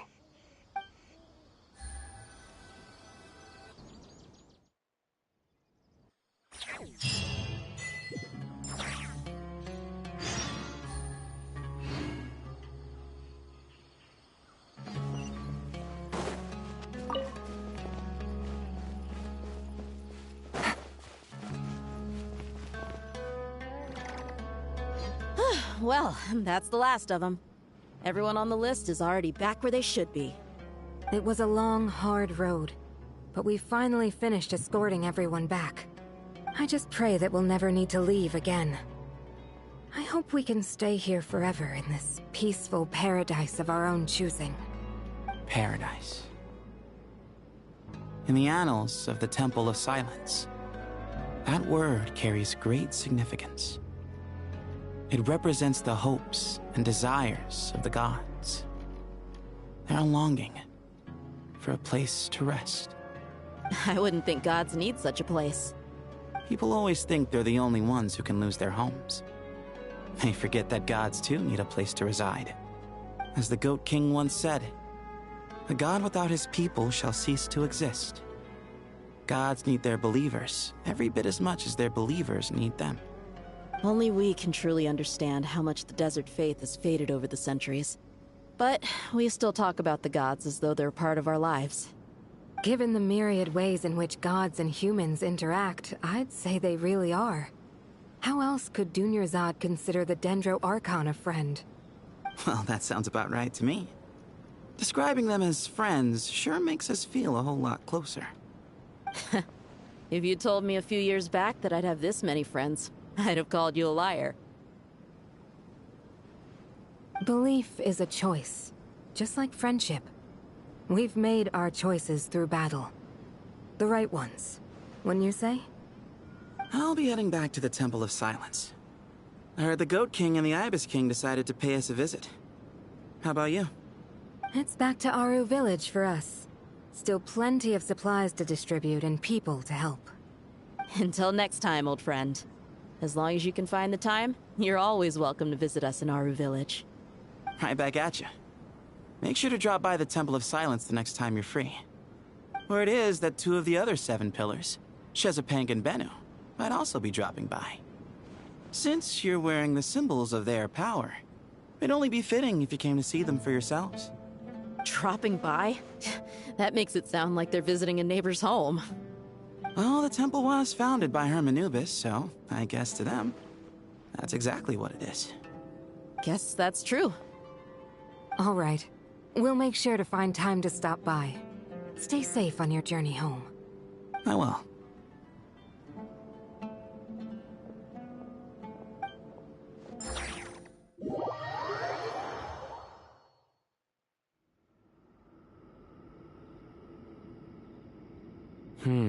You do have a point. See? Retirement has always been a problem, especially for old-timers like us who've been locked away all these years. You finally step out into the light, and bam! You're face to face with a whole different world. Naturally. What do you think, Layla? Huh? Why would you think to ask me? How could I possibly be qualified to decide where the servants of King Deshret should live? Sorry if my question was unclear. Do you think their statues will stand out too much if we place them here? Hey, I never agreed to this. How could we possibly allow our statues to be left in Hermanubis' home? That would be like breaking into someone's house, then pretending it belonged to you in the first place. Different beliefs can coexist. We still need to respect one another. By which you mean, you two plan to stay at the Temple of Silence, for a while at least, but you have no intention of relocating your statues here. So, you see this as sort of a family visit? Is that correct? Family. Huh. You could say that. In a sense, Hermanubis would view this as his home. Just look at this place. Magnificent, is it not? The sad truth is, in the past, all 3 of us invested so much into misguided ventures. We failed to build what we should have, and wasted so much time instead. And what do you mean by that? I mean that for the most part, time spent associating with the likes of Sobek, and, let's say, Thoth, might reasonably be considered wasted. Why does that not surprise me? Go on. Anyway, given how much time we'll all be spending together, I'd say that the bonds we built will end up proving to have been a sound investment. Once Sethos, the current leader of the Temple of Silence, returns, you can discuss the matter of staying here with him. But judging by the expressions of everyone here, I imagine you'll receive a very warm welcome. This sacred ground houses untold knowledge, after all. What better place for the servants of King Deshret to appear in the mortal world? How about we share a meal together first? I imagine it's been many years since you last tasted fresh food. Oh, that sounds wonderful! After so many hundreds of years, I can only surmise that desert cuisine has become a lot more varied. Are we having a get-together? If you'd like, I can help prepare some food. After all, Lord Thoth, you helped me so much in the desert, and I still haven't properly thanked you. Oh, my, that would be wonderful. I'm touched that you still remember. How the times have changed. To the people of today, it seems the Ibis King has become a kind and passionate god. And you, Mr. Herreshoff? What kind of god do you wish to be? To be honest, I haven't given it much thought. How about you, Dendro Archon? Do you have any hopes for your future? Me? I'm very happy with my current life. Forgive my bluntness, but you do not seem to derive your authority from majesty and might, like Lord Al-Ahmar. Clearly your approach has its advantages, but also its dangers, don't you think? I do, but projecting a majestic front doesn't really suit me. Besides, my relationship with others isn't simply one of a god and her people. Not putting on airs might earn you more adoration. Exactly. Besides, I really like parties where everyone brings their own food, and we all come together to share. You should join us. I'm sure you'll find it fun. Last time when we got together for a picnic near the Avidia Forest, it was quite the occasion. Seeing as you're already here, how about we hold the next one in the desert? Can we do that? Wouldn't Tainari have to transport a ton of drinking water? Don't worry, I can help out. Layla, would you like to join us next time? Me? Sure. The more the merrier. That way we... Don't take this the wrong way. I just think you should know. When it comes to passing the time, chess is more our thing. In that case, Dendro Archon, what do you say? If I were to compete against you, I can't say with certainty I'd win, but I certainly wouldn't mind giving it a shot. Where's Sobek? I'm sure he'd be good for a few rounds. Cards, cards, cards! I'll always prefer chess. I wonder what variant of chess we're talking here. Mr. Thoth, is there some sort of astrological significance to this game? Oh, I'm glad you brought that up. As long as the leader of the Temple of Silence agrees, we can search Hermanubis' place for books to teach you how to play.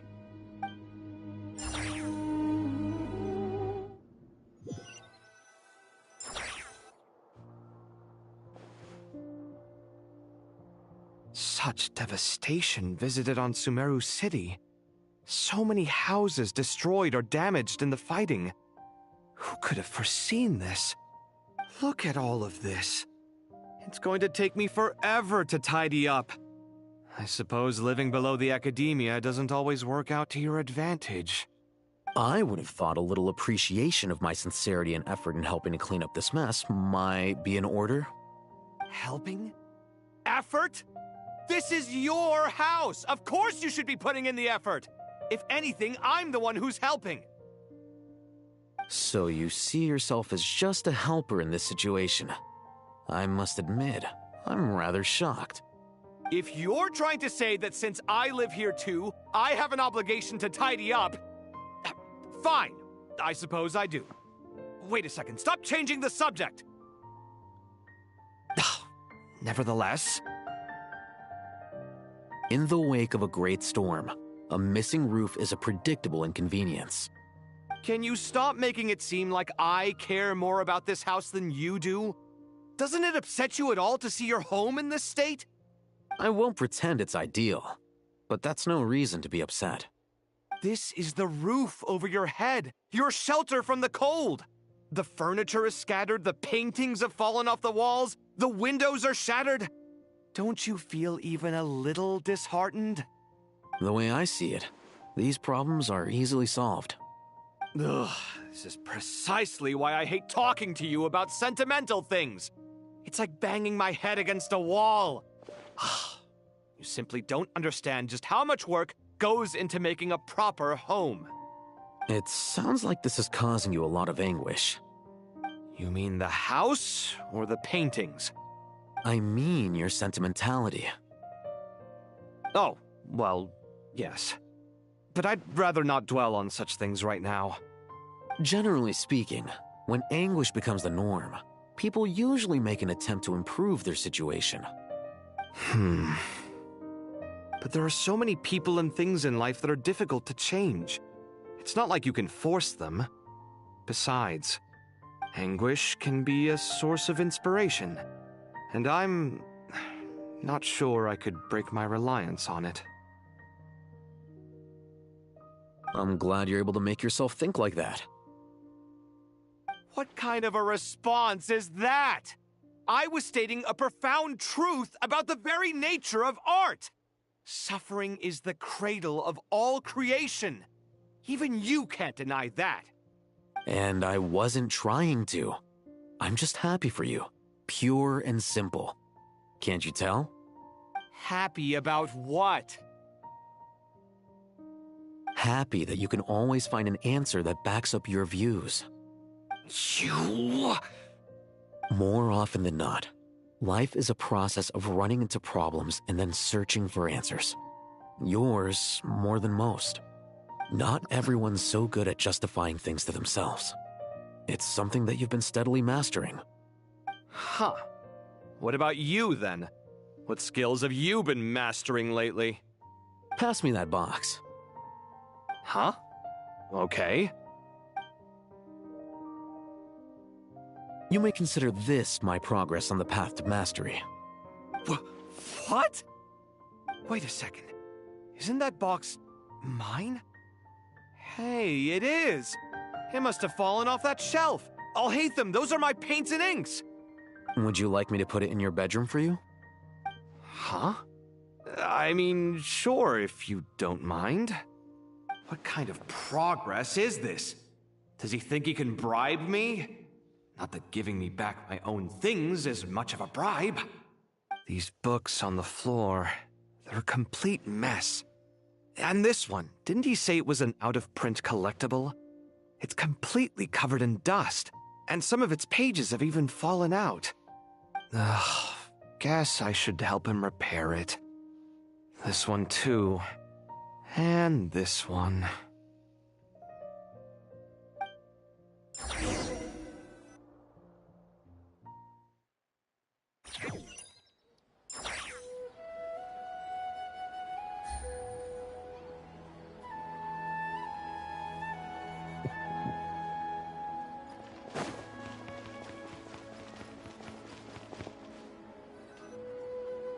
Local subter beasts, imported goods, such a bright future ahead. I can picture the Mora just rolling in.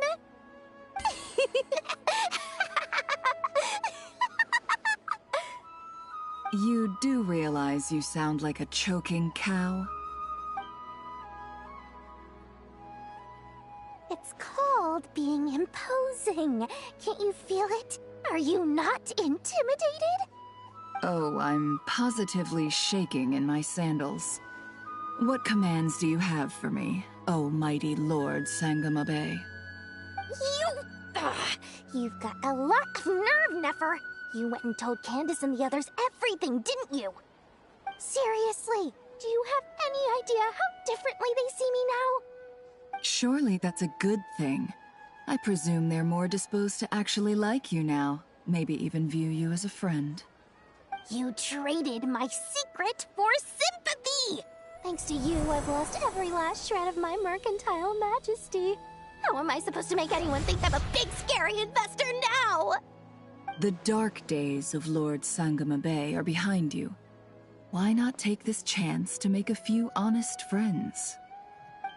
Speaking of friends, since when did the notorious Lady Nefer gain such an admiration for holier-than-thou types? A moon chanter here, an angel there? Who'd have thought it? A coming together of fates, nothing more. No need to throw around accusations of admiration. Forget it. You're right about one thing at least. Making friends is never a bad thing for a merchant. So, I really took a loss this time.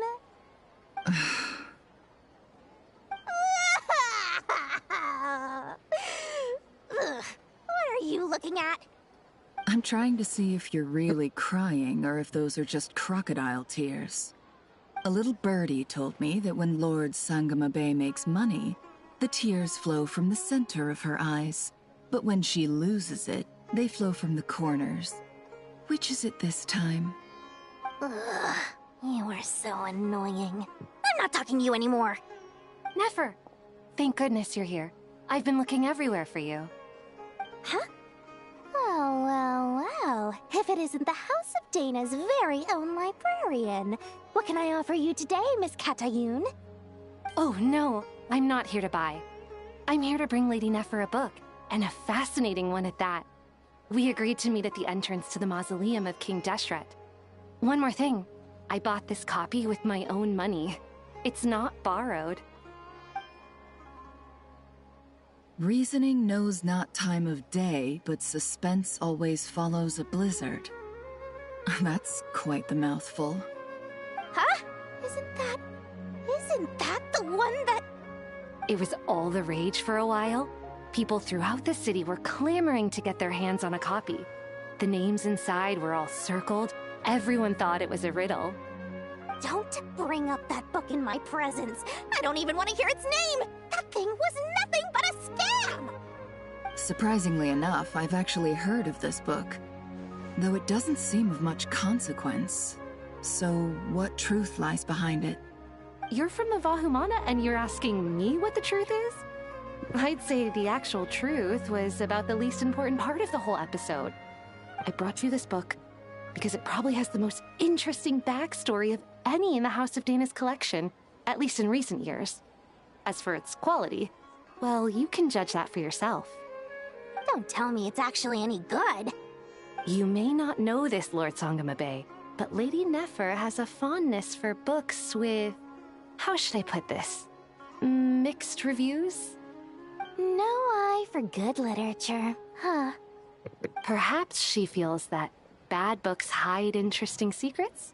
But I shouldn't put words in her mouth. It's probably fair to say she prefers the conversations that books can spark over the substance of the books themselves. Suits my style as an intel broker, wouldn't you say? Very interesting, thank you. I'll return it to you once I'm done reading.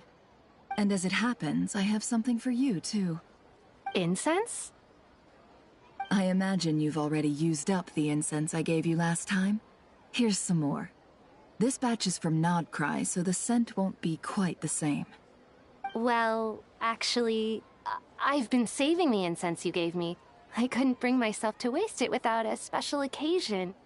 But I'll gladly accept this, too. And I promise I'll use it this time. Katayun, you haven't changed a bit.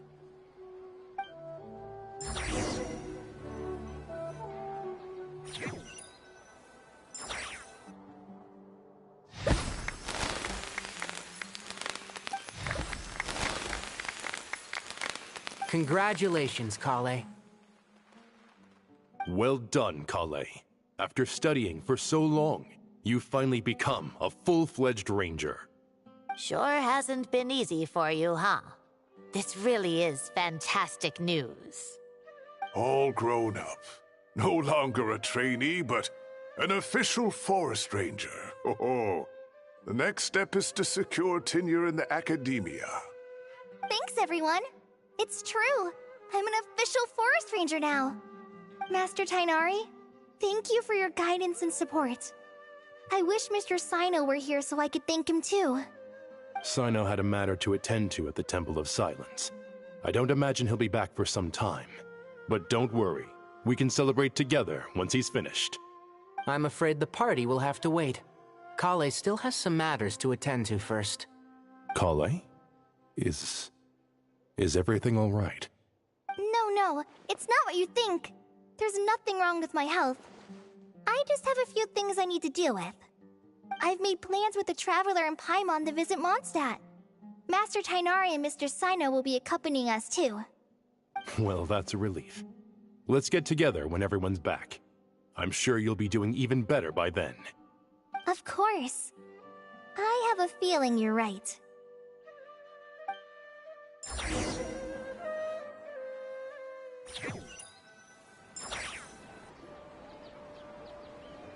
A few days later. After all that catching up on sleep and food, Paimon's feeling full of vim and vigor again. For someone who spends so much time resting, your recovery routine is surprisingly simple. Hey! Paimon's been working her butt off too, you know. She flew all over the city helping everyone out. Don't worry, I saw how hard you worked. Alright, we all know you're the most hardworking person in Teyvat. As long as you're rested and full, that's what really matters. Paimon's been looking around the place, and it seems like the city's already on the mend. But Paimon's been wondering how Nahida's doing. We should check in on her.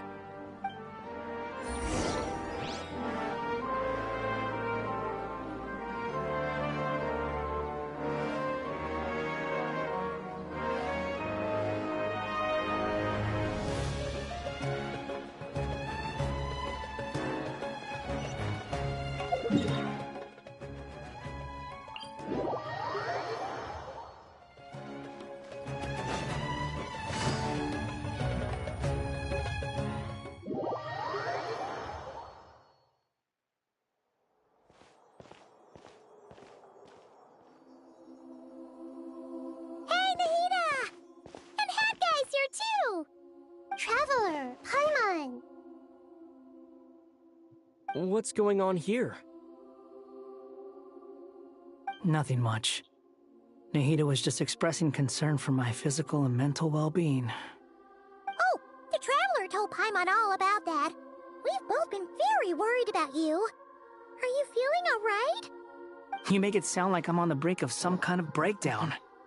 Truth is, I'm doing much better than you might imagine. If we can just get to the bottom of Dottoro's intentions, we can minimize his negative influence. That's the sort of thing I excel at. Just listen to that newfound optimism. It seems like having you enroll in the Bahumana was a truly inspired move. I can really see the positive influence. Observe, a classic Sumeru specialty. Chalking everything up to education and learning. To be honest, even I can sense the change in you. Everything Dottori said to you was a way to manipulate your mind. Fortunately, you're no longer under his sway.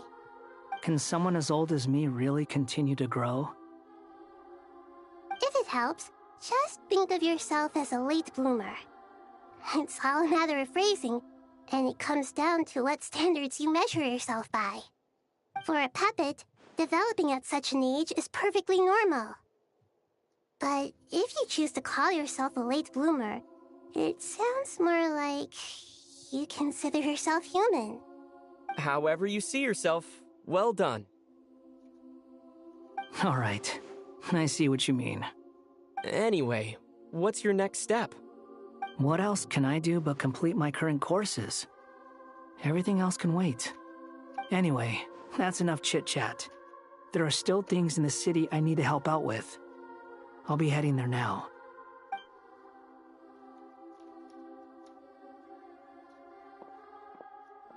I'm so happy that Hat Guy is doing better than we thought. But what about you, Nahida? How are you holding up? The pyronosis burned down the corrupted Irminsul. The flames blazed for 7 days and 7 nights before they finally subsided. All that was left were the parts underground. Now, Aru shoulders the responsibilities that once belonged to Irminsul. The situation was contained before it got out of hand, so Tevat's most vital information has largely been preserved. Irminsul has a strong influence over you, doesn't it? How will you cope now that it's gone? There is no need to worry. Thanks to Nicole's extraordinary talents, my connection to Irminsul has been severed and transposed onto Aru.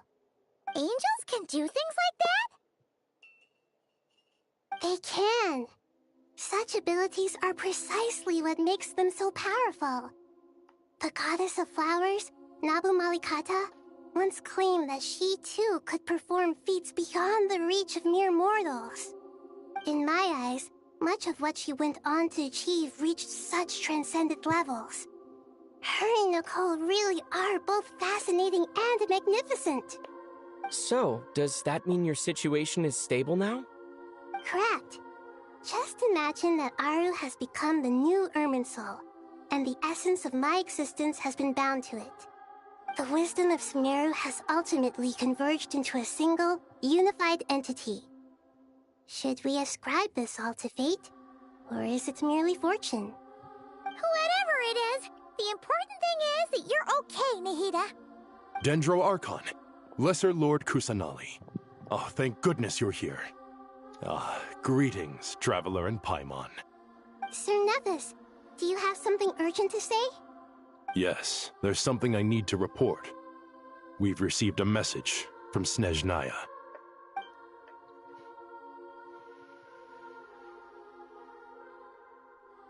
The Fatui Harbinger, the Rooster, sends us his sympathies, along with all the usual pleasantries. His stance is that, following the unrest and Nod Cry, Dottore was subjected to internal censure. This madness was the act of a rogue element, one who cannot be seen to represent the Zapoliarni Palace. No less than can be expected. Snezhnaya paid a heavy price working to stop him. They even lost one of their own harbingers. The letter goes on to say that even so, Snezhnaya cannot claim to be blameless. Apparently, they will deal with Dottore's subordinates in accordance with Snezhnayan law, holding all those involved in his crimes accountable. Additionally, they are supplying relief funds and supplies, which are already en route. They hope this will aid in Sumeru's reconstruction. Sounds like he's got an answer for everything. True, but as diplomatic rhetoric goes, it's highly effective. Completely watertight, both in logic and sentiment. This disaster has had a profound impact on Sumeru. There is much that I will keep in my heart. The matter of Dottore can be seen as settled for now. We are sure to cross paths again in the future, and in that light, Snezhnaya would do well to uphold their responsibilities and keep a tight rein over their actions. With Irminsul burned, the flow of fate now carries many more possibilities. I will be watching carefully. Perhaps we can move on to a less serious matter? Dendro Archon, will you eat with us once this matter is dealt with?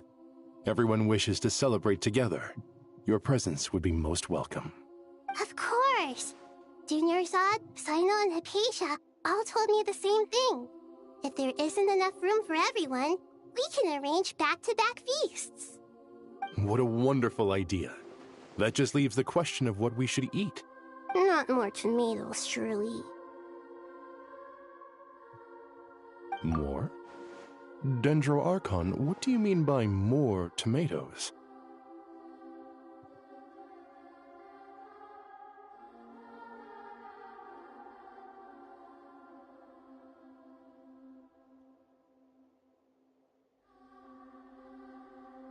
Those good friends of yours are always talking about tomatoes.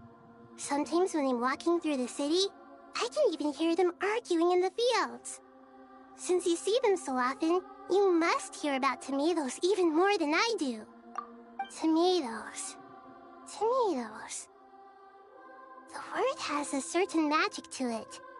Like the autumn fur of a sumpter beast swirling in the wind, sometimes flying up my nose. Tomatoes. What can we make with tomatoes? Wait, why tomatoes? Take your time, there's no need to rush.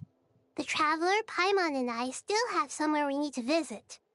You'll have plenty of time to think it over before I return.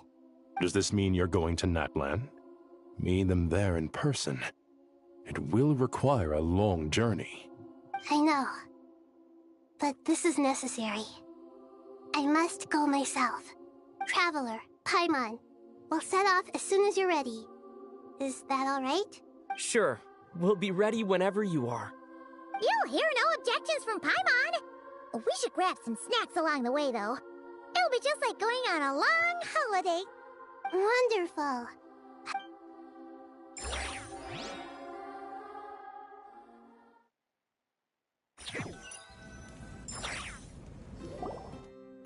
Natlan is such a lively place.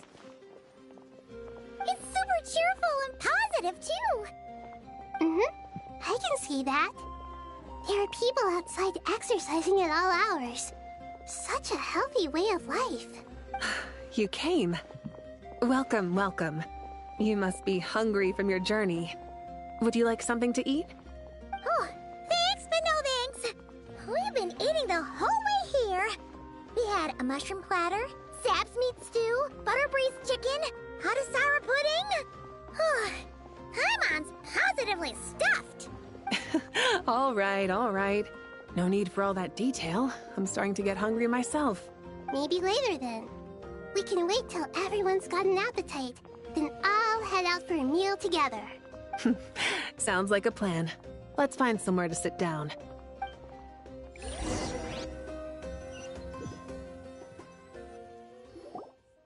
I should tell you, I already have some sense of why you've come. Why's that, Malika? To say thank you. Your senses are spot on. But on top of that, we also feel guilty. Because the pyronosis has vanished? I sensed its loss. Despite scouring through the remnants of Irminsul, we couldn't find any sign of the pyronosis. Not even any trace of it burning to ash. That's certainly unusual. Still, the potential fallout from Irminsul's loss is significant, to say the least. Perhaps the pyronosis's disappearance is simply a knock-on effect of the impact it's had on a certain strand of fate. There's no need to feel guilty. We were clear that this time, there was to be no returning, only giving. Pure and simple. Thank you really is a fascinating phrase. We use it to express gratitude for the smallest of things. Yet, when faced with a kindness too immense to describe, we use exactly the same words. It's not that we lack other means of expression. It's that when we truly need to express our feelings, the simplest and purest words are always the most powerful. You're right. In Natlan, we prefer simple expressions too. Companionship, friendship, support. They might not sound fancy, but the sentiment behind them is sincere.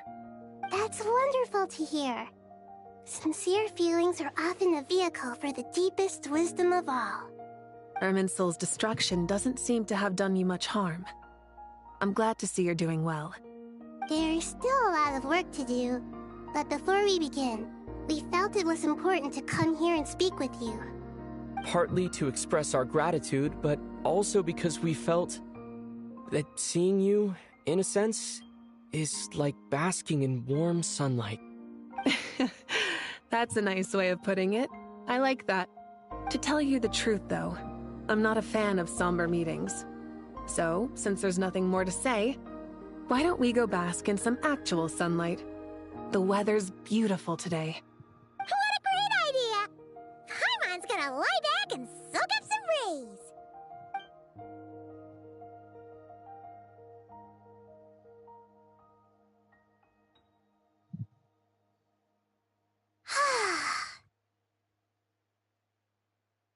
In that case, I think I'll lie down for a bit too before we head to our next stop. And where might that be? Mondstadt. Paimon and I are gonna head back there with Kale and the gang. Long ago, I sensed that the god remains inside Kali had come from the goddess of flowers, but I kept it a secret. Those remains weren't hurting Kali, not as she is now. They simply exist. Besides, I could sense a deep yearning within her. A yearning for an ordinary life. A yearning to hold on to the hard-won happiness she now enjoys. With someone like her, I have a responsibility to keep her secret. She should be ready to face the truth by now. Whenever people meet, there is always the potential to create warmth and kindness.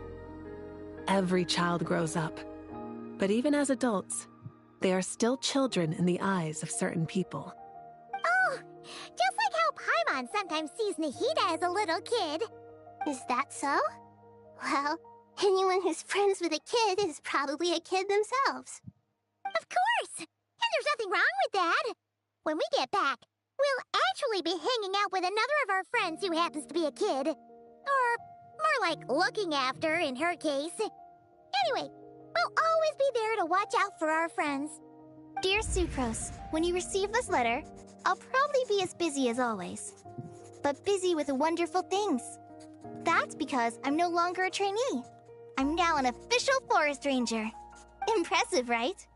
Sino said that official rangers sound much tougher than trainees. Though he did say it was already pretty tough to start out with. You probably heard that something big happened in Sumeru recently. Don't worry, it's all been taken care of.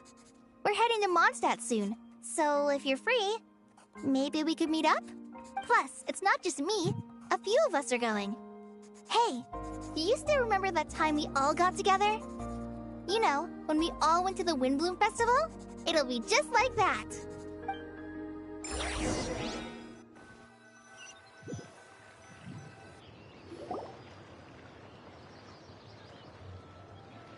Dainari, is that... Don't you say it! Is that the great Vayuviastra? Behold, the great Vayuviastra, General Mahamatra. How times have changed. I wasn't expecting you to beat me to the punchline. You've changed. You've really upped the aggression in your battle against Sino's jokes. Kale, how did you know what I was going to say? For the love of... Hey!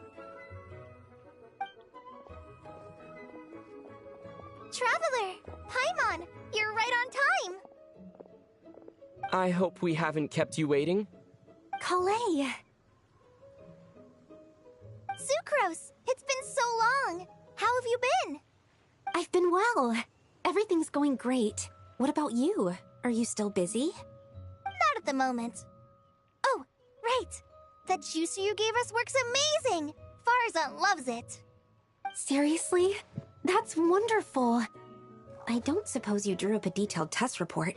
Oh, what fruits did you use? How's the texture of the final product? Sucrose, you might want to try asking your questions one at a time. Albedo! Paimon didn't see you there! It's been a while since all of us were together like this. How about we follow the same plan as last time?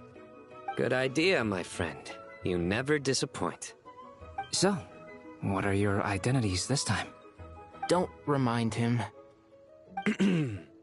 First things first. Allow me to introduce our very own official Forest Ranger Kale.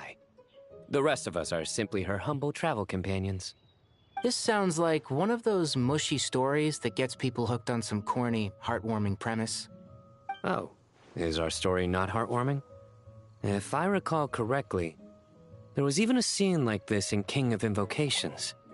Besides being heartwarming, our story's also about tough, impressive-sounding job titles.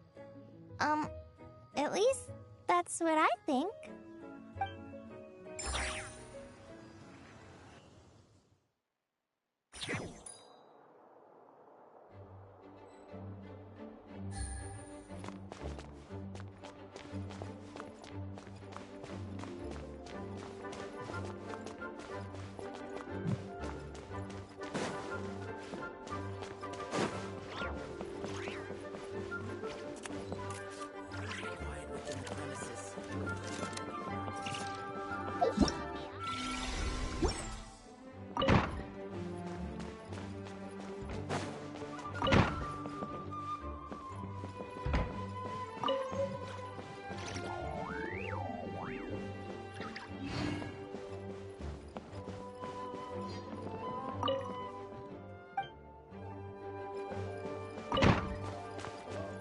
me spossilo.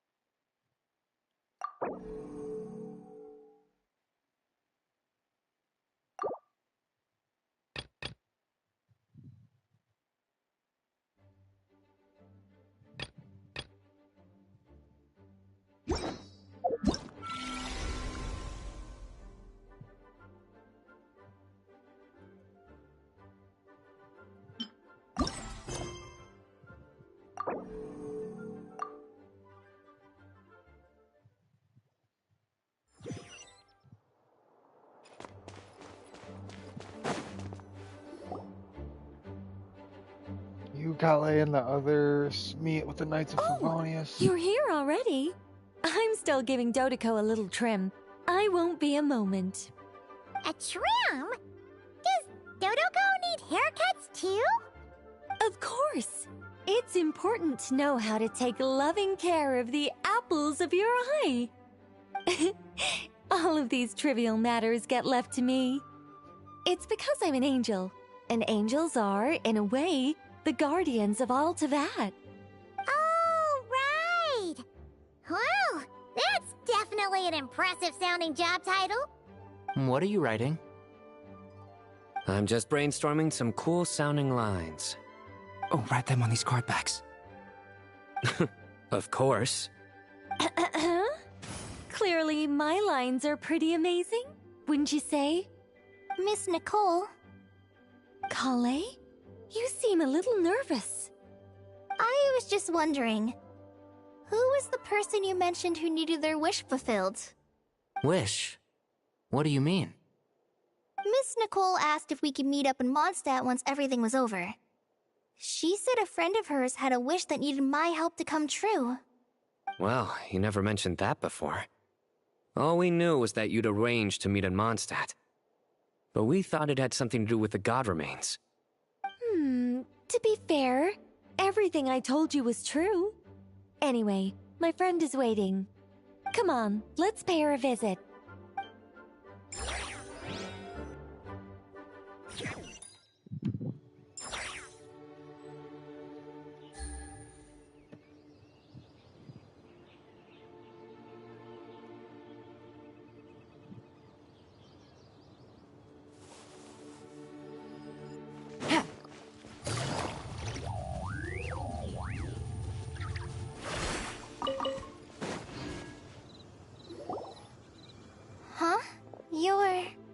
Surprised?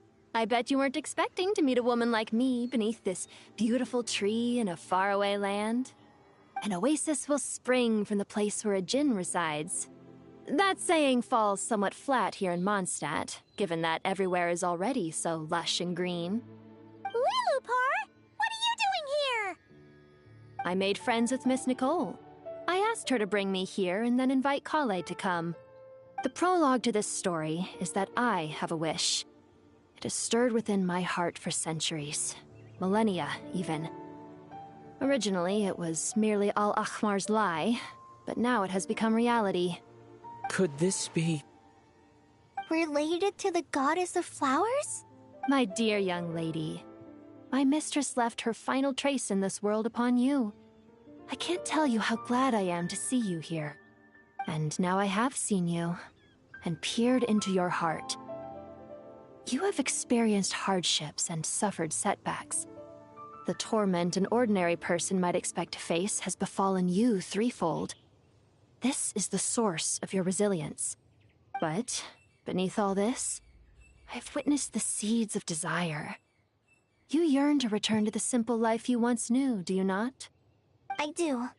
I want to throw away everything that isn't mine. But how do you decide what is yours? The scars that others carve into your flesh? The kindness and love they inscribe? Are these things not yours as well? They are. This is something I've talked about with Miss Nicole. Miss Nicole said I should learn how to adjust my standards. I just want to live as an ordinary human. Anything beyond that isn't mine. Don't you want anything from the remains of the goddess of flowers? She gave me a revelation once. I think that's already more than enough. In the past, you would not have possessed such a rich heart. Your brief life has taught you to hold on to everything good, to home in on kindness. How fascinating. You're nothing like Nabu Malikata, and you're certainly not her. Of course not. I'm not some great and powerful being, Miss Lilopar. Yet I am a Jinn. We exist because of the Lord of Flowers.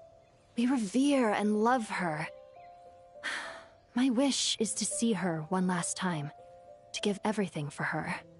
Kale, can you do this for me? But her remains won't be easy to remove. Are you sure this is what you want? That's beside the point. First, I need to know. Are you willing to do something for the soul of this lonely, wandering woman? I'm willing. But look, you know nothing about me. Even if you have heard the stories about me, all you would know is that I was rightly punished for the many evil deeds I committed. Ah, so you do know. Your lips are quivering, your eyes trembling, and still you're willing to do something for me. Life has been cruel to you, and yet you've learned to be kind. My dear young lady, to repay your kindness, I too must play my part. Are you sure about this, Lilopar? I yearn to see my mistress. For this moment, the world can burn to ashes, the universe be engulfed in flame. I care about nothing else. And you, Kale, I can give you a gift. You'll become just another ordinary human. But Miss Lilopar, what will happen to you? My wish will be fulfilled, and I can die happy. Why would you wish for that? A long, unending life might seem desirable for one who has never possessed it, yet it brings torment to one who has. My remains are scattered across the yellow sands, but my soul can find no peace. Since you've promised to grant my wish, give me that release. Allow the dying to die, and let the dead rest in peace. You have my thanks. Kale, there's no pressure on you. What she said, it's all true. A wish is a genuine desire, after all. It's as if you want to use the last of your life to give me a better future. Nothing so selfless. We'll be using our futures to fulfill each other's wishes. This is a noble act, a beautiful and secret transaction between two women. I understand. Miss Lilopar, I'm ready. Close your eyes, Kale. Then open your soul. From there, I will embrace my mistress. The downpour of flowers is your touch. Like returning to the very beginning. Like surrendering to your grace, my mistress. People say that devotion is beautiful, yet filled with pain. How foolish of them. For me, devotion is beautiful, pure and painless. Devotion is my love. Thank you.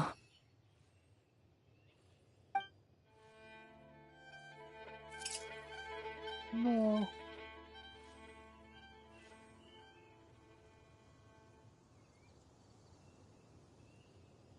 Lilopar! She disappeared? She left, carrying the blessing of flowers. Kale, are you alright?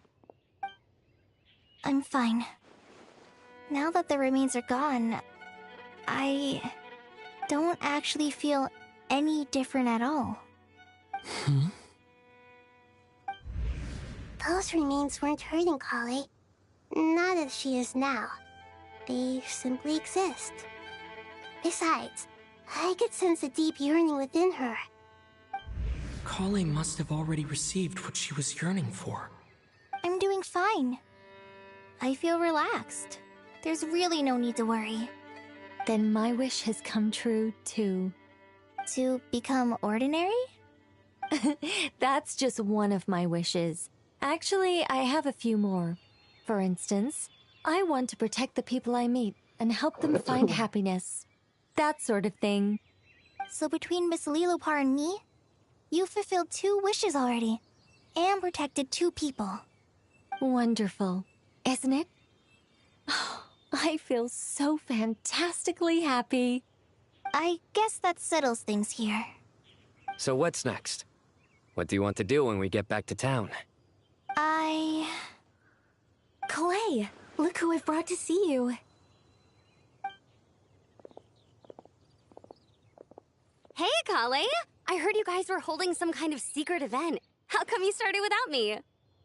Huh? Oh no, it's nothing like that. We were just saying goodbye to an old friend. Really? Who? Me. The old me. So that's what this is all about. Did you come all the way to Mondstadt for that? Because we knew the old you so we could witness the change? Exactly. The old me is gone.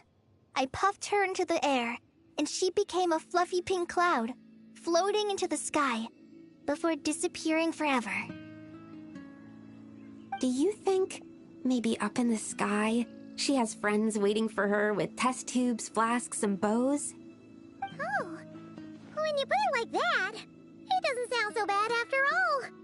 What do you think, Miss Nicole? I think maybe that's right. At least, if it were up to me, I'd consider that a happy ending. Dear Sucrose, even though my childhood ended long ago, these past few days have really felt like growing up again. I've become stronger, and I feel like I can finally accomplish things by myself. Surely someone as mysterious as you will find a friend like this fascinating? Always growing, always thriving like a plant. I came to say goodbye to my old self. I know that after this, she'll be gone. Thinking about it makes me feel a little lonely. I know the weakness that kept me company will one day leave me too. But somewhere in my heart, I feel a great sense of joy. It feels like I've always wanted to take this step, to walk towards the new me.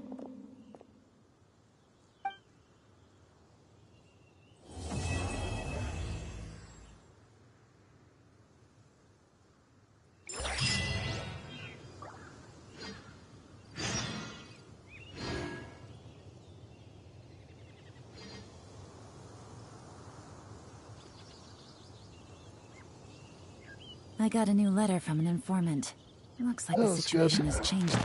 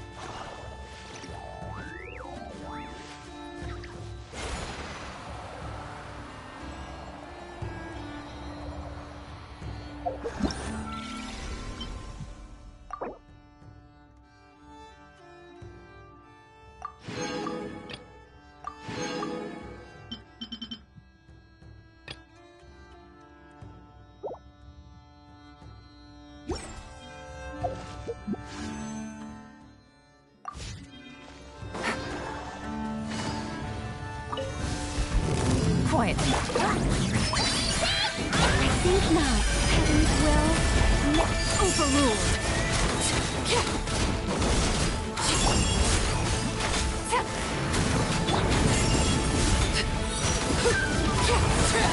Witness my wrath.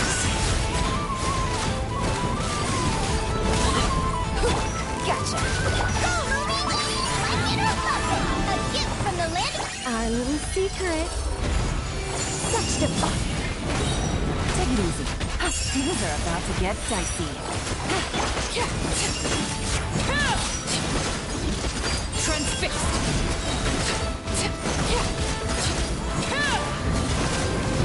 Everlasting as the moon. Laid bare.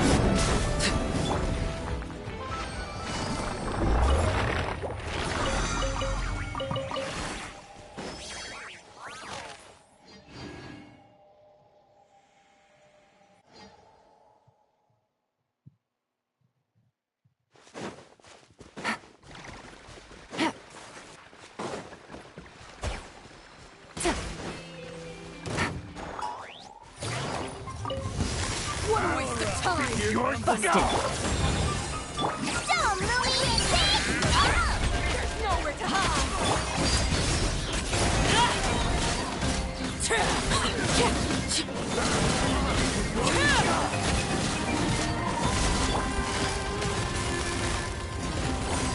Quietly. As you like. Go, Louie! I live within you. Be gone. Transfixed.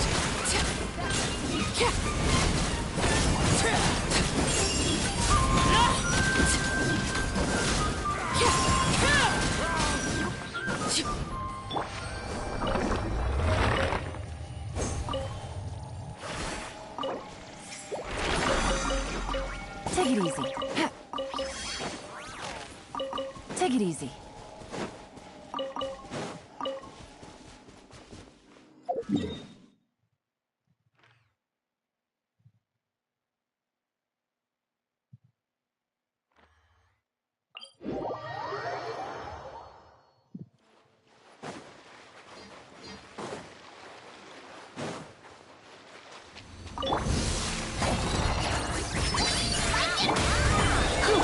Here comes the catch.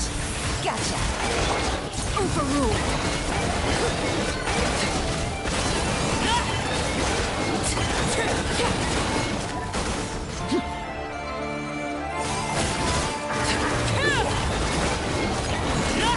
This is where laid bare.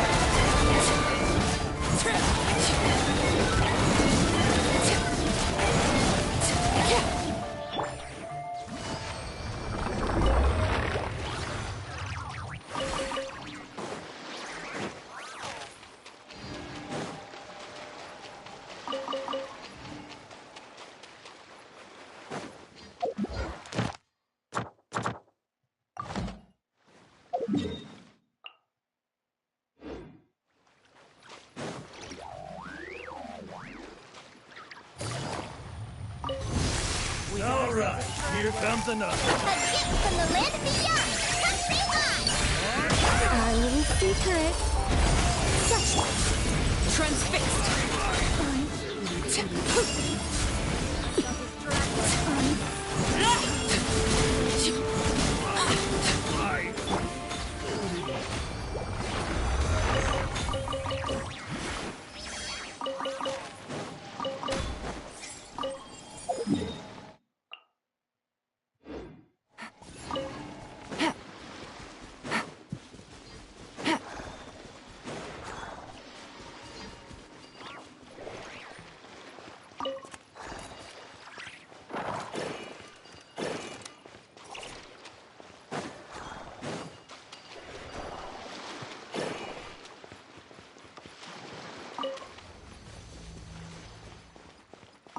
Take it easy.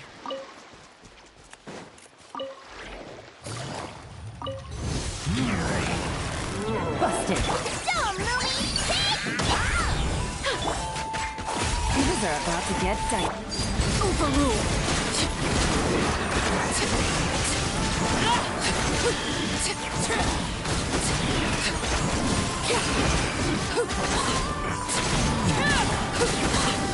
Shine like a gemstone! I live within you.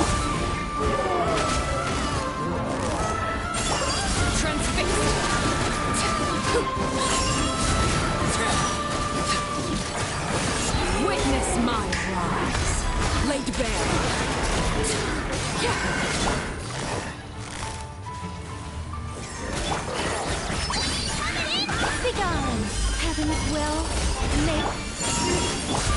comes the catch.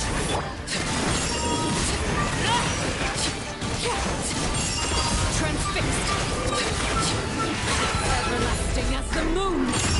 Overruled.